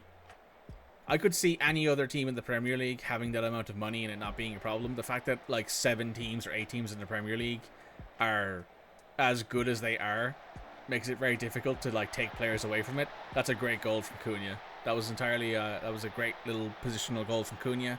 That's put us back into a position to win this game. Good job. Yeah.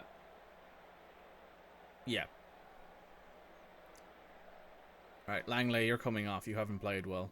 And you're part of our defense, so you're coming off for Nathan.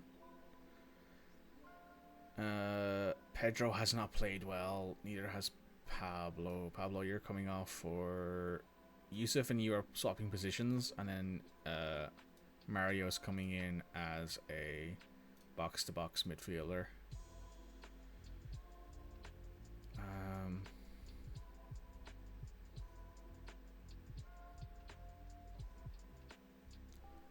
Yeah, I think that's fine for now.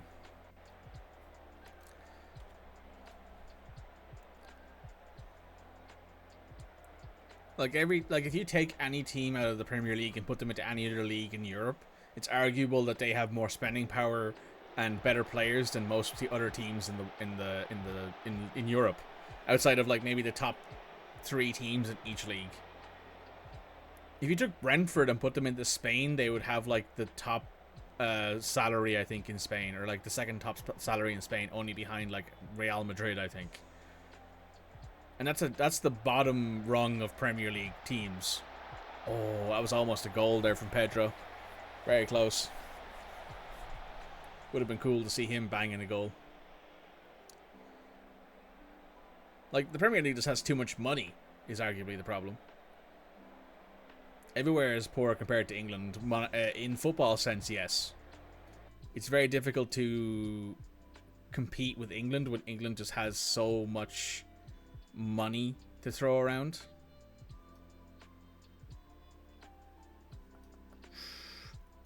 No, I won't put anyone else in. Daniel Bentley's on a 6.3. The game is saying that Daniel Bentley's the reason we've lost this game.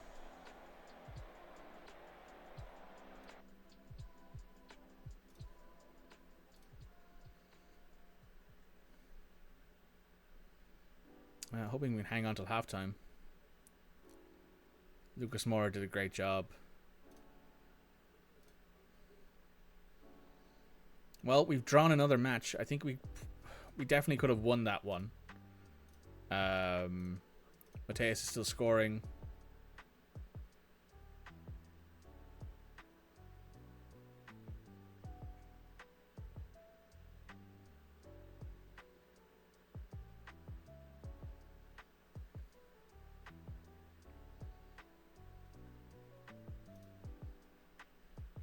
Removing teams that are in Europe from the Caribou. So you wouldn't get essentially top 7, maybe top 8 teams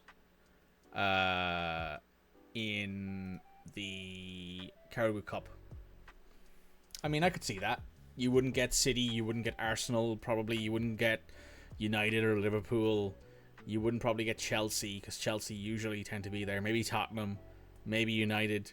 Maybe Everton. You know, those last few spots tend to be rotated out every year. You know. Who's your goal? West Fotheringham. No good. I remember this guy being a good pickup years ago.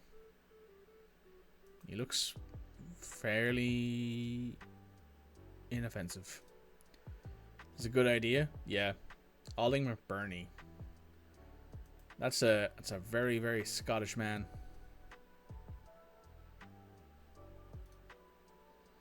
Oh yeah, ESC contracts.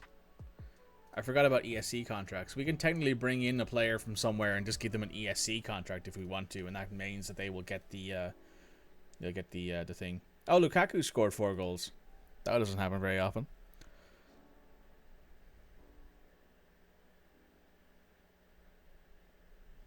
The main ones complaining are ones in Europe, so accommodating them by giving them less games and giving smaller teams a better chance at winning something is best for both. Yeah, I could see that. I think taking the Carabao Cup out of the Premier League contention, like making it a championship, like a top tier championship like trophy. Oh, we got Sasha back, thank Christ. Teo, you're fucking going in the bin, son. If I see you again, I'm going to be really mad. Right, Ryan, you're going on to the bench over Johnny. Would mean more money being passed around the lower teams as well. Yeah. If I go into competitions here, Carabao Cup, rules, final. You got 100k for winning it. You get 50k for losing it.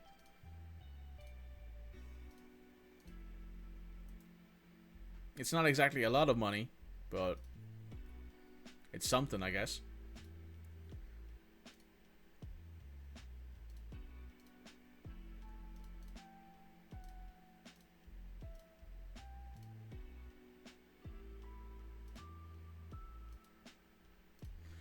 Right, I think we have to take Daniel Bentley out.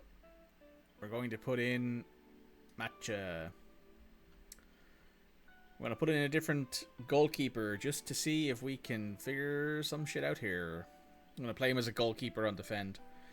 Just because I don't think he's capable of being intelligent enough to be out. You also get the Wembley ticket sales. That's true. You get 100k and you get usually around 300 grand in sales in tickets if you're going up against a big team. So like let's say you're, I don't know, Burton Albion, and you're going up against Birmingham, you'll probably get like 300 grand in sales in tickets. They're expecting a draw.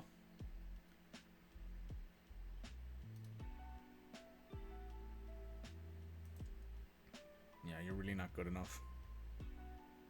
Tyler Roberts is Doncaster. See if we can extend those two. Fails to attract interest. Fine enough with me.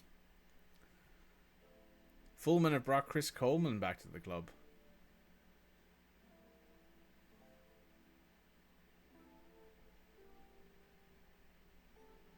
Was he a player back then?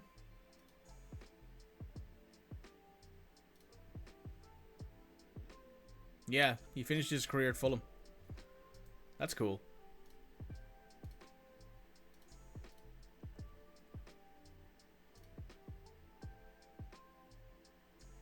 Man United have hired Conte. Antonio Conte is as their head coach after he left Tottenham.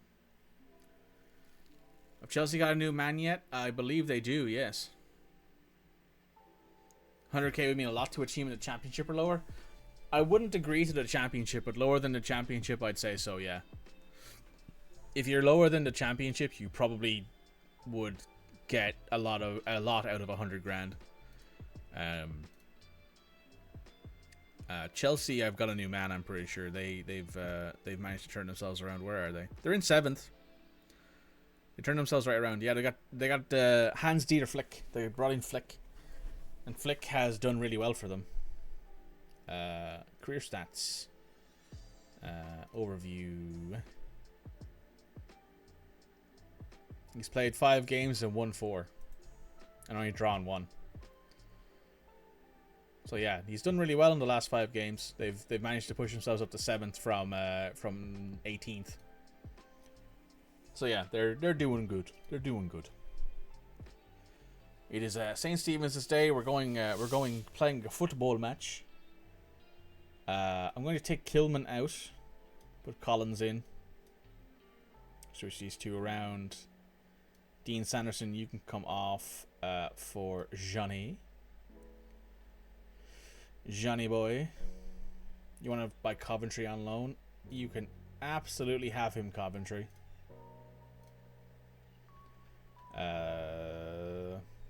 Ryan is okay to play. Pedro is okay to play, but I will put Guedes there instead. Just to let him rest for a bit. Sasha is recommended 75 minutes of action. Huang. I'm going to have to put Paulo there, I think, and I'm going to have to start Lamina there and switch these two around and have you be a box-to-box player. And then Yusuf's going to have to come off relatively early. Mateus Cunha is going to have to come off relatively early. So I think a João Gomez sub and a Sasha sub will be the options here.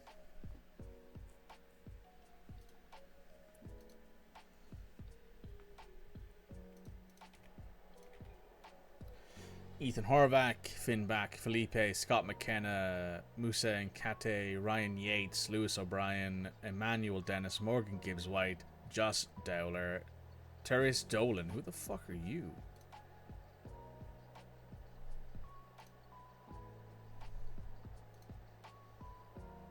Player senior squad. English guy.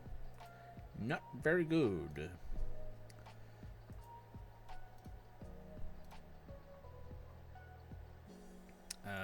Go put on a show, gents. Defenders, I have faith in you. Midfielders, I have faith in you.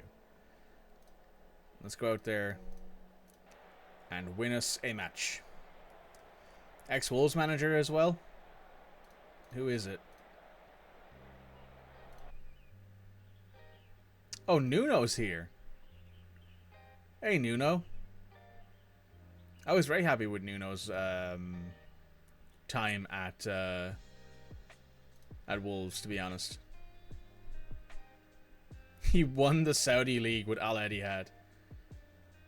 Yeah, he did really well getting us promoted to the Premier League. It's unfortunate that he didn't do very well when he got there, though.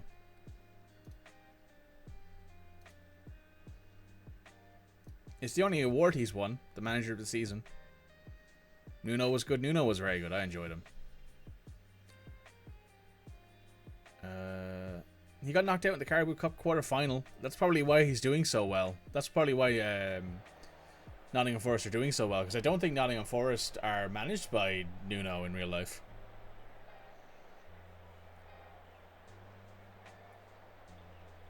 I think it's Potter, isn't it? No. Who is it who's managing Nottingham in real life?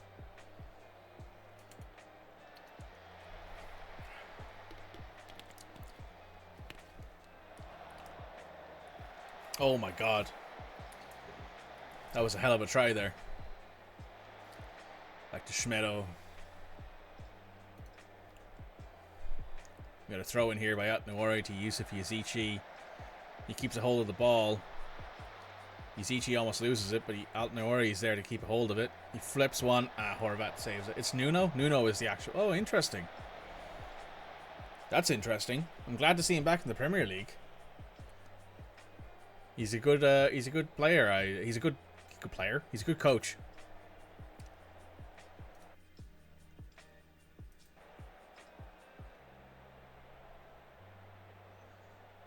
I think he got the best out of Wolves when he had us.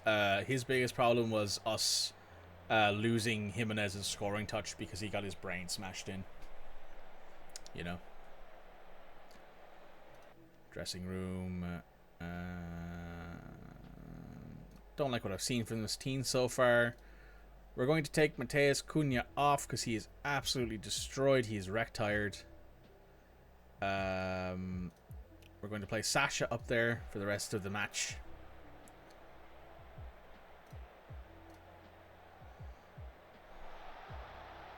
Gives White to Beck to Yates. Yates to Felipe. Felipe to O'Brien. O'Brien to McKenna. McKenna to Felipe. Felipe to back over the top to Dolan. Dolan wangs it off the post. If he had scored, I would have eaten my words from earlier about him not being very good.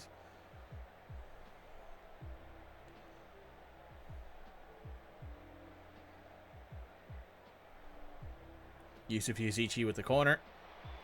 Back post Collins. Collins won the header easily there, but he didn't have a chance of putting it in. Yusuf's going to have to come off here at the 60th minute. Yusuf's going to have to come off here for...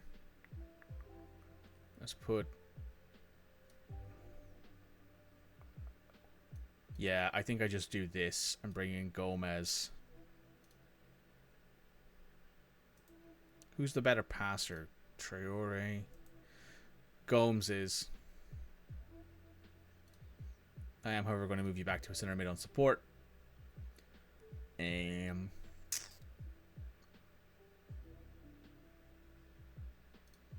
that'll have to be it. Courage. Wolves were actually the first team you ever managed in a football management game. That's interesting. 4-year-old me picked them on LMA 2003-2004 because I like Wolves as an animal. Fair. That's the correct way to choose your team. Do you like the animal that they use as a mascot? Perfect. Collins, Lamina, Guedes. Guedes taking on his defender. Flicks it in. Sasha gets taken down, but Sariba picks it up at the back post. He's scored. We're ahead.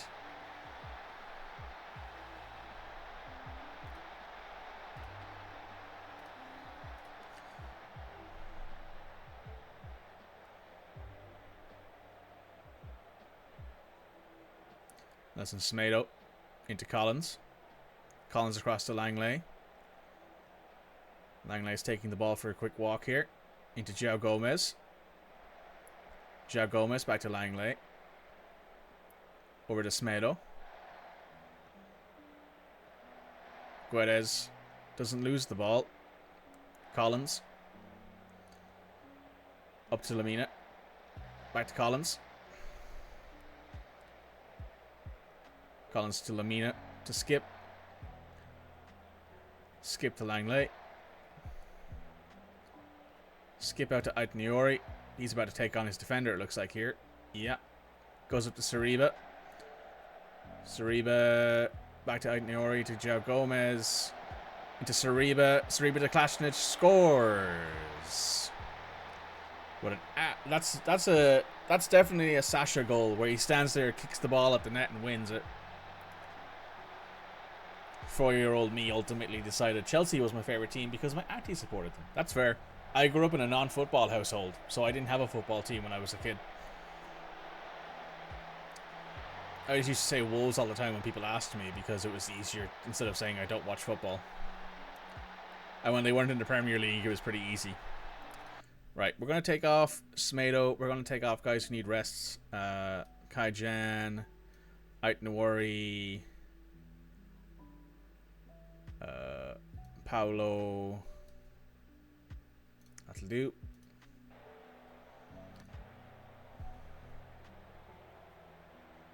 Nicolas Pepe. DeFolo into O'Brien. O'Brien flicks it to Wood on the back post. Sarkic with a great save. That's a fantastic save from Sarkic. Gives White with the corner.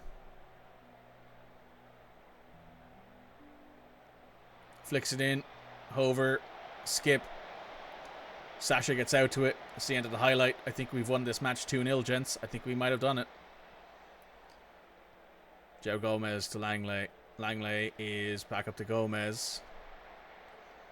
Gomez to Hwang Hee-chan. Hwang Hee-chan across the Klasnic. He scores. That's some good goal scoring from us this match. That's 3 goals. 2 for Sasha and 1 for Paulo.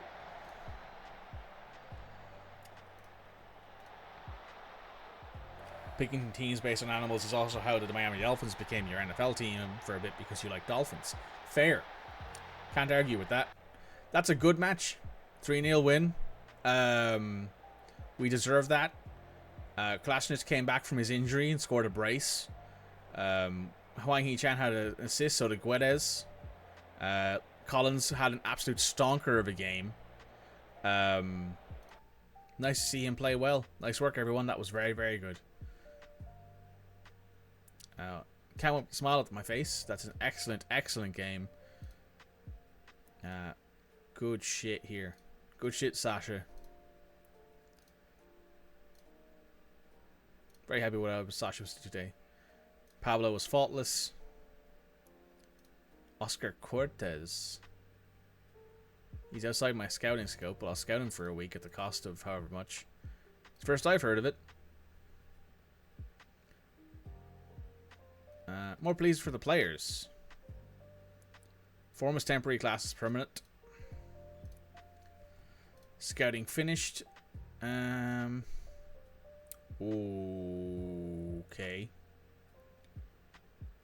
If I compare this guy with Sasha. Wait, I'm blind. Where is he? There he is. Sasha's better aerially and passing wise, but isn't as fast, but is like these guys are more or less the same player. I will, however, add him to a short list of long shot players just to see if he's actually any good. Ty Turner Cook, Wanier Martial, Mads Roslev, Alfonso Moreira. He's an attacking midfielder, left-right. He's wanted by Blackburn on loan. He's not good enough for us right now. But I will add him to... Hang on, let me create a new shortlist here. Scouting shortlist.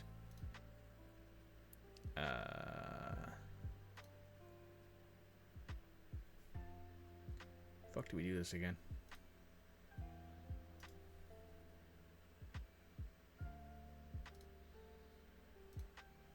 I set these shortlists up. How do we do this again? Shortlist. New shortlist. There we go. Portugal.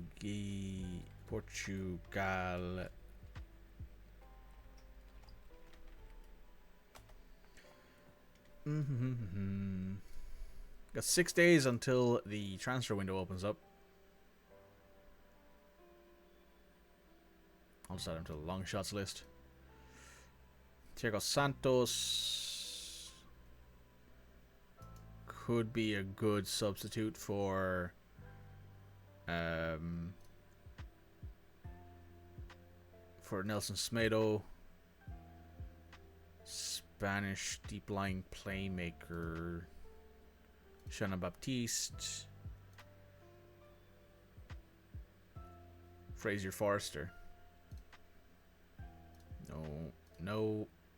Ashley Phillips, Blackburn has good potential. I'm gonna add him to my short list of long shots. Sergio Reguilon, Federico Fernandez, Guga. He'd be a good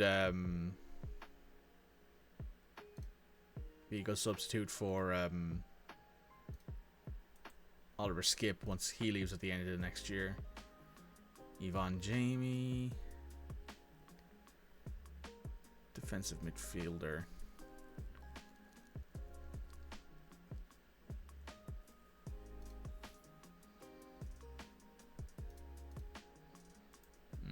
Nah. Sure, you fan of Man United because it was the 90s and I lived down south. No one because football got too money based, and Leicester because I live here and they got good. Jaguars is easy. Royal supported them and they were the first team you watched. Fair enough. Luis Suarez, 26-year-old striker from Almira. No.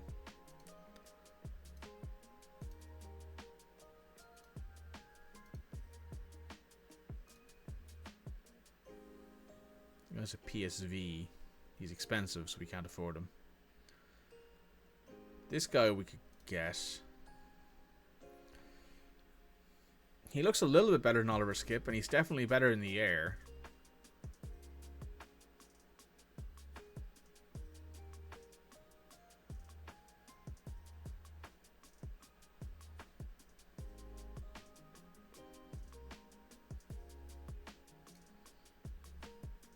Yeah, he's basically just he's a more aerially adept Oliver Skip.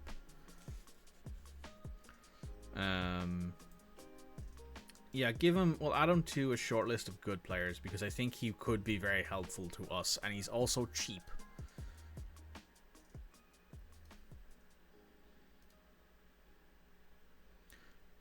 Oh,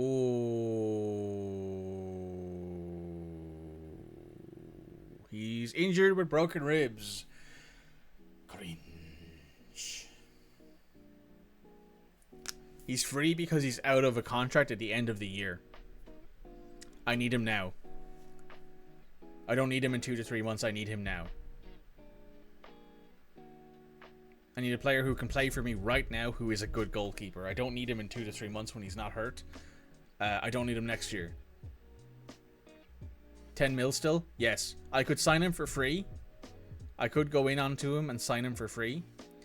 I might ask his agent about that. I could sign him for free as a backup keeper. But I need him now. I don't need him now that he's injured.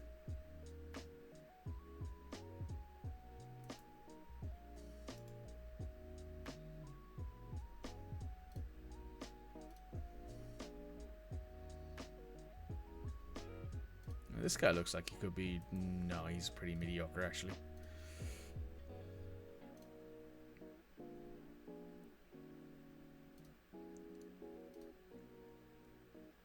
Sign Gibbs White is a priority. Pity we sold him. He's definitely someone to go in for if we can't find anyone in January. Absolutely. If it gets to a point where in January where I'm having to like loan in a foreign keeper for 6 months, I will 100% consider him an option. Sekou Koita. This guy could be interesting. He's very fast. Still 2-3 months is a long time. Listen, if I got him for free from Dynamo next year and he was like better than the keeper who I have, which it wouldn't be hard, let's be honest here, folks. It would be a hell of a transfer. Getting a starting keeper for his salary alone, difficult in this day and age. We're not getting very many players here who are interesting to me. This guy's also injured, but he's unregistered. Scout him for me. He looks very good. This guy could be a very, very good running mate for Yusuf Yazici. Yeah, he's a slightly more defensive, physical, speedy, aerially adept Yazici who isn't also afraid of, you know, with the ball at his feet. He's a good player. He's on a lot of money every week, but we'll see.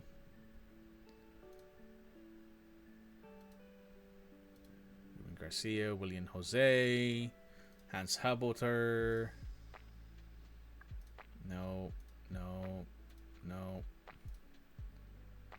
Cool.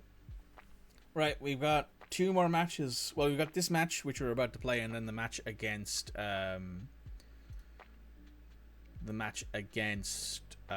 Sheffield, and then we will be ending the stream while I do a little bit of studying, because we've got Aston Villa on deadline day. That'll be a big match to come back to. No offers for Sa. 5 million.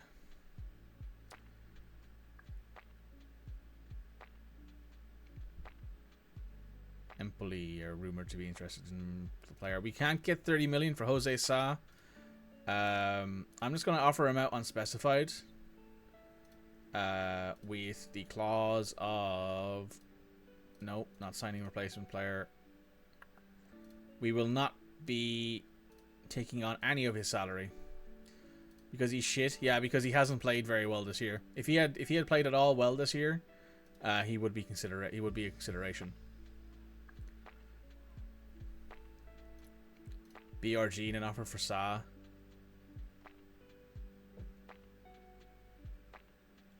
No, because they want us to contribute 10,000 of your salary every year, every week. We're not doing that.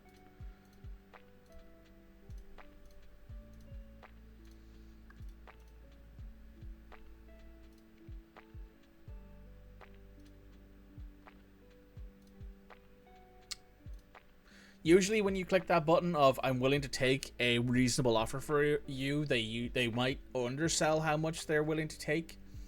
They might go, oh, 15 million, and if Jose was like, I want to go for 15 million, I'd be like, okay, I'm stuck having to offer him out for 15 million.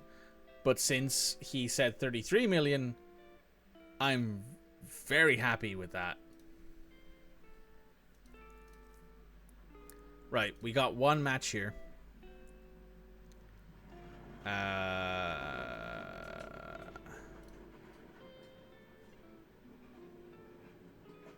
I will 100% offer you out on loan.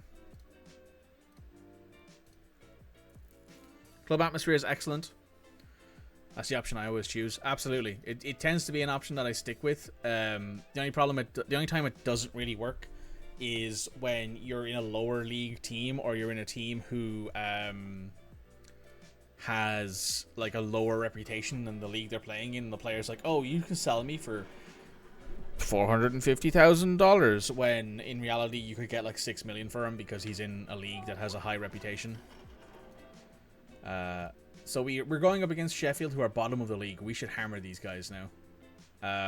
If we win this match, we will go up to 6th. Is Chelsea playing today? Yes, they're playing Newcastle, who are in 3rd. So if Chelsea lose and Tottenham lose, who is Tottenham playing? City, and we win, we will go up to 4th. You're sending back through a fit because Man United came in for him for 60 million, and then he said he'd go for 98. Yeah. Sometimes it's just not. They're just not the smartest. Sometimes the players in this game, because they don't. It's not necessarily that they don't code it well. It's that like it's difficult to code all that stuff into the game. We'll be rotating some players here. Collins will be starting. We'll be putting Kilman next to him. Nelson will be coming on for Kai because Nelson is not fully fit. If there was a match to play Jose Sa, it's probably this one. But I'm not going to do it.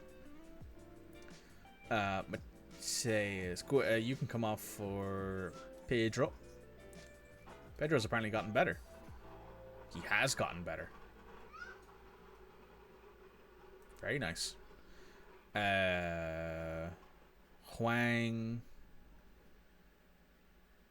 No, these guys have gotten a lot better at the front three. Yeah, I also like the low ball use. That's a good way around it. Yeah. See, the reason why those teams are only offering me 5 million is because of the fact that maybe that's all the money they have in their bank, but also it's probably because they're like, oh, this player has played really poorly. These guys want to get his massive wage off their books.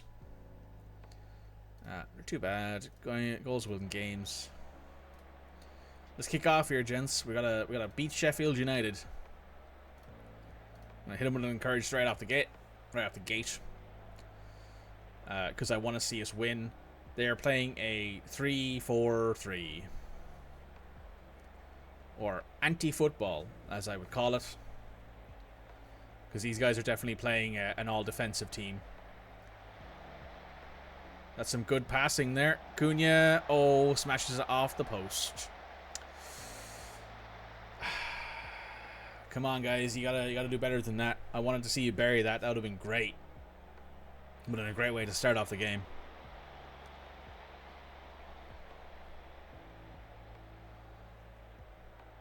Cunha over. Ooh, puts it off the post again. Almost. Nottingham Forest have scored against Burnley. We're currently sitting in 8th. We are running this game, though, so far, which is nice to see. 30 minutes in. Okay, we have a highlight here. Baldock has it, going up against Nori. Passes it back to Norjan. Norjan cuts in, shoots, hits it off the post. Stankovic picks up the rebound, passes it back post. Save by Starkovic. Good shit. Nice to see a save there. Martin flicks it in. João Gomez wins it. Sariba heads it out. Steven Kovic has it over the Fleck. Fleck's going up against Cunha here, who's pressing.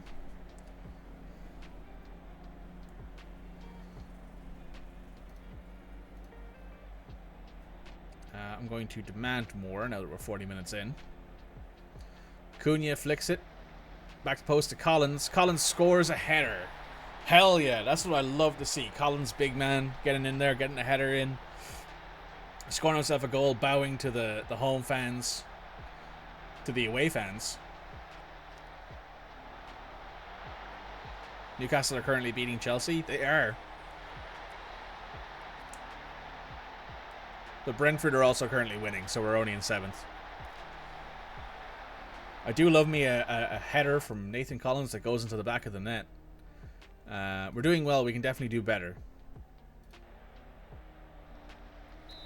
They brought in Ryan Brewster.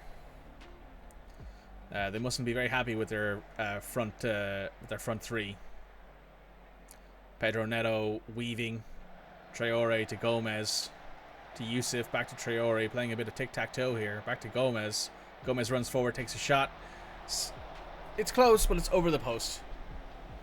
It's unfortunate. He could have done a lot better there, I think, if he had taken a few more steps. Pedro Neto has the ball here now, running to the byline. Flicks it in to Sariba. Goes way too high there, though. Nouri is about to wire this. Yep, goes just over the edge of the post, though.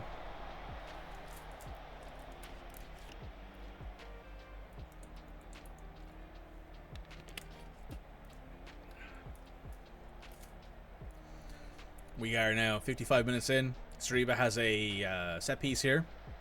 Flicks it in the back to Hover, who can't win the header. Hover's trying here, though. He still has possession.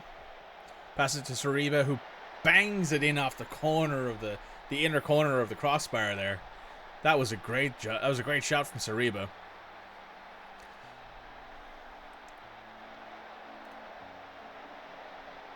They've gone to a 4-4-2 now. Doesn't seem to be helping, though. They've also brought in Sander Berge as a deep-lying playmaker in the middle. Ait Nouri pushing up the opposite side of the pitch. Yusuf Yazici takes his man, passes it to Sariba, who scores. This is getting nasty. We can already see Redmond making changes. He's taking off Cunha for Sasha. He's putting on... He's taking off Yusuf, who looks a bit tired out there, and putting on Mario Lamela in a more defensive role.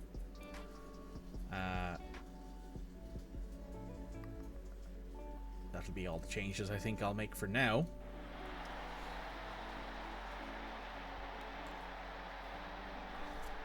Chelsea have come back. It's now 2-1.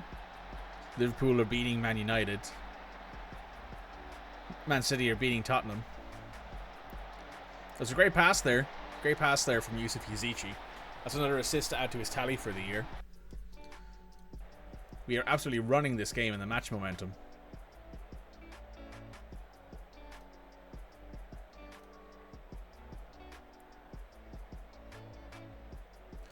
Kilman has the ball here now. Out to Nouri. Nouri goes back to Kilman.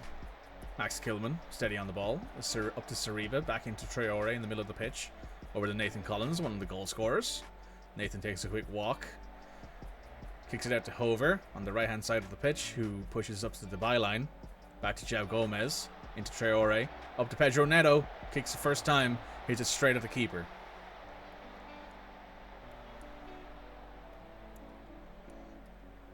And now it's 80 minutes in. I think we're looking to make a few changes here for fitness' sake. See Toddy coming in here for Kilman. We can see Ryan Nouri coming off for Johnny.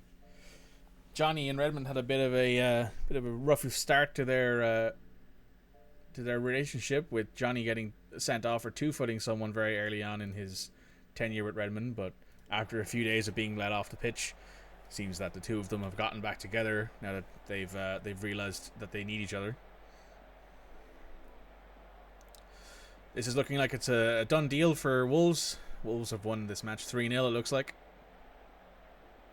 Indeed we have. We won the match 3-0. Fantastic match.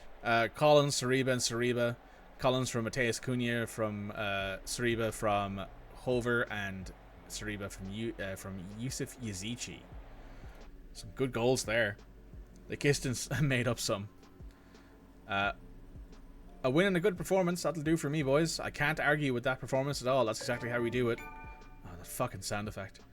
Every game starts 0-0. Gives us a platform to build on. Cannot be understated just how impactful that is. Gibbs White is closer to making 60 appearances. We'll get another $1 million for that. And Joe Gujata is close to making 90 appearances, which will give us 500 grand. And we'll have to pay out 400k to them. Sariba on form. Put an arm around. You were superb in front of goal. I was initially thinking about selling this guy, but he's come around to form now. And honestly, guys coming into form at this point of the season is very, very important for us. So I think keeping him will be more important. Ireland boss Raf Randnick was seen at Molyneux, who's keeping an eye on Nathan Collins and John Owen, who is another centre-back. Was also seen with Mateus Cunha in mind. So let's do this press conference. Mats Kilman has made 100 league appearances for us. We hit the woodwork 3 times in that match. We could have scored 6 goals. A few moments where I feared things wouldn't work out.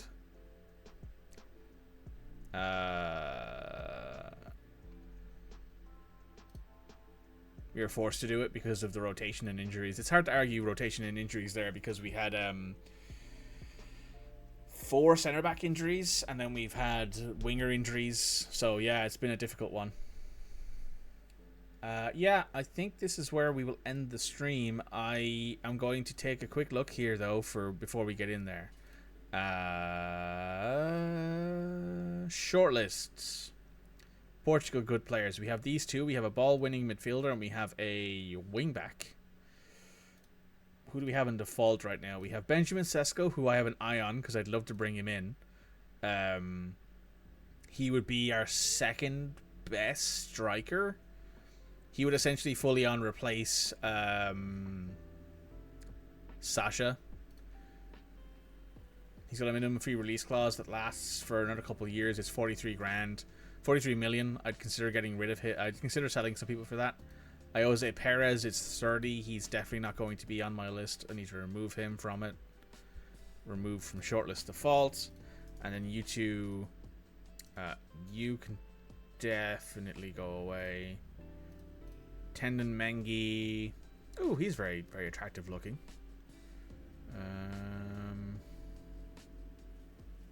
Wouldn't have been a bad player. Definitely not what we were looking for, but wouldn't have been a bad player. So yeah, I have an eye on Benjamin Sesko because I think I would consider bringing him in. We could maybe afford him, depending on how things work out. I am going to, for the sake of giving you guys something to watch at the end of the video, I'm going to see what we can do here. Expire soon. Discussions can be held immediately. Star player starts as many matches as possible. Want between 47,500 and 59,000 per week, which is more or less what he would likely gain a work permit. Thanks for the feedback. I'm going to approach to sign him. Be a star player. I want the maximum release clause with no sell-on fee. I'd give you 50 grand a week. I'll give you a team of the year bonus. And the Premier Division, if we qualify for the Champions League, I'll give you another 500 grand. Clause.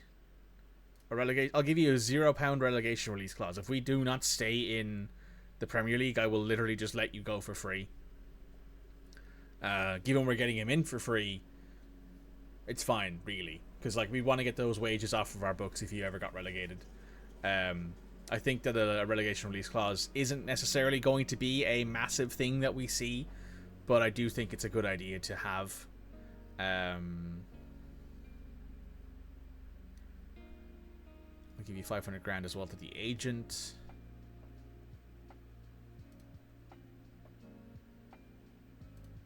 Do I think he'll play for Croatia? You are their goalkeeper. So if I add a bonus of an international cap bonus, he'll consider an international cap bonus much more valuable because he is the Croatian national keeper. I'll give him 2k for every international cap he gets.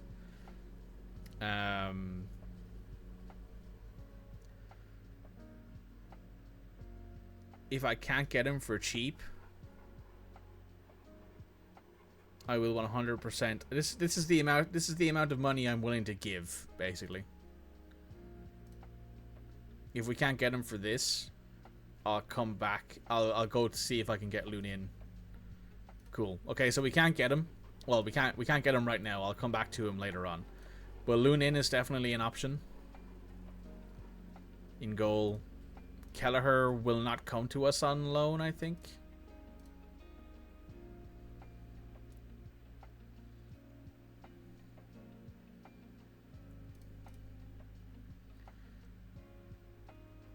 We can't offer a end of next season loan here, I don't think. Maybe that'll be a thing that'll change when we get to the thing here. Oh, this guy's wanted. Who are you wanted by? A team in. This guy would be a very good pickup. He's 26. He's essentially an Oliver Skip replacement for when Skip goes back. He's professional. He's very, very professional. He'd be an excellent team member to help with the squad when we're bringing in young players. So he might come in depending on how much we end up having money-wise. Lewis Ferguson, I would highly consider bringing this guy in. He's relatively cheap. He would be our best. He'd probably be our second best midfielder, next to Nunez maybe. Compare him with for Mateus Nunez. Yeah, he's slightly better aerially, defending, and physical, but Mateus has him beat in speed, vision, technical, and they're tied in mental. So yeah, I'd consider him probably our second best player. I'd consider bringing him in. Nicolas Capaldo. No, he's not that good, and he's not that good. I think I added him there because he is solid option. We have Elias Geralt here, who has potential, who's a right back. He would be a good substitute for Smedo, and he also doesn't need to be registered because he's 20. I will get a full scout report on him. Who else do we have in the loans list here? We have Straven Pavlik, who is a defender who we considered loaning in, but I don't think we need a defender loan anymore.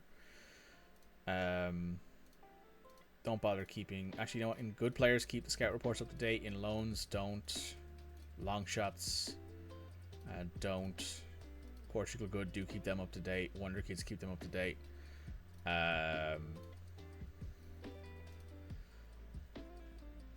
So, yeah.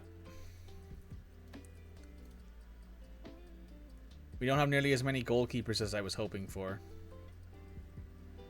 You're on my list because you had potential, but you don't really have that much, so you're not really worth it. Yeah, sorry. I should end the stream. So next time we come back, which will be Monday, assuming everything works out, I will have stuff here for you guys. We're going to be doing transfer stuff. We're going to be selling players. We're going to be doing the match against Aston Villa, big rivalry match, and it's also 5th versus 7th. It's 5th versus 7th in the league. If we win this match, we will not be able to send them down we will not be able to send them down the table, but we will basically manage to keep Chelsea and Tottenham off our back, who are starting to climb up the table. Yeah. So we're decidedly starting to get into a position now where I think the league is starting to normalize a bit. Brentford and Aston Villa are the only real surprises. If you swap Aston Villa and Brentford with Chelsea and Tottenham, you probably have a very similar look to what the league would always be, except for City. City is quite far behind where Liverpool is. Have they had a lot of injuries? Team report, senior squad. No, where is that? Player senior squad. Jack Grealish is injured. Erling Haaland is being rested. Erling scored 16 goals already this season. Yeah, there's just been a lot of stuff. Have a good evening, everyone. New goalie on Monday. Monday we replaced Bentley. Exactly. Bentley did good for the for the stretch that he had. Matcha has done good for the last few matches. He's let in 4 goals in. He's had 2 clean sheets. Here's a good question. How many clean sheets do you guys think Jose Sa has? 2. He has as many clean sheets as Daniel Bentley and Mateus Sarkic. Except Sarkic has only conceded 4 goals in the Premier League. And Bentley has probably conceded more goals now. Bentley's conceded 6 and has 4 clean sheets. Bentley has twice as many clean sheets as our starting goalkeeper. That's something to leave you guys with. So what we're going to do now is we're going to save. I'm going to raid out into a Football Manager channel. Same category.